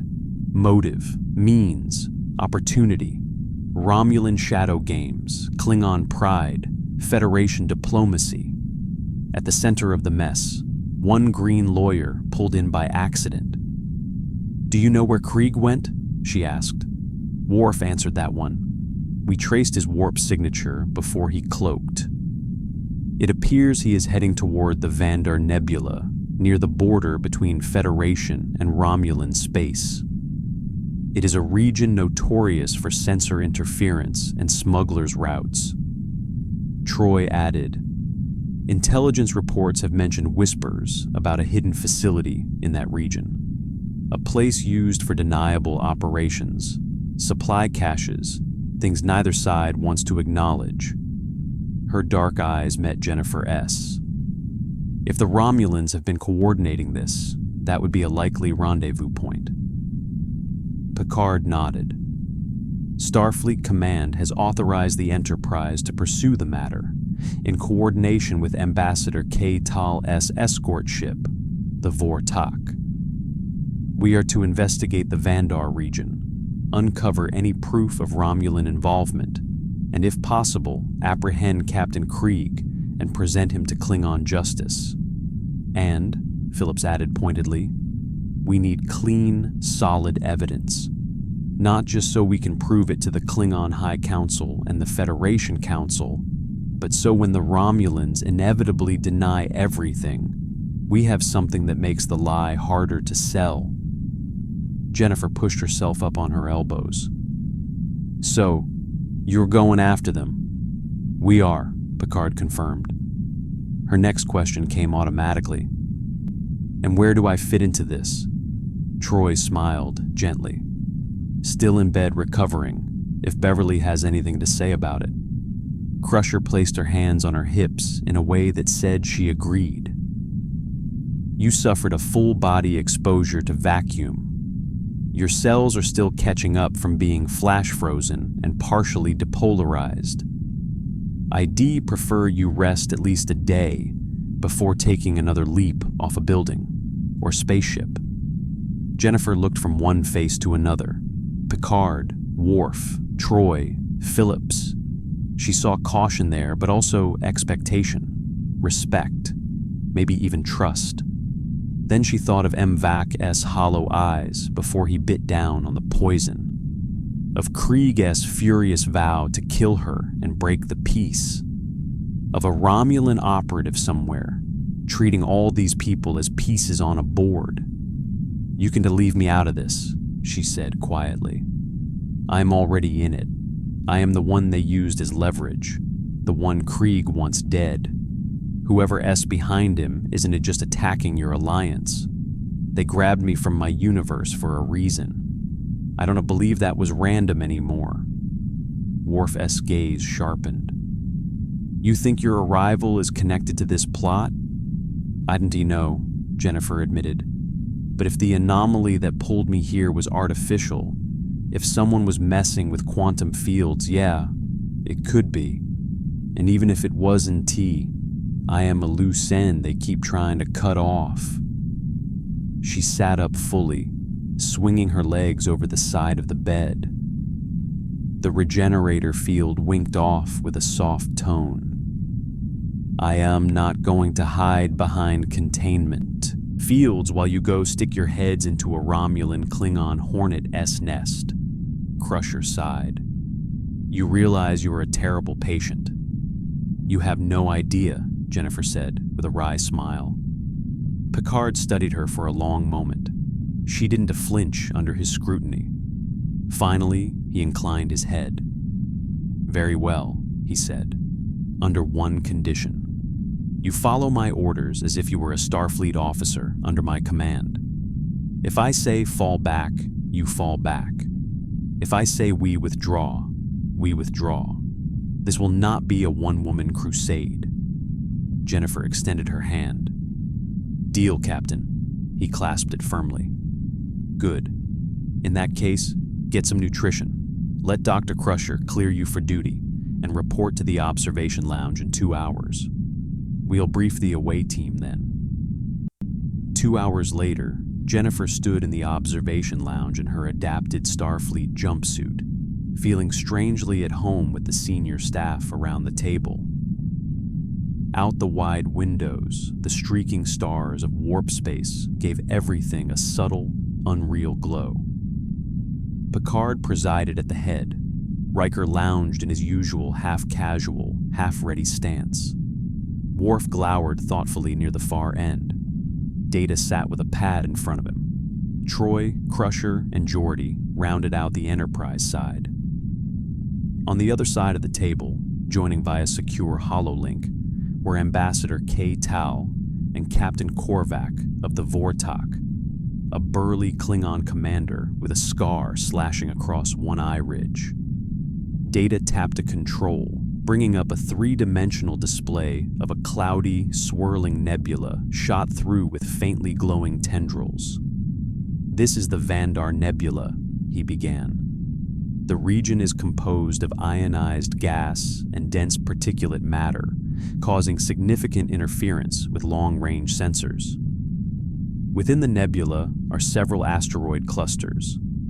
Starfleet cartography records 3 large planetoids of note in this sector and dozens of smaller bodies. The image zoomed into a cluster of rocks. Data highlighted one particular asteroid with a pulsing outline. Long-range scans, combined with residual warp trail analysis, suggest that Captain Krieg's bird of prey is heading toward this object, a Class D planetoid with numerous subsurface caverns. There are trace energy readings consistent with concealed installations. It is a logical location for a clandestine base," Geordi chimed in, leaning forward. "Between the nebula S interference and what looks like some kind of localized dampening field, we can get a clean read from out here. We'd have to get in close, really close." K'Tal's holographic projection grunted. "The Vortak will accompany you, Picard. We will not let this traitor roam free. But if there is indeed a Romulan presence, we must proceed carefully. My High Council will want proof we were not simply lured into some Federation trap." Jennifer raised a hand slightly, and Picard gave her a nod. "From a legal angle," she said, "if we want any of this to stick once we get back to your councils, we need more than sensor logs. We need records, communications, orders. Something that shows this wasn't just Krieg acting on his own. A Tal Shiar directive, a joint operations file, even a captured officer willing to testify. She exhaled. Paper trail. Or whatever your 24th century equivalent of paper is. Data said, the Romulans favor compartmentalized command structures, but clandestine bases typically possess central consoles housing encrypted directives. If we could physically access the Base S main control nexus, I could attempt to download and decode any relevant data. Riker grinned. There's our away team objective. Get in, crack the bad guy's computer, grab their secret plans, and get out before everything explodes. Crusher shot him a faintly exasperated look. You realize that last part usually fails. Worf folded his arms. I volunteer to accompany the away team. If Krieg is present, Klingon honor demands that one of our own confront him. K-Tal nodded from the hologram. Agreed. I shall also send one of my officers to join you. Captain Torlek has something to atone for. He will serve under Worf's command for this mission. Somewhere on the Vortok, Torlek certainly heard that with mixed feelings. But Jennifer recalled the moment he'd shot the last rogue Klingon in the hearing room. There was substance to him beyond that earlier mistake. Who else? Picard asked. Data, definitely, Riker said. We'll need his brain on that Romulan computer. And me, unless you plan to sit in your ready room while everyone else risks their necks. Picard gave him a dry look that said he'd ignore that last comment. Then he turned to Jennifer. And you, she straightened. I am in. Troy's expression was openly concerned. You understand Krieg's fixation on you will make you a primary target. He's not thinking rationally when it comes to you, Jennifer. That can be dangerous for both of you. Jennifer met her gaze. I know, she paused. But it also means he might make mistakes. If I can bait him into talking, into bragging in front of witnesses, that's useful. Bullies like to monologue. Riker chuckled. You've been paying attention. Crusher sighed. You are all going to ignore me when I say this is a terrible idea physically, aren't you? Completely, Jennifer said. Picard's mouth twitched. Doctor, your objections are duly noted and recorded. We will do everything in our power to bring everyone back in one piece. Try harder than usual, Crusher said. He inclined his head. We always do. The plan came together quickly after that, the way Starfleet plans tended to when danger was imminent. The Enterprise and Vortok would drop out of warp at the edge of the nebula. A joint away team would then take a small shuttle, modified with Klingon hull plating and dampening fields, into the nebula and toward the suspected asteroid. They would approach on minimal power to avoid detection. Once inside the asteroid's interference shell, they defined a landing bay or carved their own. Then it was down to infiltration, evidence gathering, and confrontation. As they broke from the meeting, Picard placed a hand lightly on Jennifer's arm. One more thing, he said quietly as the others left the room. She turned to him. Yeah, you've been thrust into situations no one could fairly ask of anyone, he said. I will not ask you to stand aside now. But I want you to remember something. You are not here to be our blunt instrument. You are here as both She-Hulk and Jennifer Walters. We may need your strength, yes, but we will also need your judgment. She smiled slowly. I can live with that. Super strength and opening arguments, my two main talents. He gave a faint approving nod, then let S put them to good use. Hours later, the shuttle Bayard drifted silently through the burning clouds of the nebula like a ghost. Its hull had been darkened with a matte Klingon alloy, and its running lights were off. Only faint instrument glows lit the interior. Jennifer sat strapped into one of the side seats, in full She-Hulk form now. The others had insisted she go in her stronger state from the start, just in case they needed immediate muscle. Worf sat across from her, a Klingon disruptor rifle resting upright between his knees.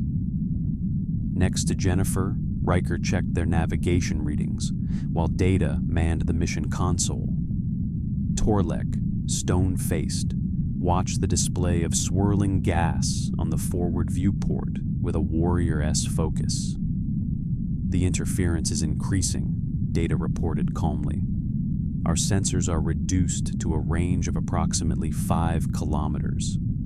However, I am detecting anomalous power emissions approximately 3.2 kilometers ahead, bearing 015 Mark II. There appears to be a metallic object embedded in the asteroid field." "Visual?" Riker asked. The forward screen adjusted as the external cameras compensated. Out of the reddish fog loomed a hulk of rock, the asteroid jagged and pockmarked. As they drew closer, the outlines of artificial structures emerged. Docking ports cut into the stone, a sealed hangar bay, faint green glimmers of Romulan-style force fields along one edge. It looked like a tumor of metal grafted onto a natural chunk of stone. "There she is," Riker murmured. "Sneaky little spider hole." Worf's nostrils flared. "I see Klingon hull plating there as well," he said, pointing at a section where angular Klingon designs were welded alongside smoother Romulan architecture. "This facility is shared." Torlek's jaw tightened. To my shame, Jennifer studied the base with a mix of dread and grim resolve.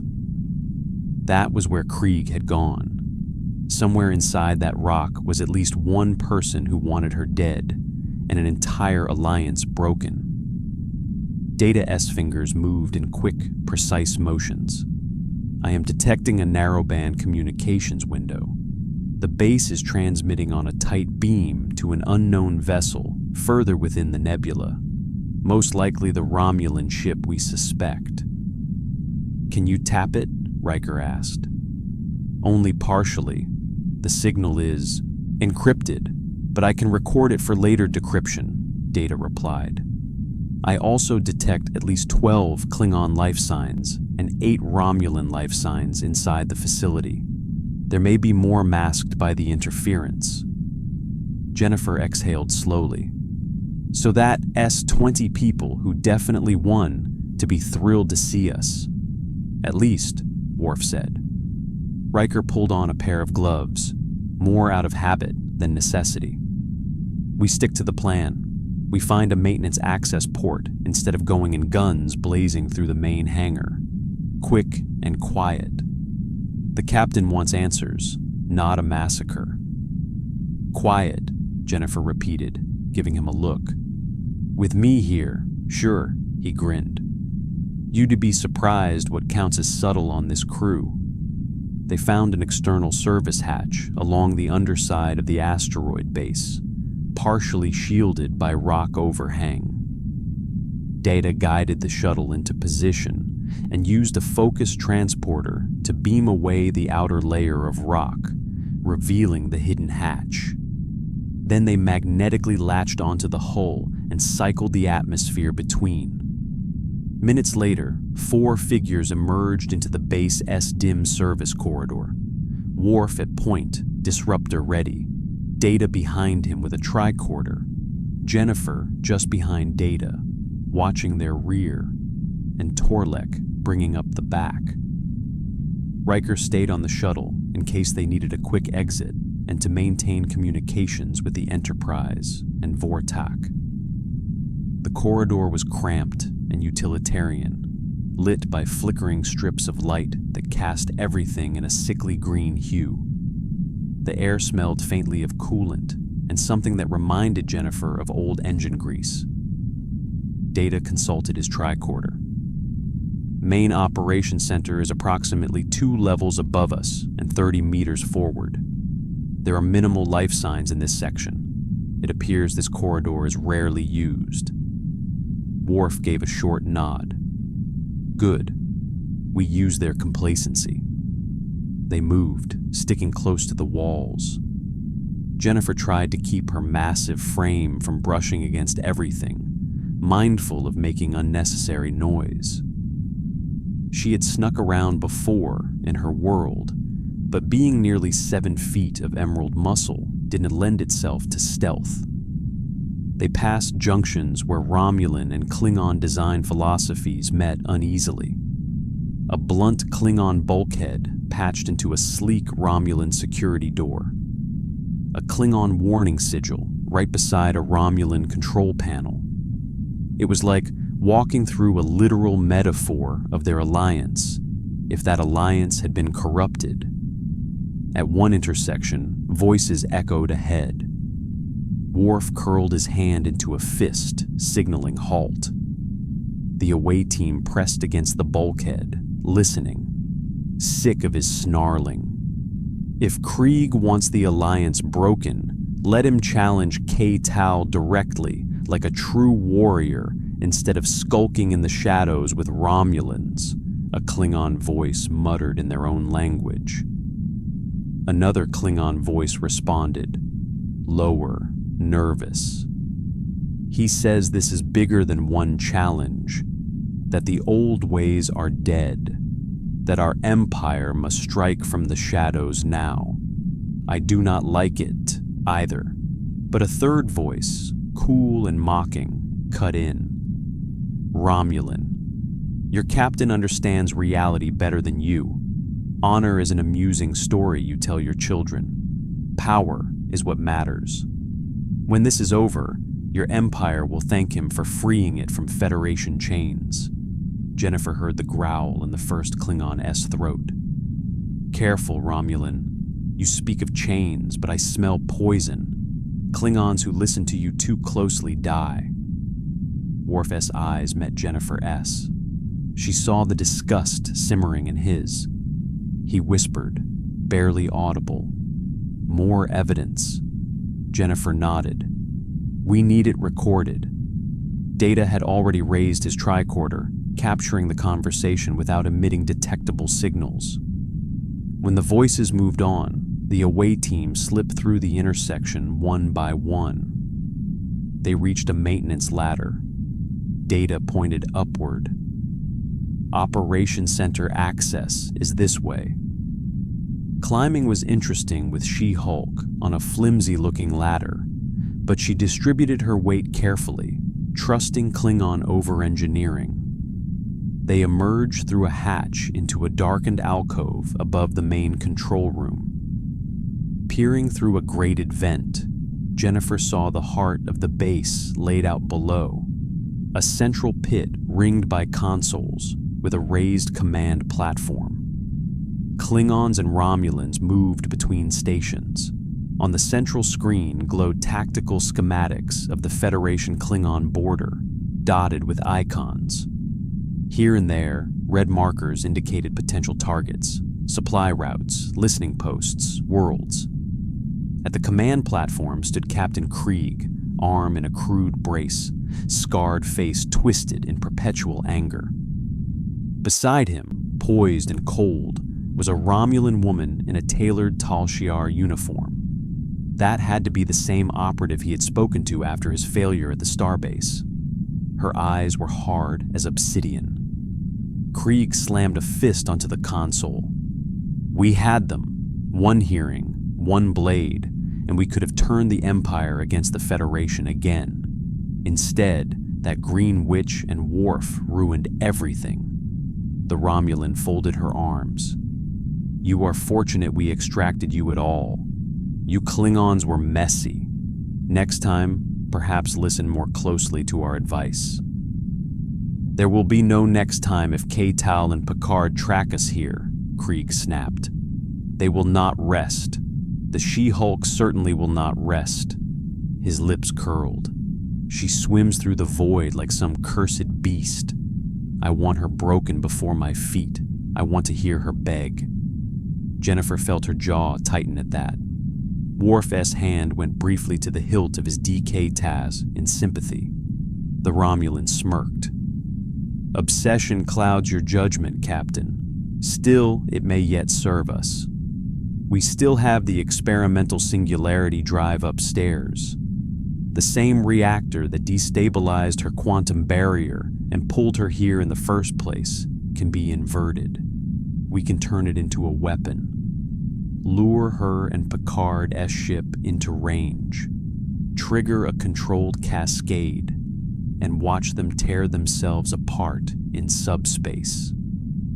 She looked almost pleased at the thought. And if the rift surges, again, who knows what other useful anomalies we might collect? Jennifer's heart lurched. "The reactor that pulled me here," she whispered. "That S, how it happened." Data's eyes widened slightly. "This is a crucial revelation. It seems the Romulans were experimenting with quantum singularity modulation and inadvertently intersected with your reality." Worf growled softly. "They tore you from your world without care, as collateral damage." Jennifer processed that in a heartbeat.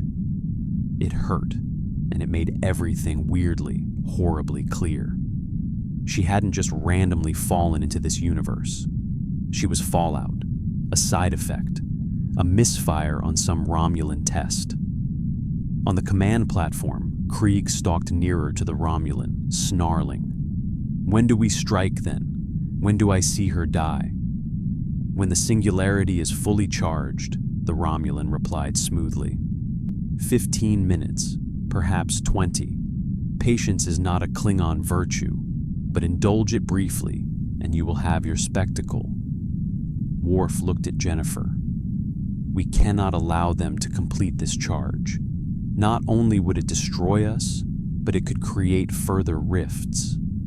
And other people might get ripped out of their lives like I was," she said. Data nodded. "Given the power levels involved, the ripple effects could be catastrophic, both locally and in quantum variation fields. We must disable that engine." Jennifer's lawyer brain filed the Romulan admission away in a mental folder labeled Exhibit A. "We need that conversation on record, Data." "I already have it," he whispered. "And more importantly, we can access the Base S central core from this level.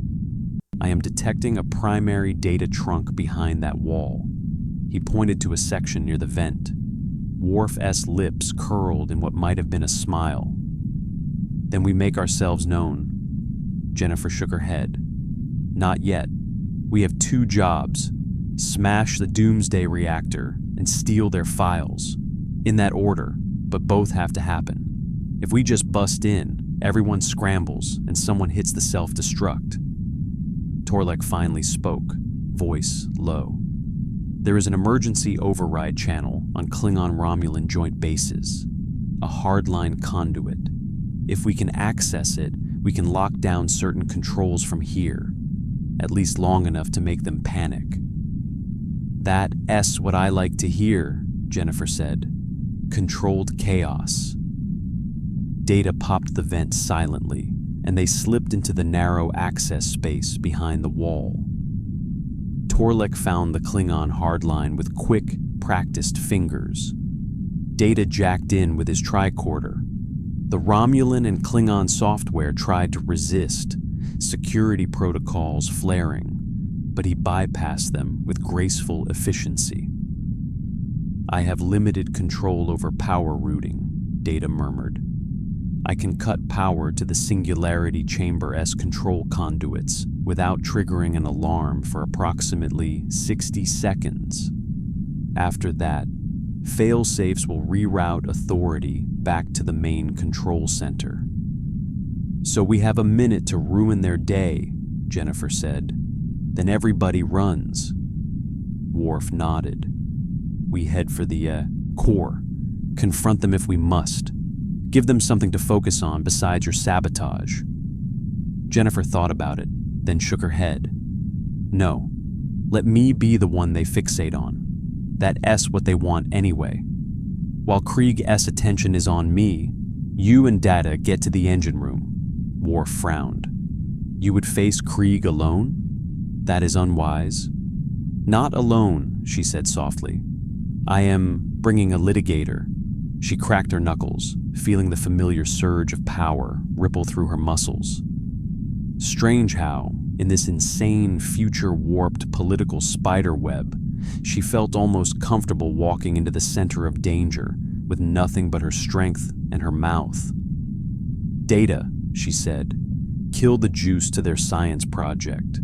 Worf, Torlek, go with him. Shut that reactor down permanently. I'll draw fire in the control room." Worf opened his mouth to object again, but Torlek beat him to it, bowing his head.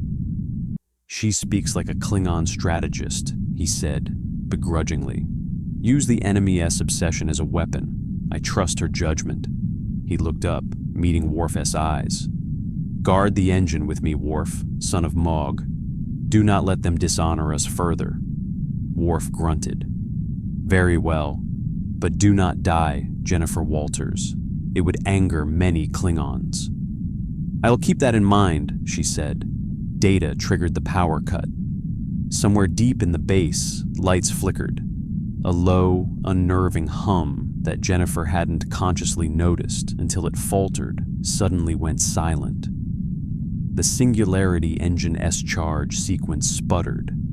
Alarms began to chirp in the control room beyond the wall. The Romulan S voice snapped out, sharp and suspicious. "What just happened?"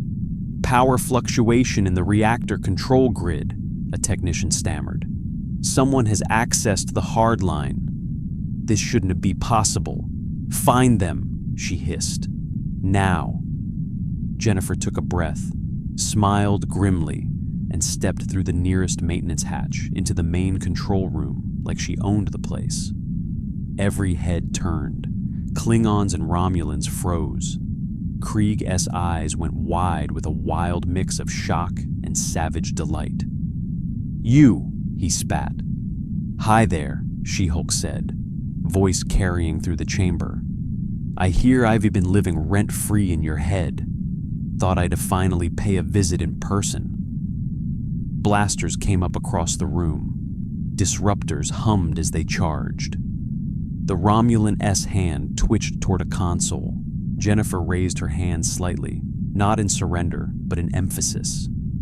"Before everybody starts shooting wildly in a room full of volatile equipment, can I say one thing?" The Romulan S lip curled. Kill her Krieg S arm shot out, blocking the order with surprising speed. "No," he growled. "She is mine." Jennifer arched a brow. "Wow, that is not creepy at all." He descended the steps from the command platform, eyes locked on her. Up close, she could see the strain in him, the bandage, the poorly healed fractures from their last encounter, the feverish light of honor, wounded, and resentment festering. "You shamed me before my comrades," he hissed. "You made me fail my mission. You made me a fugitive in my own empire." The guy who tried to assassinate a guest at a peace summit and teamed up with Romulan spooks blames me for his life choices, she said dryly. Shocking, he bared his teeth. "You mock honor you do not understand. But I will enjoy hearing you scream when I break you." Behind him, the Romulan operative moved toward another control station, fingers flying over the controls. Jennifer clocked it in the corner of her eye. If she lunged for Krieg, the Romulan would hit an alarm or try to fire up backup control over the reactor. She had to keep both of them off balance. "Krieg," she called, voice hardening. "You think this is about honor? You are standing in a room with a Romulan who just called your entire culture a fairy tale. This base exists because they wanted a patsy they could use to blow up your alliance, and then blame when the dust settled. Several Klingons in the room shifted uneasily at that. They had heard the earlier conversation too. Loyalty could twist only so far before it snapped. "Lies," the Romulan said coldly. The Empire Jennifer cut in sharply, pitching her voice with courtroom force. "And for the record, this Romulan just admitted your toy singularity reactor is what dragged me here in the first place. That was accidental, by the way. You weren't even aiming for my universe. You just tore a hole in reality and I fell through it. I was literally collateral damage for your weapons test." Some of the Romulan technicians tensed.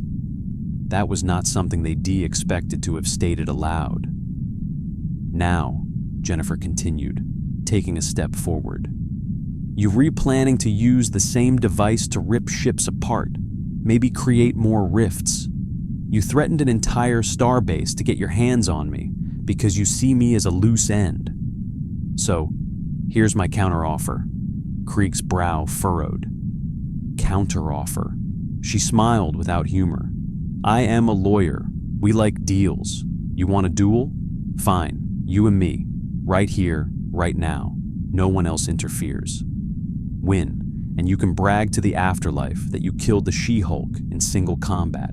Lose, and your crew stands down, and this whole mess gets aired out in front of the High Council with all the Romulan dirty laundry attached.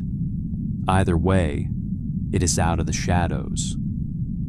The room seemed to tighten around them. Klingons glanced at one another, battle blood rising at the idea of a formal challenge.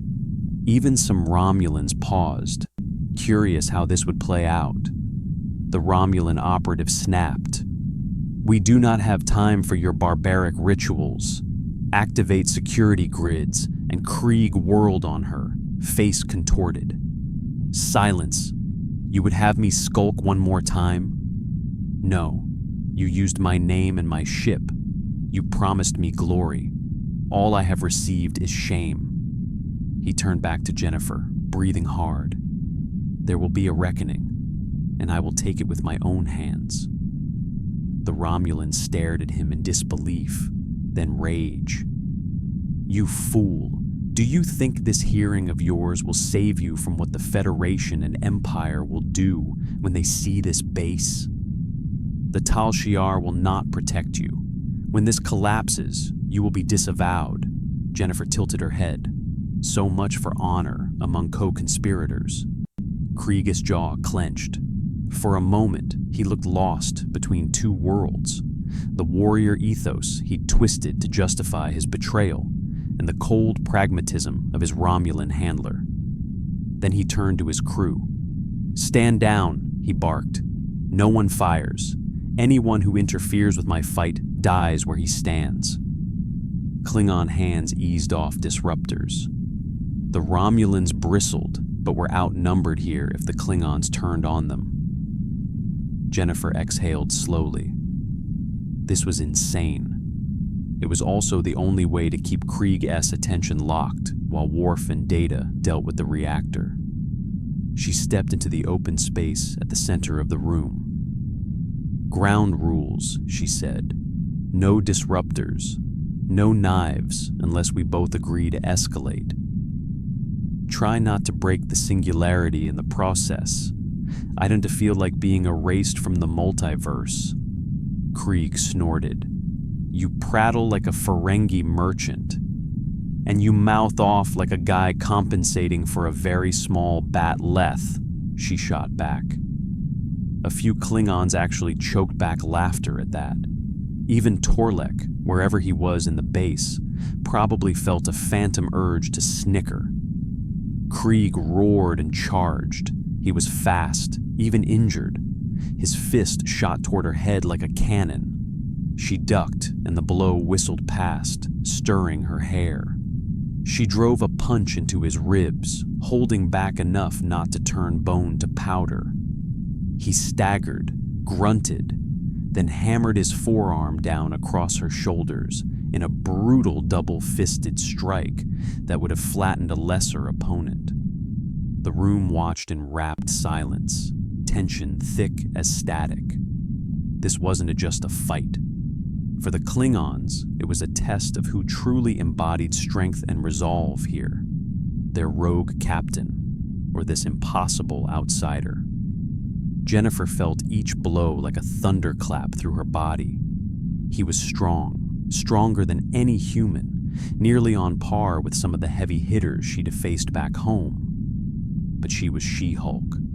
Rage and purpose fueled her, and she was fighting not for pride, but to keep people alive. As they traded blows, she kept talking, voice ragged but clear. You want to blame me for your disgrace, Krieg? You stabbed a guest at a peace banquet in the AE. Back. You allied with people who were happy to drop you when it suited them. That S not honor. That S cowardice dressed in armor. He slammed a fist into her midsection. She doubled slightly, then straightened with a snarl, grabbing his arm and flipping him over her shoulder with a practice throw Jen Walters had once used on a much smaller opposing counsel in a self-defense class.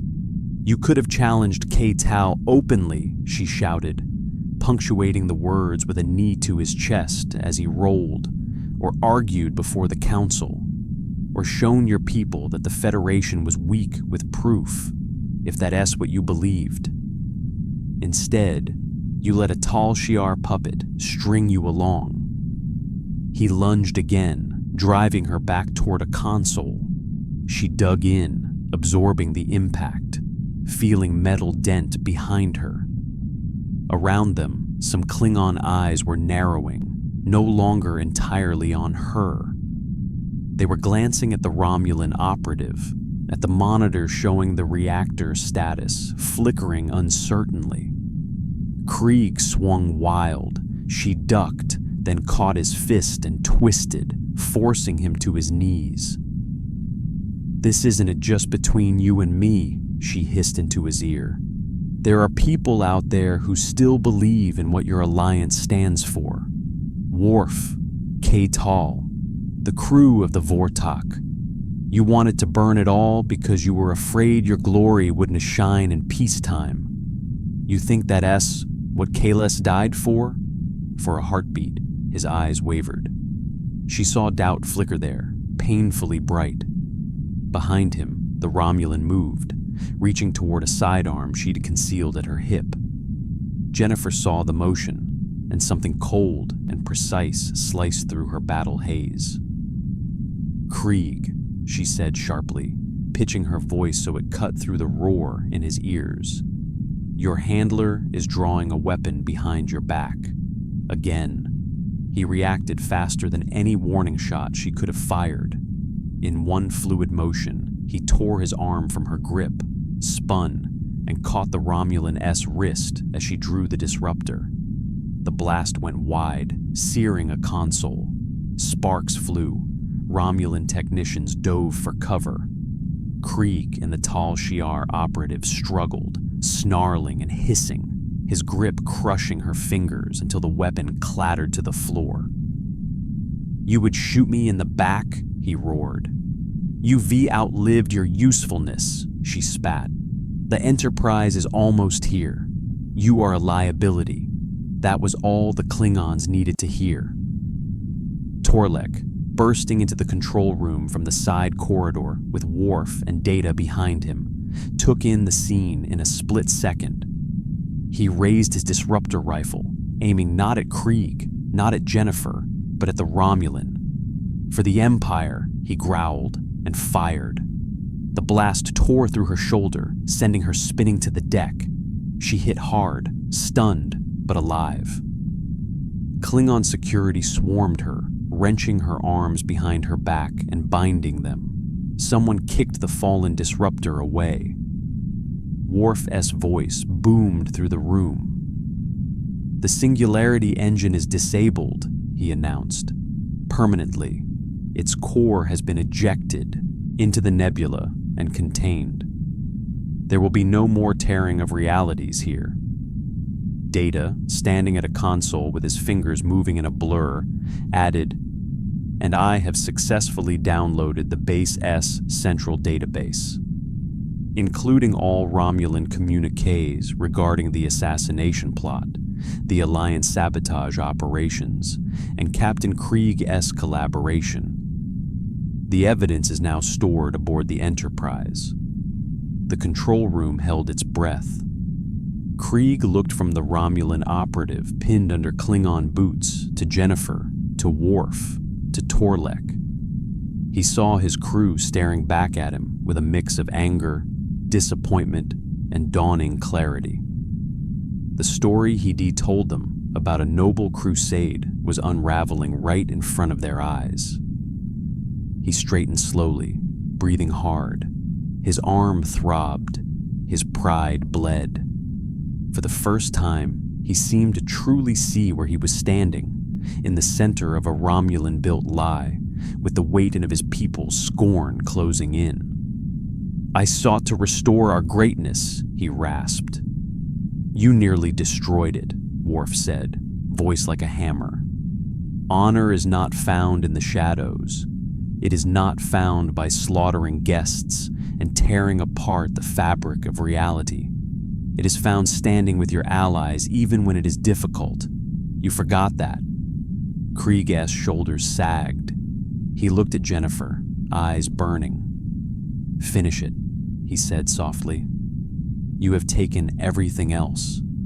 Take my life. Give them their clean ending." Jennifer's fists clenched.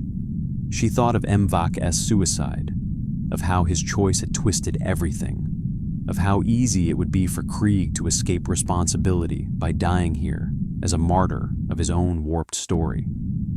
"No," she said quietly. "I am done letting people use death to dodge consequences." He scowled. "What? You don't get an honorable exit," she said. "You get a trial. You get to stand in front of your High Council and explain to them, in detail, how you let a Romulan play you like a fiddle. You get to watch as they read those files Data just stole and realize exactly how much you betrayed them. That's justice. Not this." She gestured at the floor. Several Klingon warriors nodded, grimly satisfied. They wanted blood, yes, but they also wanted truth. Worf stepped up beside her, looming. "You will return with us, Krieg," he said. "You will face Klingon law, and you will never again endanger the alliance you tried to break. That is my vow." Krieg looked between them. He could have lunged again, could have grabbed a dropped weapon and gone out in a blaze. Instead, he slowly dropped to his knees, then to a seated slump on the deck. "It seems," he said bitterly, "that Kahless sends strange champions." Jennifer exhaled, tension bleeding from her muscles. Around the room, disruptors lowered. The immediate danger was over, for now. Hours later, back on Starbase 310, the atmosphere in the main conference hall felt entirely different from the night of the ill-fated reception. Battle damage had been repaired. The banners of the Federation and the Yibedei Klingon Empire hung side by side, unmarred. This time, there was no blood wine and canapes. This was strictly business. Ambassador K. Tall stood at one podium, Krieg in restraints beside him, guarded by Klingon warriors. At the opposite podium, Admiral Phillips and Captain Picard represented Starfleet. Between them sat a joint panel of Klingon and Federation officials, watching intently. Data's collected evidence had been presented over the last hour. Intercepted Romulan transmissions, logs of Tal Shiar directives ordering the manipulation of extremist Klingon factions, detailed plans to sabotage the Alliance's credibility. It painted a clear picture of a carefully orchestrated attempt to turn old wounds into new wars. The Romulan government, predictably, had denied everything through official channels. But in this room, denial couldn't erase the file trees scrolling across the shared display, laden with code phrases and code names. The Tal Shiar operative, now a prisoner, sat off to the side, silently fuming. Jennifer sat with the Enterprise contingent, watching it all come together like the closing arguments of the most complicated high-stakes case of her career. Except the jury here was made of warriors and admirals instead of 12 citizens. When Tal spoke, his voice carried the weight of a man who had been lured to the edge of disaster and pulled back. "We have been manipulated," he said, "but we are not fools. The evidence is clear. Romulan agents sought to turn our own blades against our allies. They found willing traitors in our ranks." His gaze cut sideways toward Krieg. "Those traitors will face Klingon justice. Their names will be cursed." Krieg stared straight ahead, expression stony. He did not plead. He did not speak. Perhaps, Jennifer thought, that was the only pride he had left. Picard stepped up when it was his turn. "The Federation has also learned a hard lesson," he said.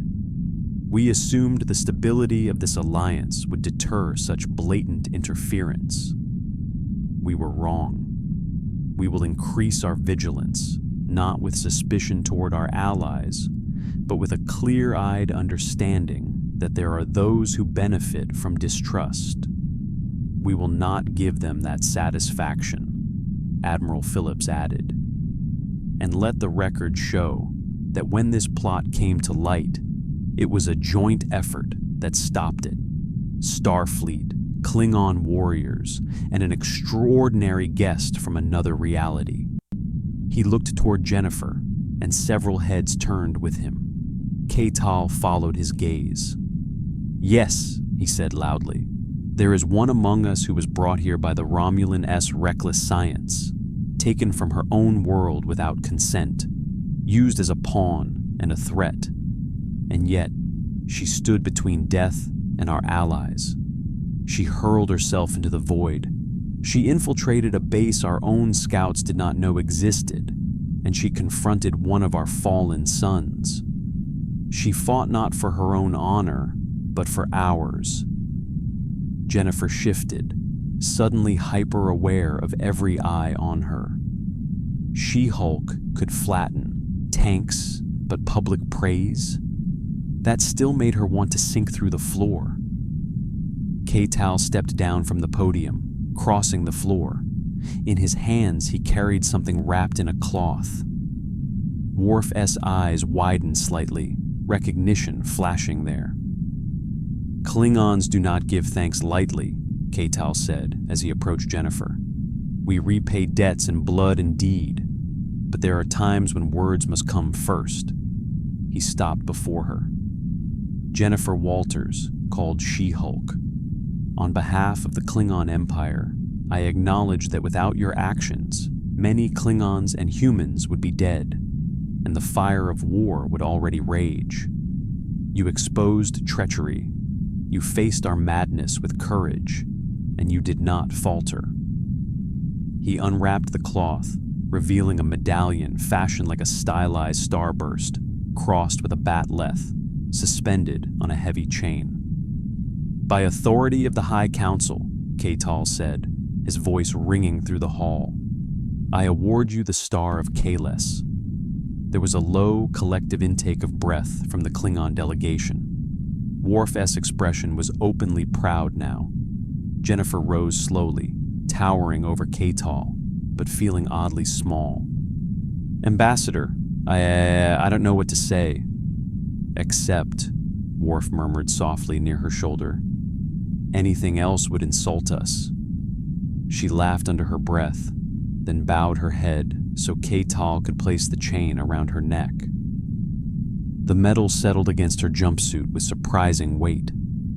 When she straightened, Klingons across the room thumped their chests and let out a deep, resonant cheer. Even some Starfleet officers joined in with applause. Picard's eyes met hers across the hall. For just a second, she saw not the famed captain of the Enterprise, but a man genuinely glad to see a good outcome in a universe that rarely handed them out. Later, after the hall had emptied and Krieg had been transported to a Klingon holding vessel, Jennifer found herself back in the Enterprise-S observation lounge. The stars outside were calm, the chaos for once behind them. The senior staff gathered with her one more time. Troy, Crusher, Data, Worf, Riker, Geordi, Picard. Even Guinan had quietly appeared, leaning against the far bulkhead with that inscrutable, knowing gaze. On the table between them lay a pad filled with dense quantum field calculations, flanked by medical scans and engineering schematics. Data gestured to the pad. The Romulan singularity engine that caused the original anomaly was destroyed, he said. However, in the process, it left behind a residual quantum resonance in local subspace. Our sensors registered a pattern similar to the one recorded when you first appeared on the Enterprise. Geordi nodded. We've been crunching the data, and we think with a lot of finesse, we might be able to generate a controlled, localized version of that effect. Safely, he added quickly, seeing Crusher's expression. Or as safely as we can make it. Crusher folded her arms. You are talking about recreating the accident that tore her out of her world. Not exactly recreating, Geordi said. More like inverting, using what we learned from the Romulan design, plus Federation tech, plus Klingon brute force when needed. He smiled faintly at Worf. We think we can open a small, stable window, keyed to the quantum signature that matches Jennifer's origin universe. Not a permanent portal, just long enough for something or someone to slip through. Jennifer's breath caught. You're saying you might be able to send me home? Data inclined his head. There is a non-trivial chance, yes. It would require careful calibration.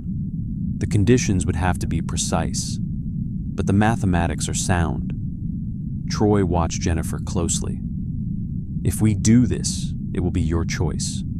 No one will push you either way. Jennifer looked down at her hands, at the green skin that felt so normal now, at the star of Kahless glinting faintly on her chest, at the Starfleet jumpsuit she'd grown weirdly attached to. She had saved lives here. She had made friends. She had punched a bird of prey. Part of her wanted to see what else she could do in this universe. But somewhere, in another reality, a courtroom stood frozen in time, a judge waiting, a jury, clients who'd have put their trust in her, Bruce, her father, people she loved, people who, for all she knew, thought she had vanished, or were stuck in a split second while time did whatever multiversal nonsense it did. This is the part in the movie where the hero agonizes over the decision for 20 minutes, and we all get a big emotional montage, she said lightly. But honestly, I didn't need that long. Riker raised an eyebrow. You sure? We could probably rustle up a montage if you really wanted one. She smiled, then sobered. I belong home. I didn't choose to come here. And as much as I've come to care about all of you and this place, I owe it to my people to go back if I can. Picard nodded slowly. I suspected you to say that. Guinan spoke up from the wall. Home is a powerful thing, she said softly. Even when it's messy, even when space gives you a glimpse of something bigger. The fact that you can walk away from all this, that says a lot about you. Worf's brow furrowed. It would be good to have you remain, he said, almost reluctantly. You have proven yourself a warrior and an advocate. You would make an excellent ambassador between our peoples. Jennifer felt a lump lodge in her throat. That S about the highest compliment you could have given me, Worf. Thank you. Troy S. eyes shimmered just a little. We will miss you, she said simply. Crusher added, try not to get sucked into any more rogue singularity experiments when you get back. I am not always going to be around to patch you up. I'll put that on my to-do list, Jennifer said. Data tilted his head. I have compiled a brief summary of events since your arrival that you might find useful in constructing a cover story or personal narrative upon your return. While I cannot predict how your universe as time stream will have progressed, I have included plausible explanations for a temporary disappearance of approximately several minutes. Jennifer laughed. You made me a cheat sheet for my alibi? I thought it would be helpful, he said. It is, she said warmly. Thank you, Data. Riker leaned back in his chair, smiling. If you ever want to visit the 24th century again, we'll leave a channel open. Metaphorically, I mean. No more singularity weapons, please. Geordi chuckled. We'll put your name on a plaque somewhere in engineering, in honor of the lawyer who broke all our safety protocols and somehow improved morale. Finally, she looked at Picard. He regarded her with that calm, steady gaze she'd come to rely on. You've made an indelible mark on this crew, Ms. Walters, he said. Whatever happens next, remember that. You are welcome on the Enterprise whenever the universe allows it. She swallowed past the thickness in her throat. Thank you, Captain, for taking me in, for trusting me, for letting me be more than just a wild card. He smiled gently. You were never just that. They moved to the transporter room, where the device to open the rift had been integrated into the pattern buffers and field emitters. It was, Jennifer thought, probably the most expensive, most overqualified portal gun ever built. On the pad, a faint shimmering distortion hovered like heat haze. It pulsed in rhythm with a soft, thrumming tone Geordi said was the field stabilizers. This window will last approximately 60 seconds once fully formed, Data explained. Within that time, you must enter and transit, or it will collapse. If you remain, we cannot guarantee when or if another opportunity will present. Jennifer stepped up onto the pad in her She-Hulk form, metal at her throat, hair falling around her shoulders. It felt right to leave as she'd arrived, green and unapologetic. The crew gathered just below the platform. Worf, arms folded. Troy, hands clasped. Crusher, Geordi, Data, Riker. Picard at the controls, even though any transporter chief could have handled it. Guinan lingered in the doorway, watching quietly. Last chance to change your mind, Riker called. There's a promotion path for Chief Interdimensional Council that's woefully empty. Tempting, she said, but I think I'll stick to my Century S bar exam for now. Troy stepped closer. When you get home, if you ever feel like you imagined all of this touch your metal. Jennifer looked down at the star of Kahless. Somehow, I doubt I will forget. Worf gave a short, sharp nod. May your enemies tremble when they hear your name. I hope most of my enemies are opposing counsel, she replied. But I will take it. Picard's fingers hovered over the controls. Ready? He asked. She took a breath. As I'll ever be. The field shimmered brighter, coalescing into a swirling, translucent surface. Through it, she could just make out something. A wooden railing, the burr, faint echo of a gavel, the murmur of voices. It was like peering through water into a very familiar room. Jennifer, Picard said, whatever awaits you on the other side, remember, You faced more than most Starfleet officers encounter in a lifetime, and you did so with courage and integrity. Be proud of that." She smiled. "I am." She looked at them one last time, at the faces she'd come to care about in an impossible, compressed stretch of time. "Goodbye," she said. "Try not to let the Romulans steal any more of your toys." Riker grinned. "No promises." Picard activated the sequence. The shimmer solidified, filling the pad with a gentle, humming energy that seemed to reach out and tug at her very cells. Jennifer stepped forward. For a moment, she felt stretched, like taffy pulled across realities. Light flared in every shade she didn't have names for. There was a faint echo of Data's precise voice reciting coordinates. Riker's chuckle, Worf's rumbling chant in Klingon that sounded suspiciously like a warrior's farewell. Then, with a lurch, she was somewhere else. She stood in a courtroom in Los Angeles. The sudden rush of sound slammed into her. The murmur of jurors, the rustle of papers, the faint whir of an air conditioner.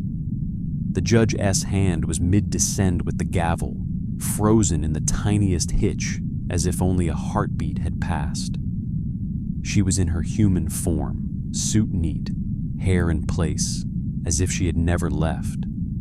The only difference was the faint imprint of weight around her neck, where the star of Kahless had been. Her hand drifted there instinctively, fingers brushing smooth skin. No metal, no jumpsuit, no outward sign. And yet, she knew. "Ms. Walters?" the judge prompted, gavel pausing. "Are you prepared to deliver your closing argument, or do you need a moment?" She looked around. The opposing counsel, smirking. Her client, nervous. The jurors, waiting. The clock on the wall, ticking. In her mind, a starship glided silently past.